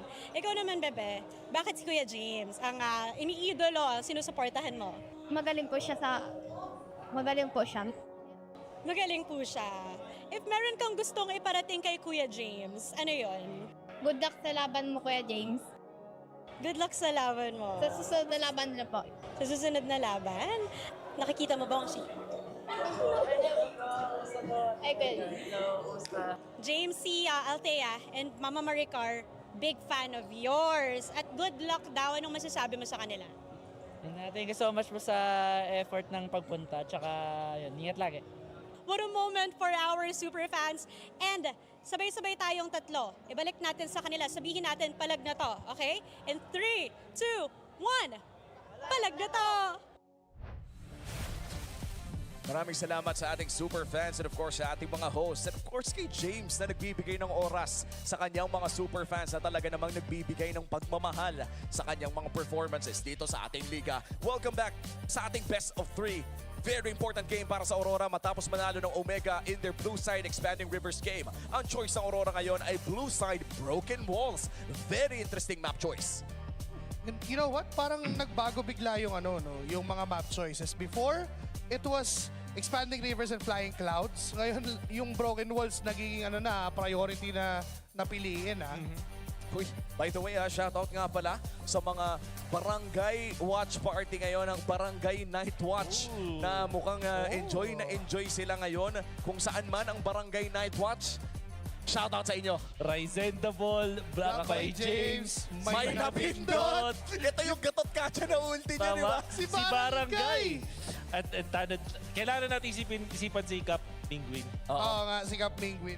Well, dadating din ang oras. Huwag natin pilitin. Oo nga. Sa ngayon, tanod number 1. officially canonized Canonized. as the patron of Barangay Omega. Na patron. Pero, you know what? Meron akong naalala kay Mingwin before na sinasabi namin. You cannot spell Mingwin without win. Wala. Parang kulang kasi na isang letra eh. Pero malapit na. Workable. I-workshop natin yan, pare. Katunog naman. Dadating ang araw. Mga ganun. Pero sa ngayon, grabe yung hype ha. And of course, hindi lang naman sa hype, kundi sa history na rin.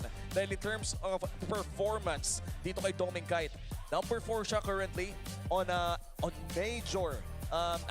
major stats for all gold laners. And for a team na nagsastruggle ngayon, currently number 6 sa ating liga, ay malaking bagay ng maging number 4 sa lahat, pero number 1 sa average DPM. Well, to be fair, yung mga heroes niya talaga, alam mong yung nagpo-provide ng damage, lalong-lalo na si Yue ay kumukuha din ng mga Jushin, kumukuha ng mga Valentina. So, mostly of the damage dealt of Aurora would really rely onto Doming Kite's hero, Harith, Granger, Claude, Kari. And yun yung kulang kanina eh. Although yes, may damage, naramdaman natin ang sakit ng Clint. Pero there came a time na wala, ininda na lang lahat ng Smart Omega yung damage na yun. Well, hindi rin kasi makasampal masyado yung Clint because of the intense crowd control na meron dito ang side ng Omega. And, That's why I have reservations about dun sa Clint. So, di natin masyado na-discuss kasi parang last week na siya. It makes sense versus the Claude, but Yuzhong, tapos meron kang, Yuzhong Fredrin. And then, constantly may Marcel kasi. Ayun na. Selena. Oh, respected na agad. Pag hindi Selena, ewan ko na. I have a feeling na willing ang side ng Omega na first rotation pick ang Selena at this point. Kapag nag-init kasing 3-point shooter pa pare, just pass him the ball. Oo nga eh, bigay mo na eh. Pero, nag-iinit na yung kamay eh. Pero I have a feeling na it wouldn't be a Selena pick if not a Marcel for Perxiva. So, yun ang naisip ng Aurora, hindi magsisilina yan. Kasi wala namang Marcel.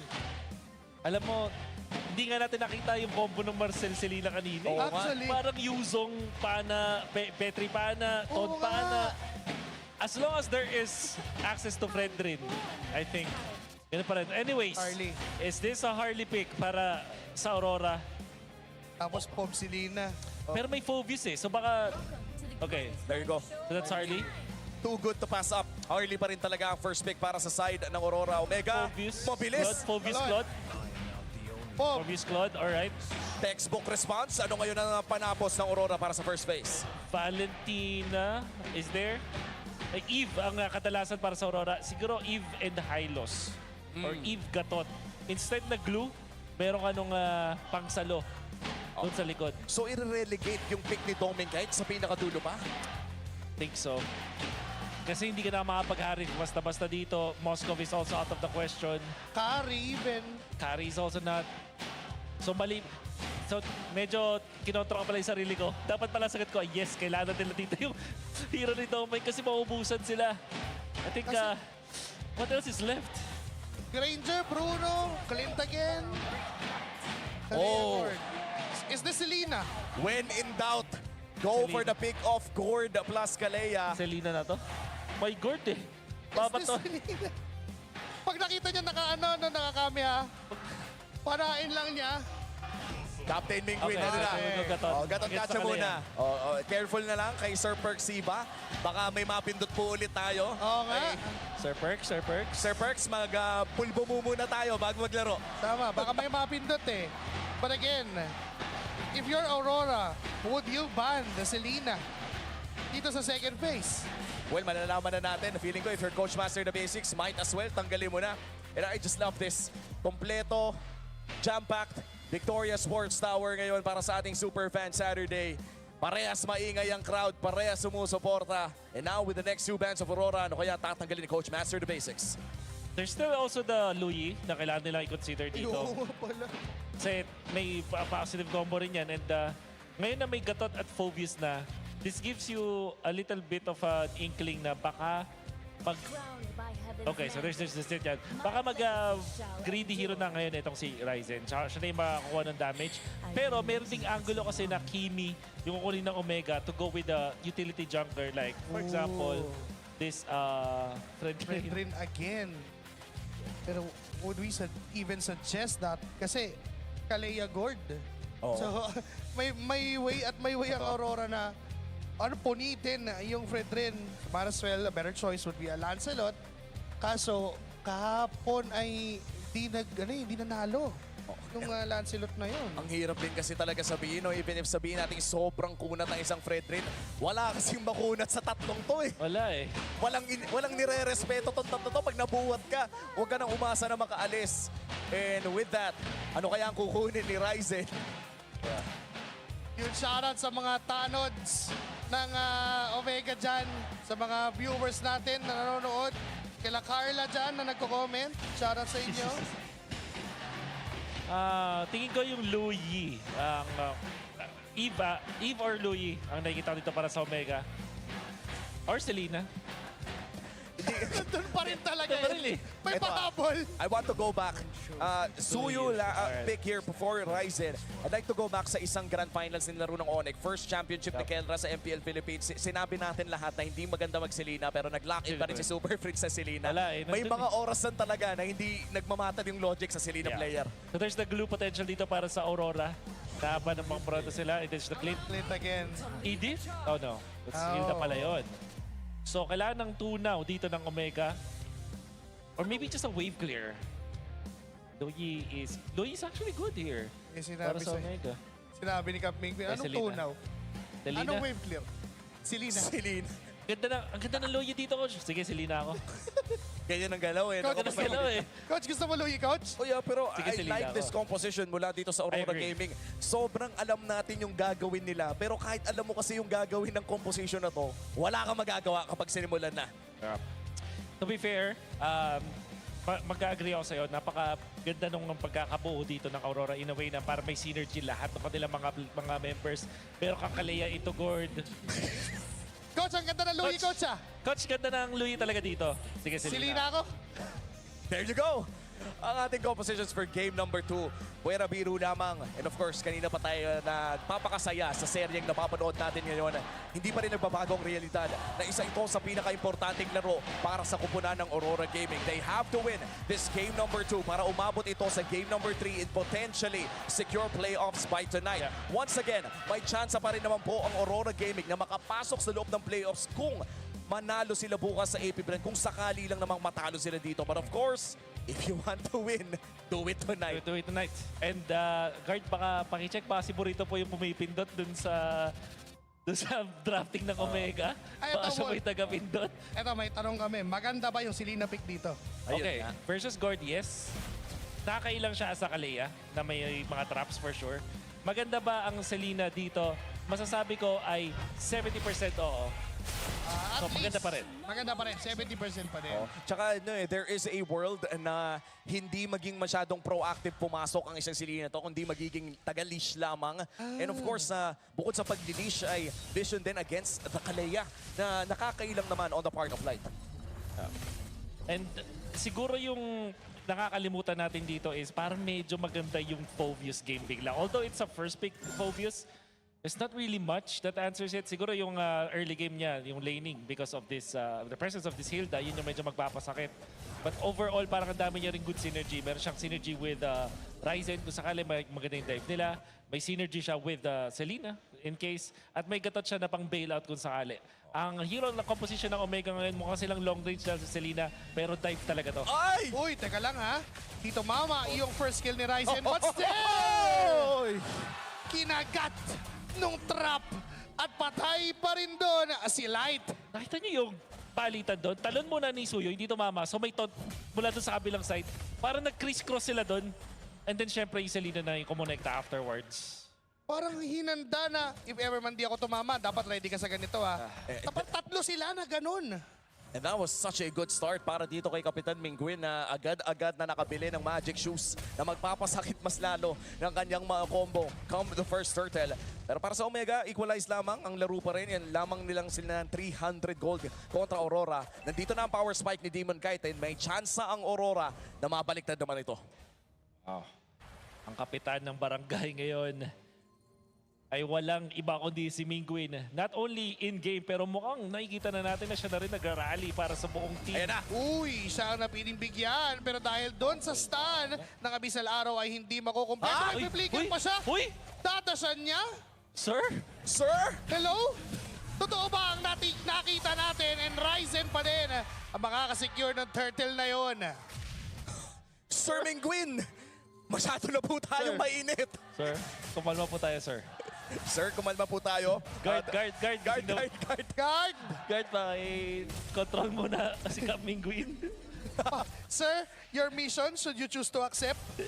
Oh my God. Ay, grabe ka na, pare. A very interesting item pick-up para dito kay Domeng Kite. Agad-agad na Sky Piercer. Walang sapatos, walang Fury Hammer. Sky Piercer. Straight by. Ang maganda kasi yung next na turtle ay papunta rin sa kanya. So at least makakapitalize ng Aurora. At mayroon kasi tayong Kalea. Yung -1 pickups ng Aurora, scary pa rin. So, if you're Mingguin, you gotta be careful kasi pag nagkamali ka sa load, ito na. Natalo na. Yun yung binabanggit natin. Walang sasantuhin yung buhat plus yung damage ng Gord. Isama mo pa yung mga baraha ng Harley. Ngayon si Edward at si James. Walang mangyayari dito eh. Yun na ata yung signal, no? I feel like if you're Omega, nakita mo na nangyari ng isang beses, pakiramdam ko ang signal dito, huwag muna tayo lumaban hanggat may ulti tong mga to. Yes. And that's also true for Perks. Kapag wala naman siyang ulti, hindi mo na worth it pumalag. And Omega are gonna be happy just farming it out as well. Parang yung lineup dito ng dalawang teams natin parehas malakas pagdating ng late game. Opya, si James magiging target. Dark Wave, o-connecta, flickering out. Buhay naman siya doon sa Deadly Magic. Pero kakarampot yung buhay. Makakapag-clear naman, may arrow. Pero hindi natatama, malayo na. Ano na yun eh, trick shot na yun. Kung sakaling kumabit, may something na talaga. Pero again, Omega, not in the driver's seat as of now. Lamang ang Aurora na napakaliit at kayang-kaya nilang lumaban para sa turtle na ito. Ang taas ng threat ni Light ngayon. Potentially, pwede nilang i-burst kahit sino sa koponan ng Omega. Netsky, gusto niyang kunin at tagawin yung gold crab pero di niya pa rin nakuha. It's gonna be Dominican securing that. Now, for the turtle, nakita naman ni Light kung nasaan ito si Perxiva. Nandiyan na rin si Edward para tumulong for a 5-man turtle for Aurora. Meanwhile for Omega, handa din naman ang 5 miyembro. May flicker dito si Light ha. Anytime pwede nilang i-call. Pero mukhang tatalon lang ng basic si Light. Saktong pana lamang sa pixel pero si Edward ang nauna. Mukhang iba-burst pero mukhang may bubuhatin din naman. Nakatupunta sa Mystic Gas. Pero nabuhay. May AOG na bitaw si Perxiva. Light will go No way! Perxiva is alive. Ngayon lamang nasa bilang ang barangay kasi 5 pa rin ang buhay ngayon yung turtle. Agawan, Ryzen mapupunta. At hindi pa. Okay, tapos na. Akala ko hindi pa tapos ang barangay pero aatas na rin. Yeah. So nakita natin yung idea dito mula sa Omega. Punishing the Gord Pig kapag gumamit ng Mystic Gush, automatic target ka na agad with the AOG. At dahil merong isang Kalea na typically naka-counter din naman ng isang Gatot Kacha. Not a hard counter but a fix with his Revitalize. Tapos meron kang Taunt. Yun din yung nagbigay dito ng advantage para sa Omega na manalo dun sa teamfight na yun. Big plus na rin na tumatama yung pana.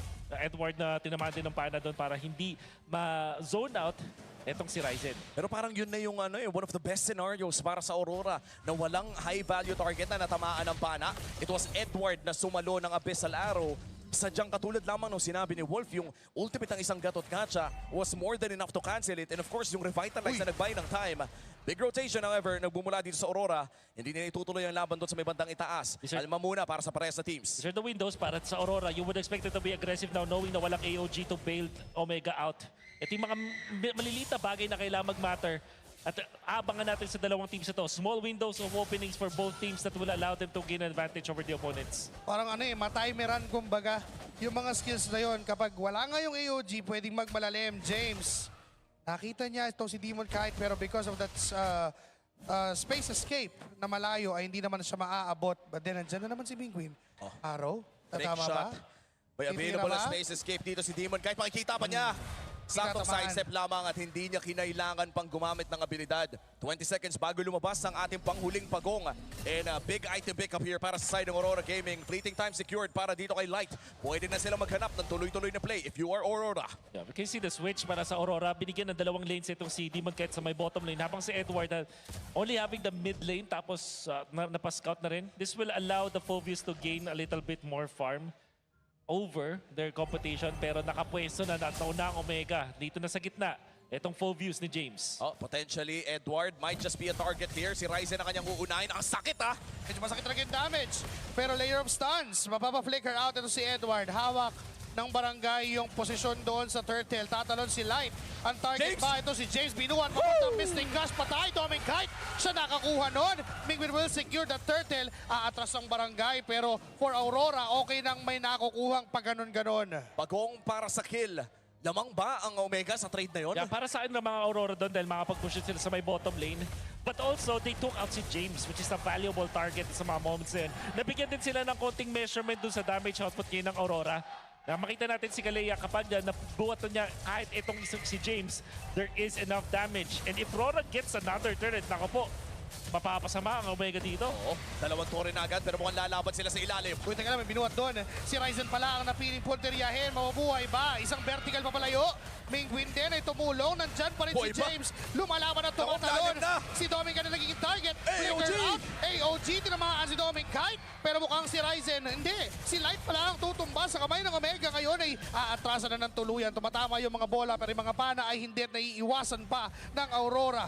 1 for none ang naging trade. Nakadepensa at nakakill ang Omega. Maliit pa rin naman ang kalamangan for Aurora Gaming. Ano ba ang natitirang win condition nila? Well, actually, madami ba ang win conditions dito ang Aurora? They don't have to panic. So far, nakakapalag din sila sa mga neutral objectives. As long as hindi na force out ng randomly yung mga flicker nila, and they're gonna be okay with this. And also, wag sana tatamaan ng mga pana dito ni Mingwin. Later on, it will be a big threat. And Ryzen slowly getting into the ranks na rin. 5.1k.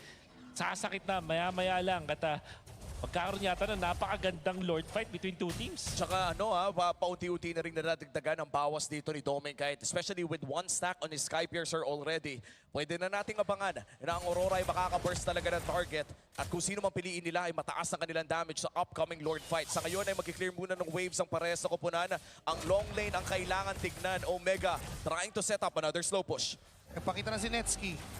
Imposibleng walang kasama yan. Yun ang nararamdaman ni Doming Kite. Kasi yung mga ganong BMI in, alam mong may nag-aabang sa likod eh. Kaso ngayon, may nabuhat na isa. It is gonna be Perksiva na mapaburst bigla. Ngayon si James ay replica ng Panetsky. May na-placing double pero walang damage. Nasaktan pa. At siya mismo yung nasaktan. Doon sa damage ng Aurora. At katulad ng pinag-usapan natin kanina, sumasakit na nga si Doming Kite. Nakakuha pa ng 2 additional stacks sa kanyang Skypiercer. What a great play coming out from Light. At syempre dun sa pwesto rin ni Edward, holding on to that rock or sa bush, giving them itong Lord na libreng-libre na lang. At nung nakita nila si Perks, yun na yung best target na gamitan nila ng Kalaya Ultimate.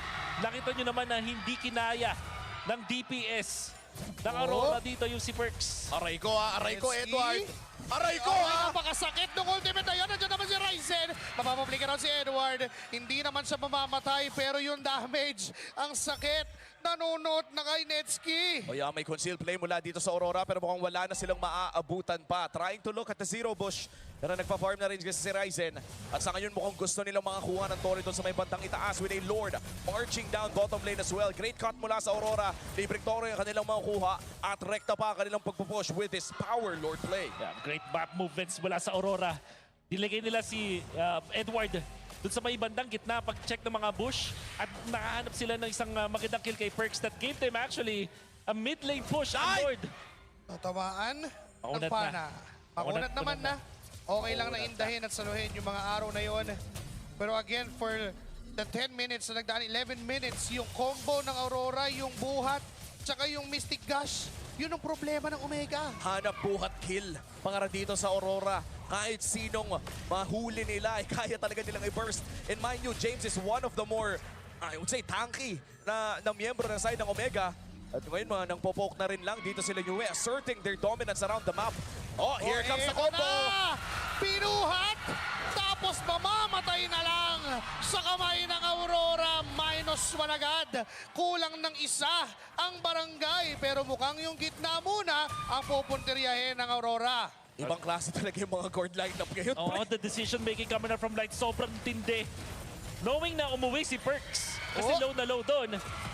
Ayan na. Nakita pa si Nesky ng Deadly Magic. AOG wala kay Perks para makatakas doon.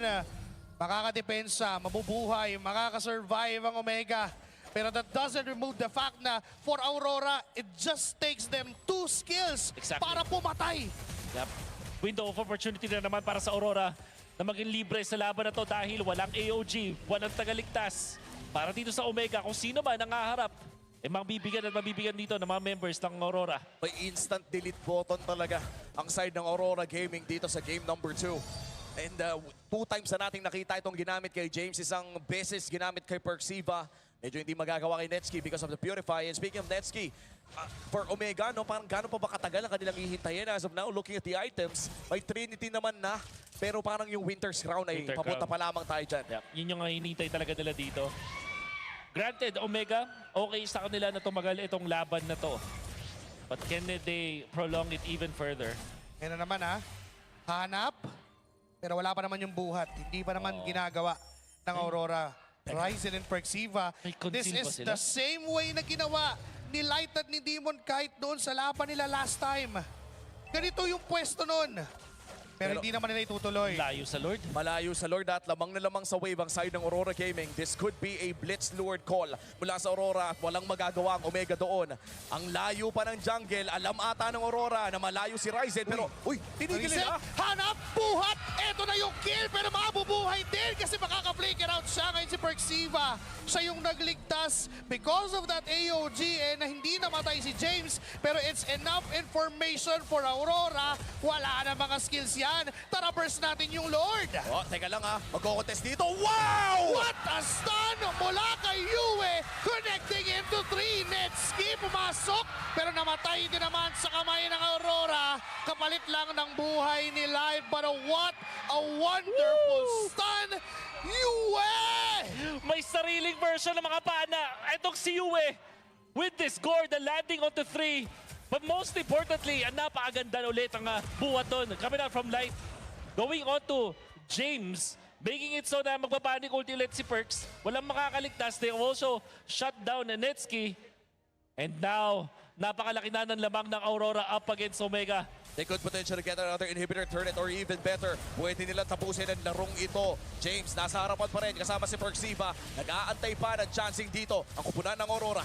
Ayun ay buo naman na ang 5 ng barangay para dumipensa. Basag na yung baba and even yung gitna. Isusunod ng Aurora. Naku ka, Perks! Perksiva, talon! Abonado pa yung buhay niya kasi kahit mismong nasa well na, ay hindi pa nabuhay ang roamer ng Omega. Ngayon yung 5 miyembro ng Aurora magpapailaw sa buong barangay. Bubulagi ng liwanag pero nilalaban pa ni James. Sinusubukan pa niya. Unstoppable na si Domeng. Sumubok din si Ryzen. Minions na nasa loob ng base. Makakatabla ang Aurora and we will have a game 3. Prime time Saturday. Aabot ng game number 3 ang Omega kontra Aurora at may tsansa pa. May tsansa pa ang Aurora makapasok ng playoffs ngayong gabi. Hindi na kailangan iba ng Selena. They have an exact way to deal with it. Yung mga force, the team fights coming out from Team Aurora na relentlessly ginagawa nila makes it so na nullified yung isang Selena na kinakailangan pa maghintay ng cooldown na kanyang mga pana. And every time na makakahanap sila ng buhat dito kay Perks, meron silang opening para teamfight ng constantly up against Omega. Hindi na nakahinga Omega sa tempo na pinaglalaro ng Aurora dito. And I've gotta give credit where credit is due. Napakaganda ng pwestuhan ni Light at ni Edward sa lahat ng mga minuto ng araw ng laban na to. But that Yue stun mystic projectile that ended it, that sealed it for the team. Yung mga anggulo kasi dito ni Yue, hindi natin ini-expect Alam natin na dadating yung Mystic Gush. But the timing coming in from the Mystic Projectile. And ito, nakita mo ba yung angulo nun, pre? Hindi ka maaabot nun. They held on too long with that simple solution. Hanap, buhat, kill. Paulit-ulit lang na kahit sino na makita ng Aurora, okay na yan kasi kung damage yung usapan, wala nang question, kayang mamburst ng Aurora. Alea Gord. Kaparating na kahit yung isang gatot, hindi na bubuhay. Typically, kaya magbuhay nun. Dahil si Light. Uy! Binuhat tayo ni Kuya Light. Ganun pala. POV, nabuhat ka ng Kalea. Game 1 MVP, walang iba kundi si Light. 0-4 and 8 ang kanyang KDA. Pero di naman yung KDA tinitignan natin dito. It's the shot calling, it's the playmaking, and of course, it's Light, our MVP. The decision making coming out from Light. Maagang pag-pick up dun sa kanyang fleeting time. Typically, kapag matapat mo mga Selena, mga Suyo, parang gusto mo mag-isip ng isang defensive item first before you go for the fleeting time. But knowing full well na ang kailangang gawin dito ng Aurora ay constantly gumawa ng mga teamfights, constantly buhatin si James or si Perks at magpwersa ng mga teamfight against Omega, nag-make sense itong fleeting time na maaga nilang kinuha. At syempre, ito yung isa sa mga pinakamagandang play, tingin ko. Ito talaga nagbasag ng tempo ng Omega. Nung pumwesto si Edward dito sa Rock Ursa, na meron silang nakuha -1. Si Netsky nabibigyan na rin. Tapos itong decision din na i-go agad si James kung nakita nila na may flicker angle. Doon na sila nagkaroon ng magandang but Riuway, of course. Grabe. Napaka-satisfying na makakuha ka ng triple stun with the Gord. Ang linamnam nun, parang pang My Day yung mga ganong klase. Pang My Day talaga.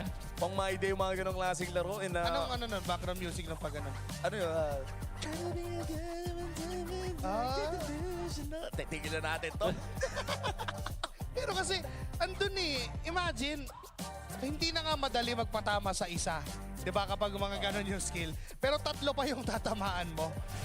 What are the odds of having 3 members from Smart Omega na nasa isang pixel area para tamaan ng stun? Oo, tapos 3 bounce pa yun, pre. Pang check push din naman kasi para dito sa Aurora. Pero yung instant na reaction nila to go for the plays, to be fair, Netsky nag-go pa rin doon and that's the Master Assassin kay Edward.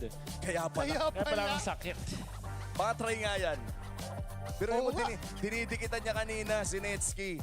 Nagugulat tayo, parang teka lang parang masakit Yeah. Tapos na-realize natin hindi pa nagpa-power wilderness. Yeah. Teka lang talaga. Masakit. Kaya pala. 30k damage dealt with 96,000 damage taken. Dito nila na kontra na ang Omega. Although, masasabi ko maganda yung lineup dito ng Omega kapag nakakakuha sila ng advantage. Pero yung Aurora mas holistic, mas safe, mas balanced. Meron kang enough na synergies between your heroes. And every time na makakuha ka ng talon sa kalaban, doon nga makikita natin advantage for them. Dito, sa laban na to, hindi na nakamakro ang Omega kasi yung tempo naman ng Aurora na sobrang aggressive nilang ginalawan. Ito nga Omega, napakabilis. Parang may hangin sa likod nila. Like a tailwind. Oo.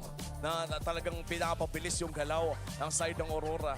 And to be fair, yung ginagawa dito ng Aurora, alam talaga nila na build for snowball ang kanilang ginagawa na may Skypiercer agad si Doming. 2 minutes in ng larong ito. At again, hindi naman nakapag-stacks ng napakabilis but the threat of the Skypiercer was there. Dinagdagan mo pa ng mga additional na damage mula sa Harley, mula sa Gord. Ito na nga yung sinasabi nating combo ngayon. Hindi lamang Gord Kalea or Gord plus a stun. It's Gord and Harley on the blue side. Harley. Kasi yung item, pwede ka mag-Divine Glaive, pwede ka mag-Genius para magtutulungan kayo. Para kayo tas may yung glowing one magagaling muna dun sa isang Gord. Sobrang ganda ng synergy na parang 2 items kayo agad kasi nagtutulungan kayo. Tapos hindi pa kasama si Doming kahit na pwede pang sumama din, di ba? Parang meron pang pwedeng variation na this could be a Beatrix also. Diba? So ang daming pwedeng mangyari, ang dami ng combo na pwedeng gawin ng Aurora. And for Omega, marami naman silang prerequisite. Kailangan tumama yung pana. Kailangan na makapag-feel itong si Perxiva. Kailangan di siya mamatay doon sa initial engage ng Aurora. So, yung sa Aurora, straight lang. Yung sa side ng Omega, kailangan may ma-reach ka or may ma-attain ka muna. Yeah. And to be fair, they were doing it in the first few minutes. Maganda rin naman talaga yung mga flicker ni Mingwin na nakakatakot. But overall, ganda rin kasi ng map movements, masasabi ko kay Edward at kay Light, that allowed them to get those punishes against Omega. At buhay na buhay pa rin ang tsansa para sa side ng Aurora Gaming Philippines to secure a playoffs berth ngayong gabi. Pero syempre, bago tayo bumalik sa napakalupit na laban na ito, ay puntahan muna natin ang MPL Arena. Ano na ba ang kaganapan kasama ang ating mga hosts? Alright, MPL Superfans, I know things are getting heated up, pero pahinga muna tayo sa ating match-up. This is Denise, I'm with Odin, and we are with a very special guest. Sir, pakilala mo naman ang sarili. Hi, good evening. My name is Kevin Sanchez from Zamboanga. Napakalayo ng pinanggalingan mo, Sir Kevin. So, kumusta ba ang iyong biyahe papunta dito? Mabilis lang. Almost 1.5 hours na naman yung biyahe. Pero I've been here for almost 2 months na. Medyo matagal ka na rin dito. And is that for work or just watching MPL? For work, then sideline itong pag-visit or pag-attend ng MPL din. Sideline. Oo, sideline. Oo. Hello po sa work. Bigita pala. Pero kita naman natin dito sa jacket ni Sir. Sino ba ang sinusuportahan mo? Baka iba pala eh, no? Pero Omega. Omega, napakaganda ng iyong sweater ngayon. At sa Omega, sino ba ang iyong bias na player? Gusto ko rin si Penguin. Wow. Bilib talaga ako sa kanya. Kapitan Mingwin in his rookie season. At pinik niya yung Selena. Ano bang tingin mo doon? Grabe, hindi kasi madaling gawin yung technical skills ng Selena. So, bilib talaga ako paano siya nag-replacement ng skills niya, paano rin siya pupwesto in terms of team fight. So, magandang mechanics yung nagagawa niya. Diba? Analysis Oo, tayo. game 1 pa lang yun. Nakikinig ako dito. Pinakitaan tayo ni Sir Kevin. At kasi analyst din talaga siya sa work. Yes! Oo, di ba? You got it. Tama. Kaya naman pala magandang mag-explain si Sir Kevin. Pero I wanna ask, kamusta yung experience mo together with the Superfans, Sir? Grabe yung nag-enjoy ako kasi iba yung feeling talaga pag nandito ka sa venue. Talaga ramdam mo yung fans na sumusuporta. Maingay talaga sila. Maingay daw kayo. Oh, okay.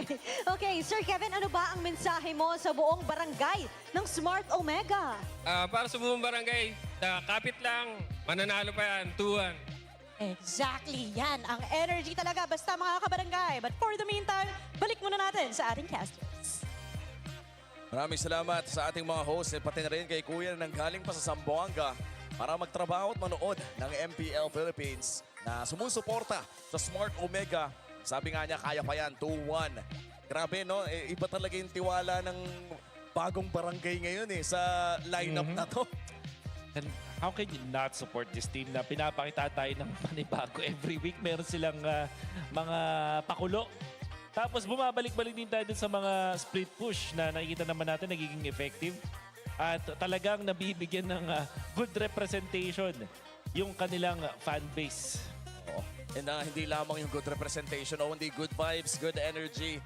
Parang very salt of the earth ang itsura ngayon ng mismong community ng Omega. Nararamdaman natin talaga yung kumbaga parang konektado sila sa kanilang barangay ngayon.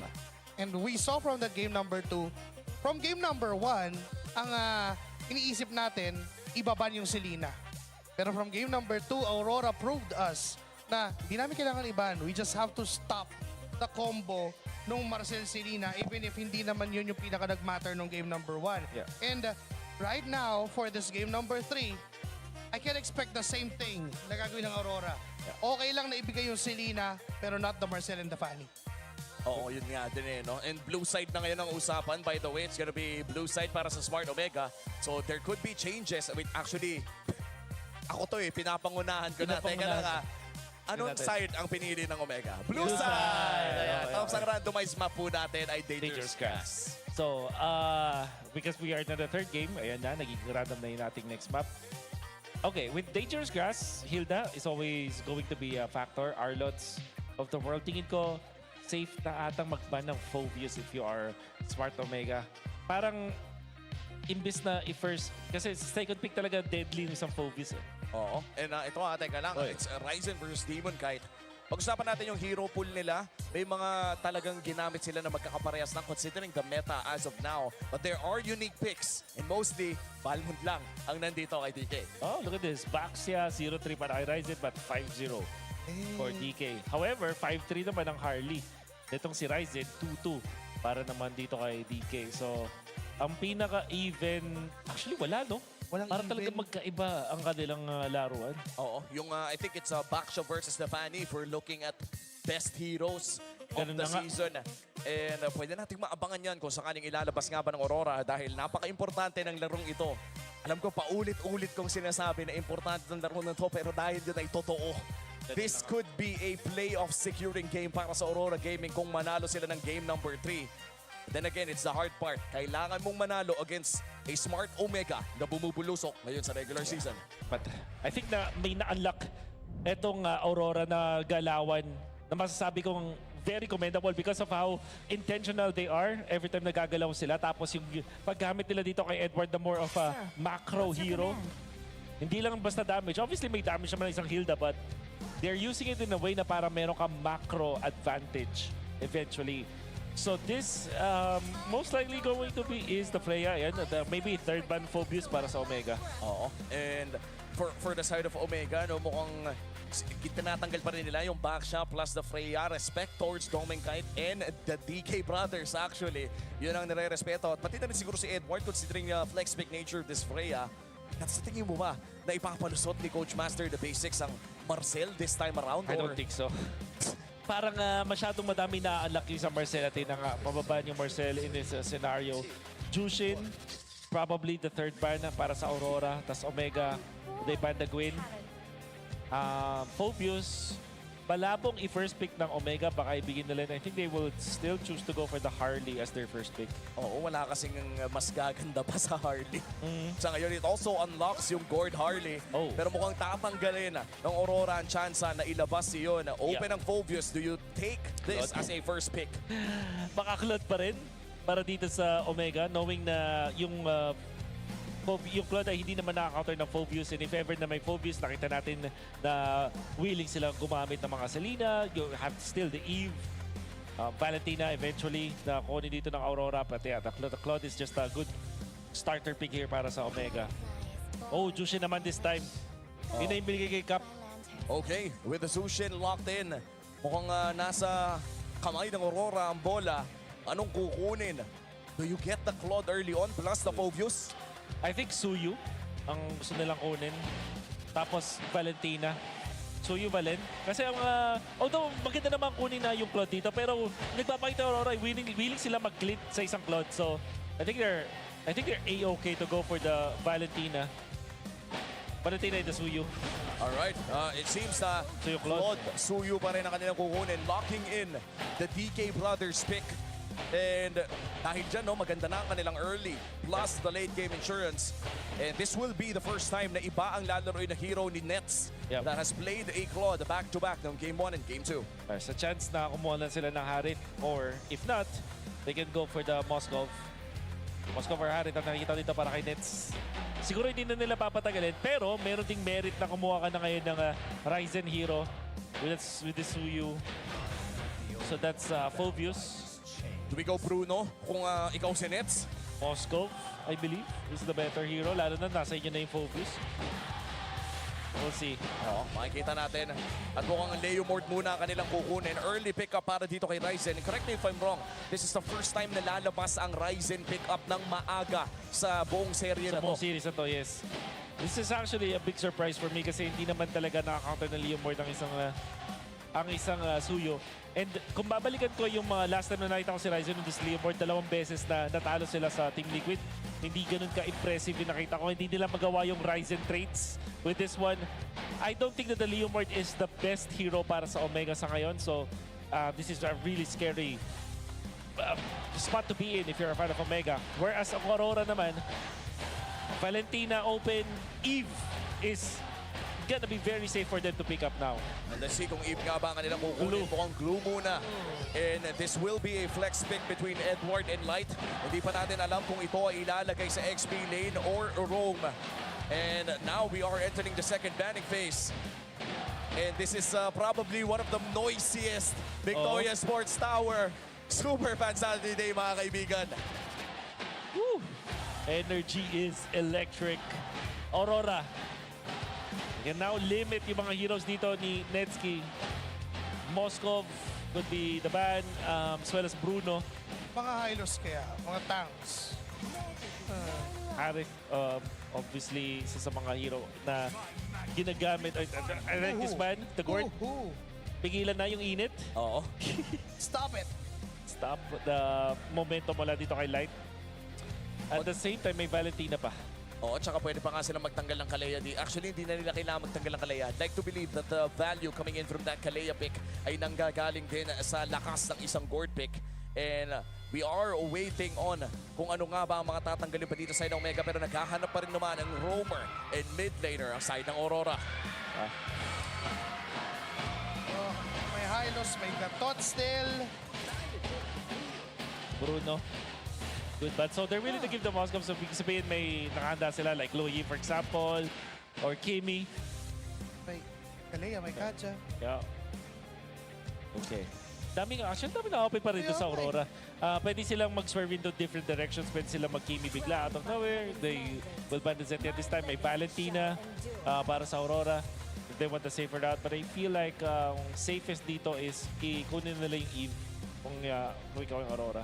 Oo. And Eve is looking beautiful right now para sa side ng Aurora Gaming. Pwede mo rin kulong yung Phobius, pwede mo rin kulong yung Kabayo. At napakadami pang options. I feel like taking a mid laner for this Red 4 could potentially preserve itong flex factor ng isang glue as well. Actually, para ma-dictate mo rin yung tempo and makaliko ka pa accordingly doon sa magiging last two picks ng Smart Omega. Again, yung Eve nga, pinakamataas na chance na yun ang kunin ng Aurora because of the counter mechanic against that Jushin as well.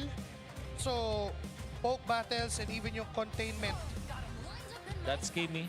Isa sa ito mga yung liko. direksyon. Wow, Pwede lang puntahan. Tapos i-adjust nila itong glue kung pwede mag-EXP or roam. Depending on what the pick will be para sa Omega. Ayan yung Kalea. Kalea clicked. Kalea. And an Iritel. If this is an Iritel, any Blade Armor hero would do para dito sa Aurora. Oh yeah. Kung babalikan natin yung huling performance ni Yue on that Kimi. Isang magandang performance na pinakita niya against Onyx Philippines sa kanilang Game 1 victory last week. Kaya medyo mainit pa itong Kimi sa kamay ni Yue.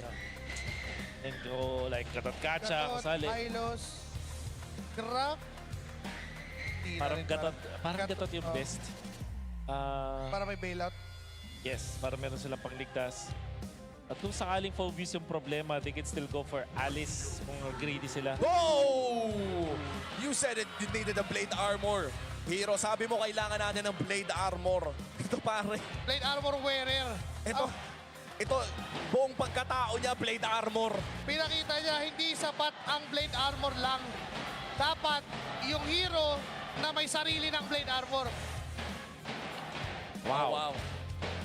With the new buffs na na-apply dito kay Beleric, si Beleric na ba ang magbibigay ng playoff slot sa Aurora Gaming? Alam mo, etong Beleric winichush din sa previous series.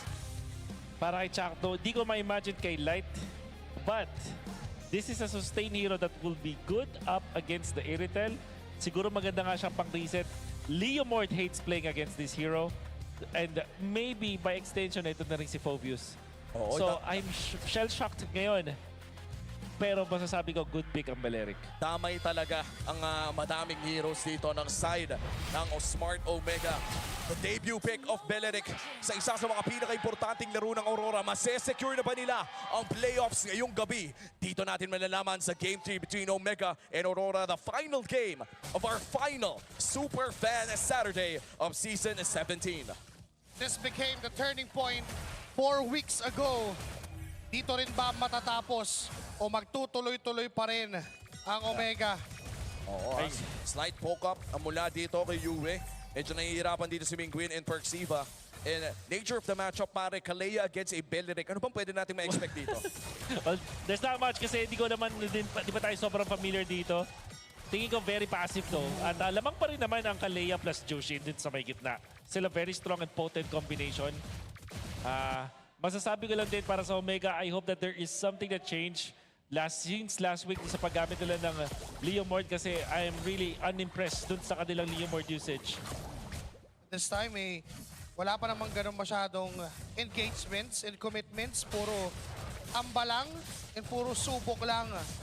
And nabanggit mo na rin, Wolf, kanina, yung Joshin Kalea, yung sustain power dahil doon sa passive ng Kalea eh. Oo, Persiva, able to take yung XP Crab na yun.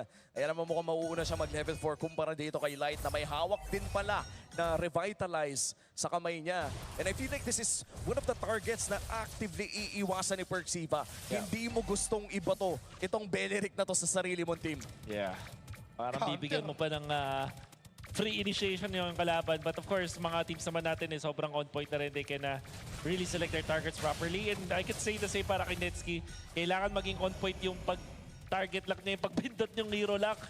Kung sino, wag na wag itong si Light. Oo, tsaka hindi, ang hirap pa naman pigilan nung ang hirap pa naman pigilan nung attack ng isang Irritel. Kailangan mo pumindot ng recall para lang mapigil yun. And Light, haharapan lang talaga niya. Tinawag na si Barbiel para feed. First blood. Bigla lang tinunaw yung puno.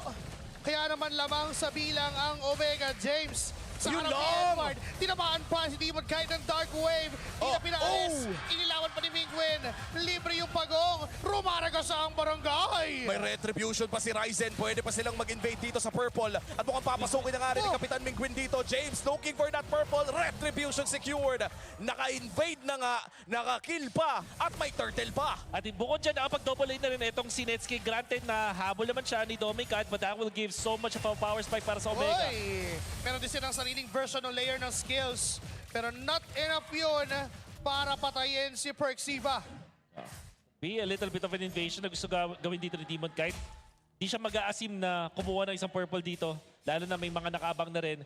But there could be a wraparound. Dili ko rin si Netsuki. Nako! Si Netsuki nagiging target pero sa isang ultimate out ay makakatakas pa. Binalikan pa para balikan yung caravan.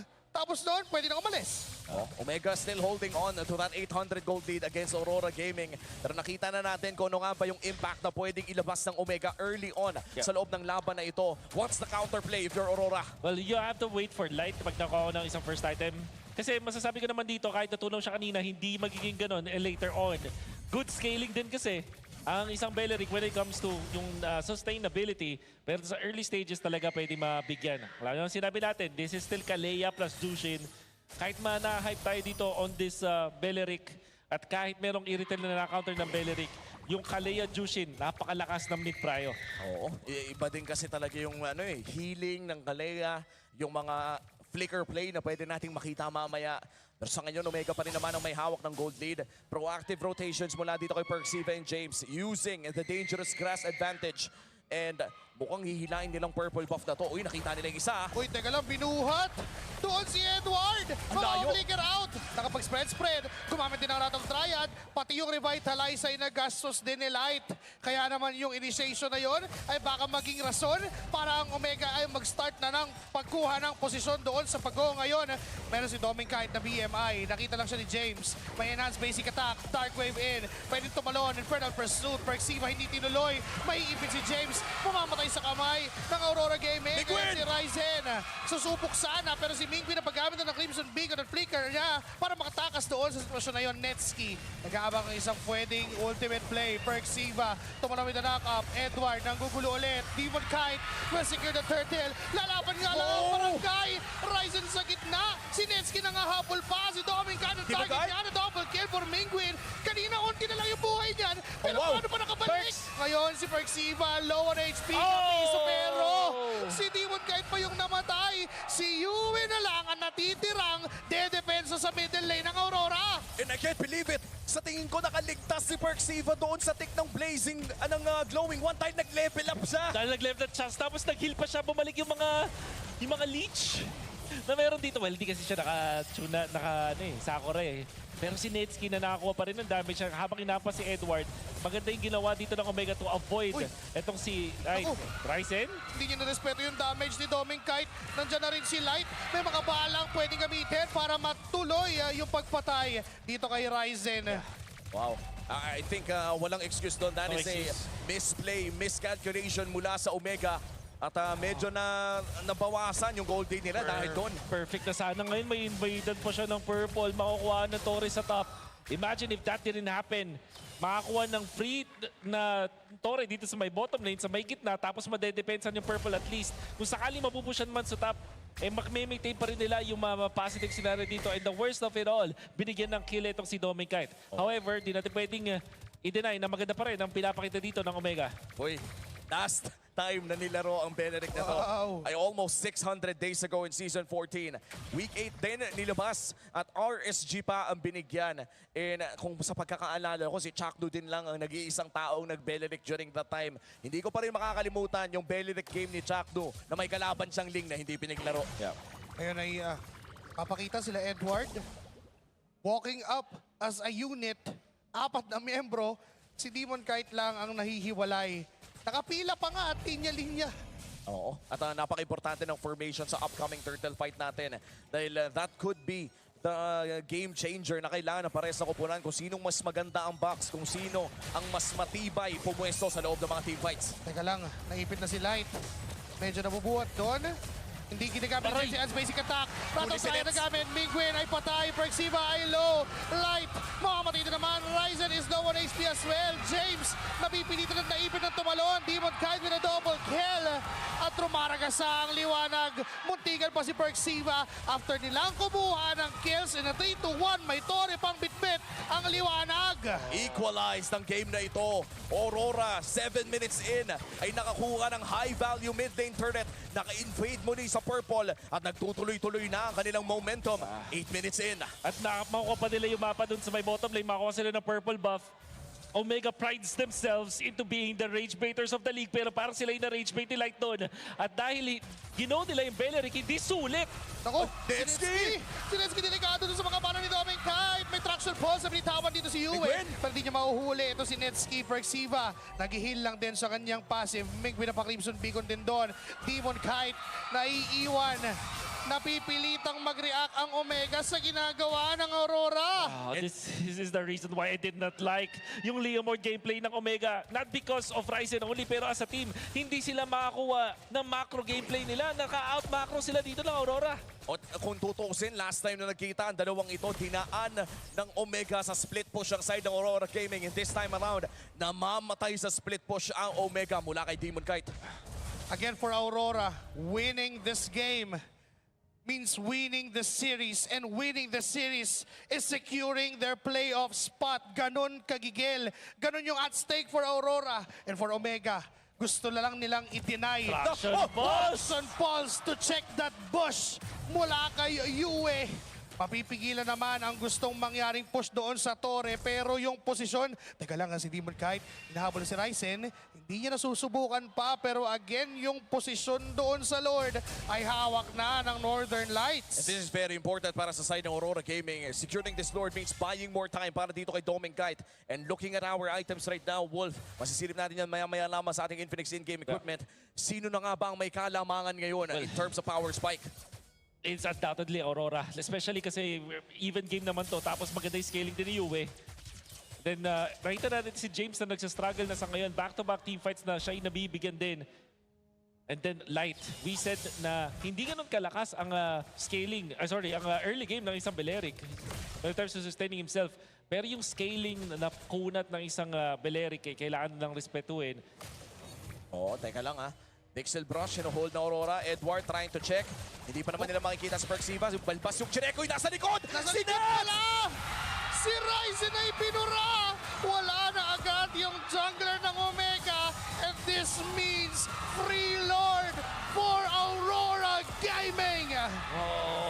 Aurora punishing ulit yung map control ng Omega. Umabante at nakita doon si Ryzen, hindi nagdalawang isip ang Aurora na i-dive ang isang Leomord na walang pang-peel sa kanya noon, Perks. Hindi na niya kasi alam yung gagawin niya dito. Sino ba po protektahan niya? It's going to be Ryzen, it's going to be Netsky. Most of the time, it should be Netsky. But in this scenario, pag may mga Lord dances, kailangan din protektahan ng isang Leomord. Massive Lord para dito sa Aurora. And with this push, pwede sila makakuha ng mga inhibitor turrets. Bagamat may mga nakikita tayong Holy Shields on the side of Omega, ay pwede pa rin sila makabasag dito dahil sa kalakasan na meron sila sa pag-poke at sa pagpasok. And for Aurora Gaming, this could mean playoffs. Mukhang dadaan-daanin muna nila ang pag-push dito sa baba. 4-man, down bottom, target yung second tier turret. Lord, down top lane. nagmamarch at tuloy-tuloy pa rin. Wala pa rin pumipigil. Middle lane, may minions na paparating. At ang target na ng Aurora ay samahan yung Lord na nakuha nila kanina. Light on the front line, Edward on the side, Demon Kite, poking, Yumi trying for the traction pulse. Immobilize will connect. Lord will be bursted down. Mababasag yung Holy Shields and even dun sa middle lane, pwede ulit ituloy ng Aurora ang opensa laban sa Omega. Oy, kumonsil na ha. Looking for that play. Triad din tumama na rin. At hindi na nakagalaw pa ang mga members ng barangay. Unti-unti silang namamatay ngayon. 3 laban sa 1. Double kill for Ryzen. Makakabawi ba? Dahil yung 3 miyembro ng Aurora ay umatras na at hindi na pipilitin pa ng Omega na habulin ang liwanag. No inhibitor turret sa mabagsak sa side ng Omega. Pero secured pa rin ang massive gold lead for the side of Aurora. And that's RORA diving under the turret of Omega, trying to push. Pero sila pa rin na may positive na trade doon. Imagine, ang ginawa ni Light, nag-ulti agad. Wala nang intro-intro, talagang inunahan na ang Omega. And James melted in front of the members of Aurora very, very quickly. Nakuhaan pa ng orange buff itong si Ryzen na ngayon lamang na ng 3,000 itong si Demon Kite. At meron na rin Sky Piercer stacks na hawak dito si DK. Kaya naman napakahirap para sa Omega na actually manatiling buhay sa loob ng mga team fights na ito. Alam naman natin na ang isang Leomord and pati na rin ang isang Kalea ay talagang gusto nila sana yung mga nakakasustain sila ng mas matagal sa loob ng ating laro. But as of now, 35 seconds bago lumabas yung Lord. Kontrolado ng Aurora, hindi lamang ang river kundi 60% ng mapa at mukhang mai-invadean pa muli dito ang Omega. Wala pang endless battle at kaka-build lang ng endless battle at this point neto ni Ryzen. Maaari tayo maka-expect ng damage, ng onting bawi. Pero again, we're looking at doon sa counter-engage ng Aurora. Yung Wrath of Dryad na kanina pang nagiging problema, hindi sila makaalis, hindi sila makagalaw. There's a 2,000 gold gap between Ryzen at pati na rin ni DK sa larong ito at magmamaterialize yan hindi lamang sa Sky Piercer stacks kundi sa isang buong item. At baka may nahanap muli sila. Oh my goodness, si James ang napili ng Aurora. Ngayon si Perxiva at si Netsky sumubok na kumuha ng isa pero wala. Hindi sila nakakuha ng trade against the death of James. Kaya yung 2 miyembro ng barangay ay mawawala at yung Lord ay mabibigay na sa Aurora. Oh, believable burst mula dito sa Aurora. Back-to-back Phobius games mula sa Omega. Pero talagang napapanish sila. Mukhang Aurora is prepared against this Phobius. The way na hinahandle nila, bibigyan agad at bibigyan. Huwag nang hayaang mga hinga pa. Etong si James. At hindi na naagawa ng play para dito sa mga members ng Omega. At dahil din scattered ang mga members ng Omega in that team fight, sobrang na-unbox sila ng Aurora who have maintained their own box and eventually overwhelmed yung mga members ng Omega, one member after the other. Simula nung Week 4 na pagkatalo ng Aurora kontra Omega ay parami na ng parami ang nagda-doubt sa reigning defending world champions. And now, 14 minutes in, may malaking chance ang side ng Aurora Gaming na patunayan muli na kaya pa rin nilang makapasok ng playoffs, na kaya pa rin nilang lumaban sa top teams ng MPL Philippines, na kaya pa rin nilang ipakita ang kanilang liwanag at magpupush na ang Lord sa may bandang itaas. Ito na ba ang huling kabanata ng istorya para sa regular season? Seselyuhan na ba ang 6 na teams na makakapasok ng playoffs? Dahil right now for Aurora, yon ang kagustuhan nila. Sa baba ang punteriya. Pumasok na si Light. Haharangan lang ang mga members. Tinamaan siya ng Dark Wave. Magbuhat siya ni Mingwin. Bibigyan siya ni Perxiva. Mapaburst down siya ng Omega. May papasok si Edward at si Netsky. Ang napuntahan niya, mabubuhay ba siya? Pero hindi na. Wala yung 2, 3 miyembro ng Omega. At si Ryzen pa sinunod. 3 pa ang natitira. Para sa Aurora, isa na lang sa Omega. Ang dedepensa, patay si Demon Kite. May immortality pa yan. Pero nahanap na nga ang liwanag at ang panalo. At ang kahuli-huli ang koponan sa playoffs ng Season 17. Walang iba kundi Aurora Gaming Philippines! Playoffs secured para sa Aurora. At napatunayan muli ng reigning defending world champions na kaya nilang lumaban sa pinakamalakas na rehiyon ng MLBB. And the way that they played it, binalik yung dati nilang tempo, yung hindi tumitigil sa paggawa ng plays, yung magandang positioning, yung magandang pag-punish ng mga objectives, yung mga pwestuhan. Hindi ka basta-basta pwedeng gumalaw kapag kalaban mo ang Aurora at yun ang pinatunayan nila ngayong araw up against the hot streaking Omega. And for Smart Omega, pasok pa rin sa playoffs ang kanilang koponan. At hindi ito ang huling beses na makakita kayo ng mga plays mula sa bagong barangay. Pinabilib ang madla, pinabilib ang lahat ng mga natutulog na fans sa Omega. But this time, the light has awakened. The Northern Lights take off the veil. Aurora comes in big sa laban na ito. At sila nga ang kahuli-huliang team na makakapasok sa playoffs right now at the 6th seed, completing the picture of our regular season dito sa MPL Philippines Season 17. And this formally eliminates as well APBR out of playoffs contention. Opisyal na rin na TNC at APBR ang mawawala sa ating regular season at hindi magpapatuloy sa ating playoffs. Sa ngayon, ang Aurora Gaming ay punong-puno ng buhay. Ang kanilang Northern Lights ay nagliliwanag, nagniningning muli matapos ang ilang linggo ng pagkatalo. Sila ang pinakahuli, ang kahuli-hulihang slot sa loob ng ating playoffs. Ang ating World Champions ay maglalaro pa sa San Juan. Imagine being doubted for weeks, but Aurora still provides. Kaya naman makakausap na natin ang Aurora sa main stage. Everybody, the reigning world champions is now playoff secured! Congratulations, Aurora Gaming! Getting the last ticket to the playoffs. Grabe, pinakaban nyo lahat ng mga fans. Yue, I wanna ask you now, how does that win feel for you? Anong naramdaman mo na nakuha nyo na yung huling slot to the playoffs with that win today? Siyempre po masaya kasi iniim talaga namin na makapasok sa playoffs. Alam mo, Yue, ano ba yung pinagdaanan ng Aurora Gaming all throughout the weeks that made you motivated to get the last ticket? Siguro yung siyempre yung mga talo namin, napag-aralan namin yung mga maling ginagawa namin, tapos na-fix namin dapat yung dapat i-fix na pagdating sa in-game and yung mga dapat pa namin i-improve. I love that. Yue, alam mo, dinala nyo kami sa Game 3, pero gusto namin balikan yung nangyari sa Game 2 dito sa play na to. Ikwento mo naman sa amin what was happening during the comms dito sa mapapanood natin ngayon.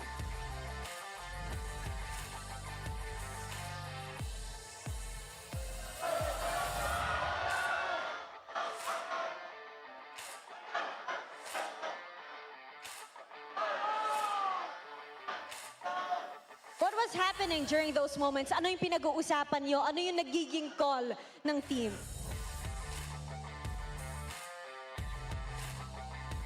Ginamit mo yung gourd. Ano lang po, na-stun lang. Na-stun lang.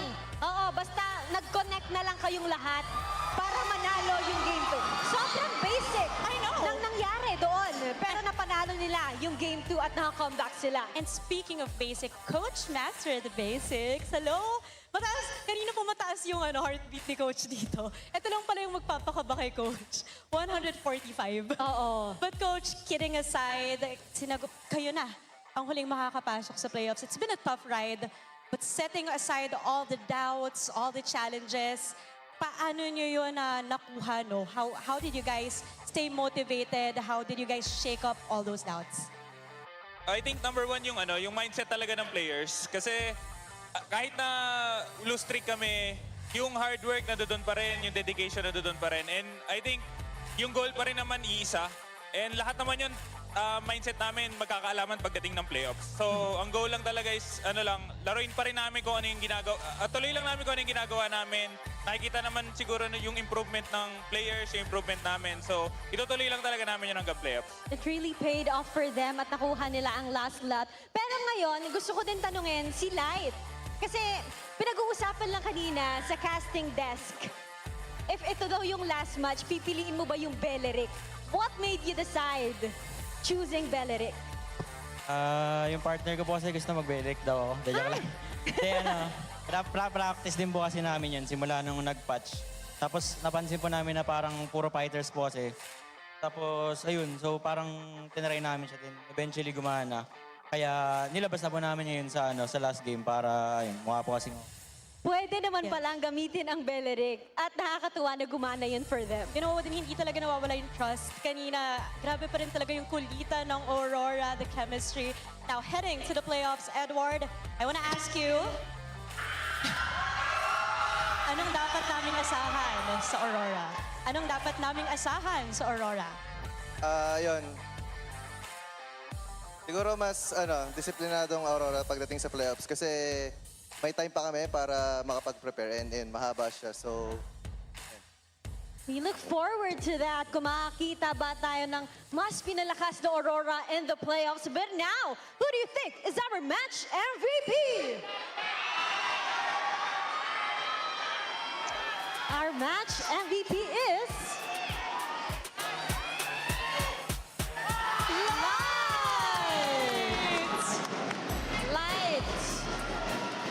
What a great performance. Mula Game 2, binuhat mo lahat ng kayang buhatin.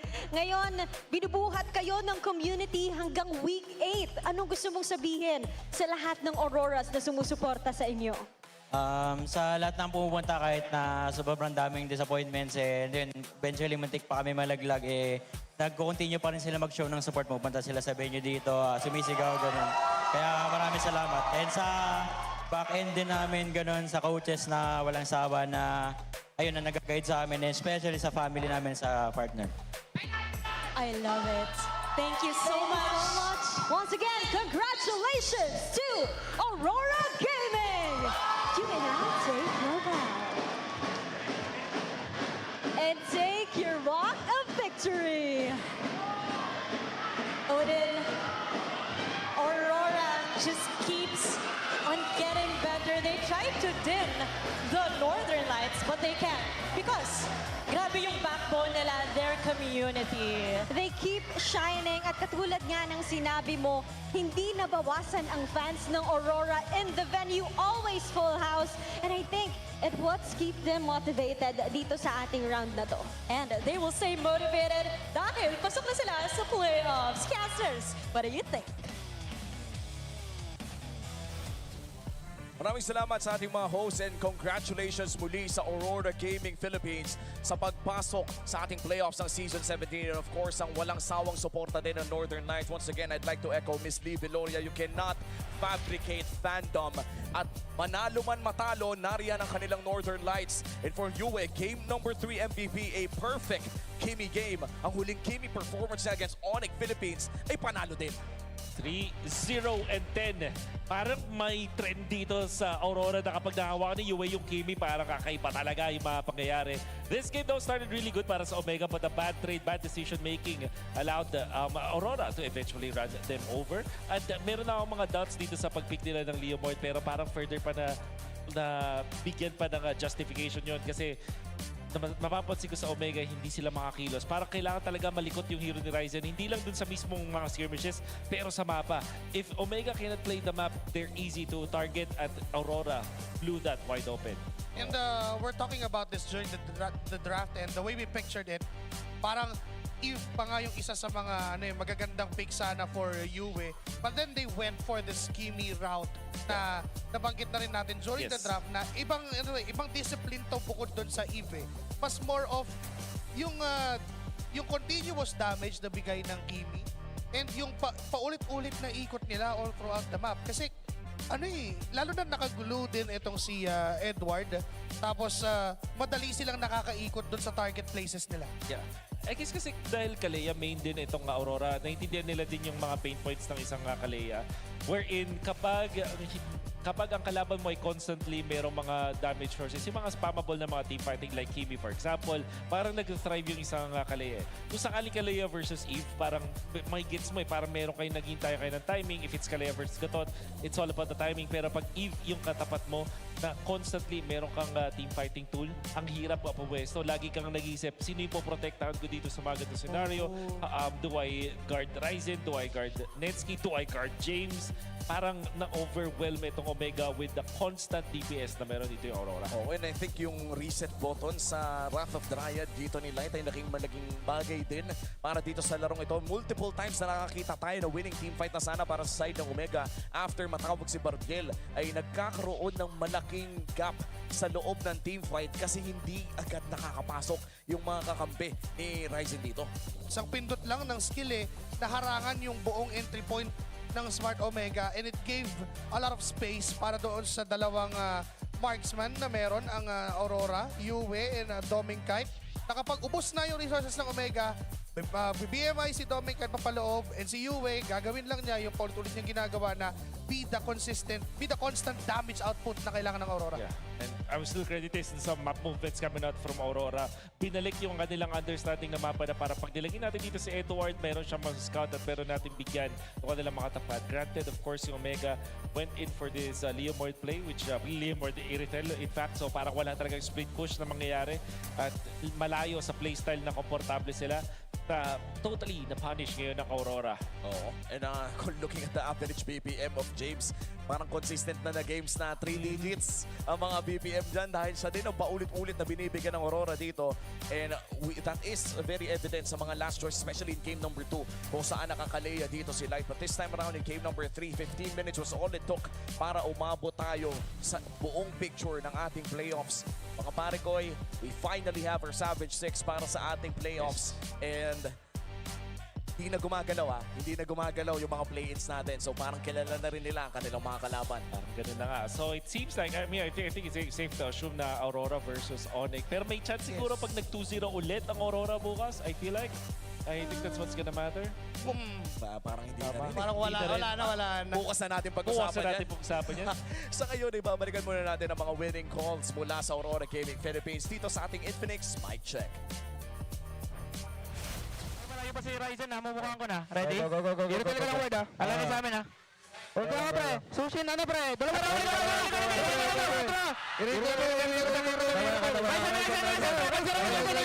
Ryzen pansinin nyo.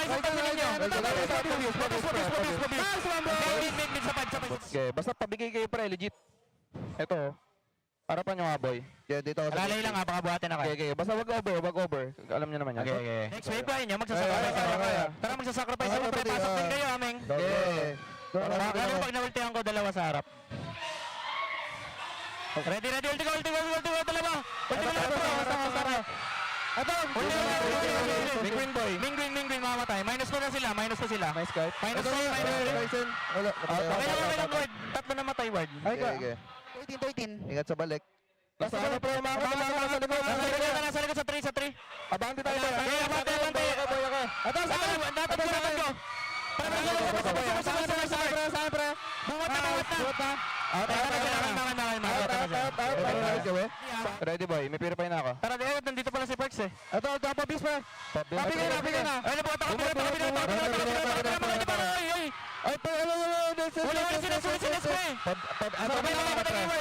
Nice one. Patay.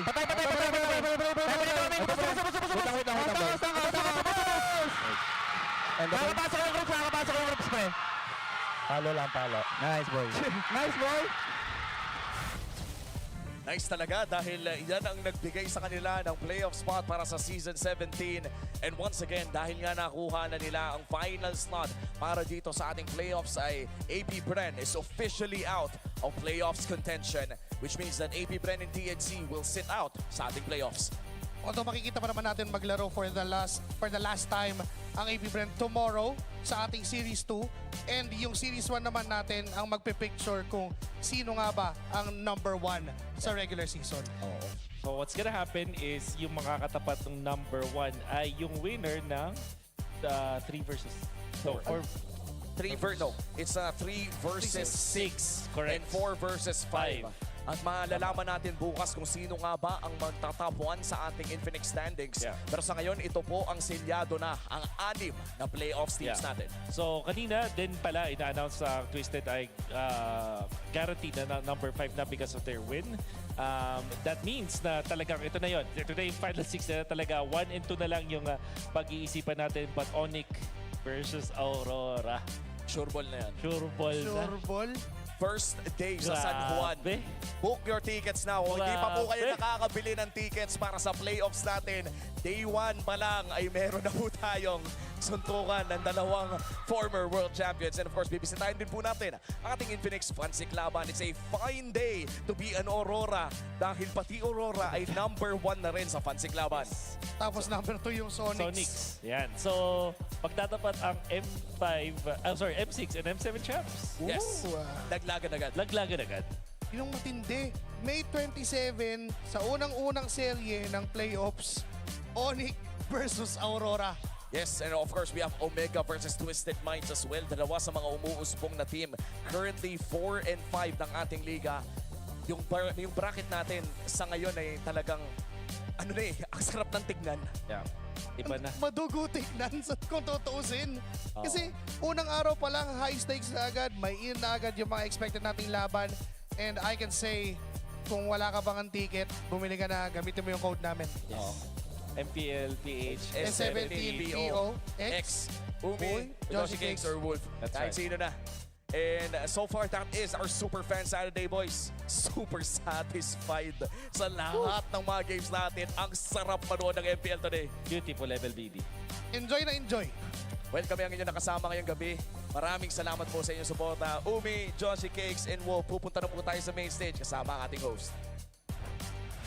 What a roller coaster of a super fan Saturday, and what an ending to Aurora. Pasok na sa playoffs after beating OMG 2-1. Wow. Talaga namang matindi ang mga kaganapan dito sa MPL Arena. Pero super fans, kumapit lang kayo dahil bukas, we are in for another treat. Dahil second round na ng ating golden rivalry, and that is between Team Liquid Philippines and Onyx Philippines. Odin, the stakes are getting high. Ang tanong ng lahat, mauulit kaya ng TLPH yung ginawa nila nung unang leg or re-rest back, sinasabero ang Onyx, at makukontinue nila ang win streak to 5 matches. Kaabang-abang ang mga mangyayari bukas, and to cap off our regular season, ilalabas na rin bukas ang pinakabagong anthem ng MPL Philippines, Palag na To by Janine Verdin. Abangan natin ang lahat ng yan bukas. This is your host, Janice. And this is your very own Odin. Magkita-kita tayo muli bukas dito lamang sa tahanan ng pinakamalalakas. Ito ang MPL Philippines Season 17. Palag na To!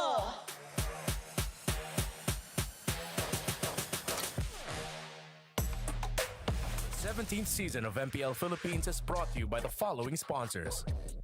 Infinix, the official gaming phone partner. The power behind every Madlang gamer. Smart, the simply reliable connectivity partner of the MPL. Our partner in esports, Clear Men. And our strategic partners, TT Racing, Ferry, and SIP. Don't miss any MPL action by following our official Facebook and subscribing to our YouTube channel. Follow MPLPH on TikTok for more content. Experience the lakas ng Pinas of MPLPH Season 17 live at Victoria Sports Tower. Grab your tickets now via the official MPLPH website. MPL Philippines is monitored and supervised by the Games and Amusement Board.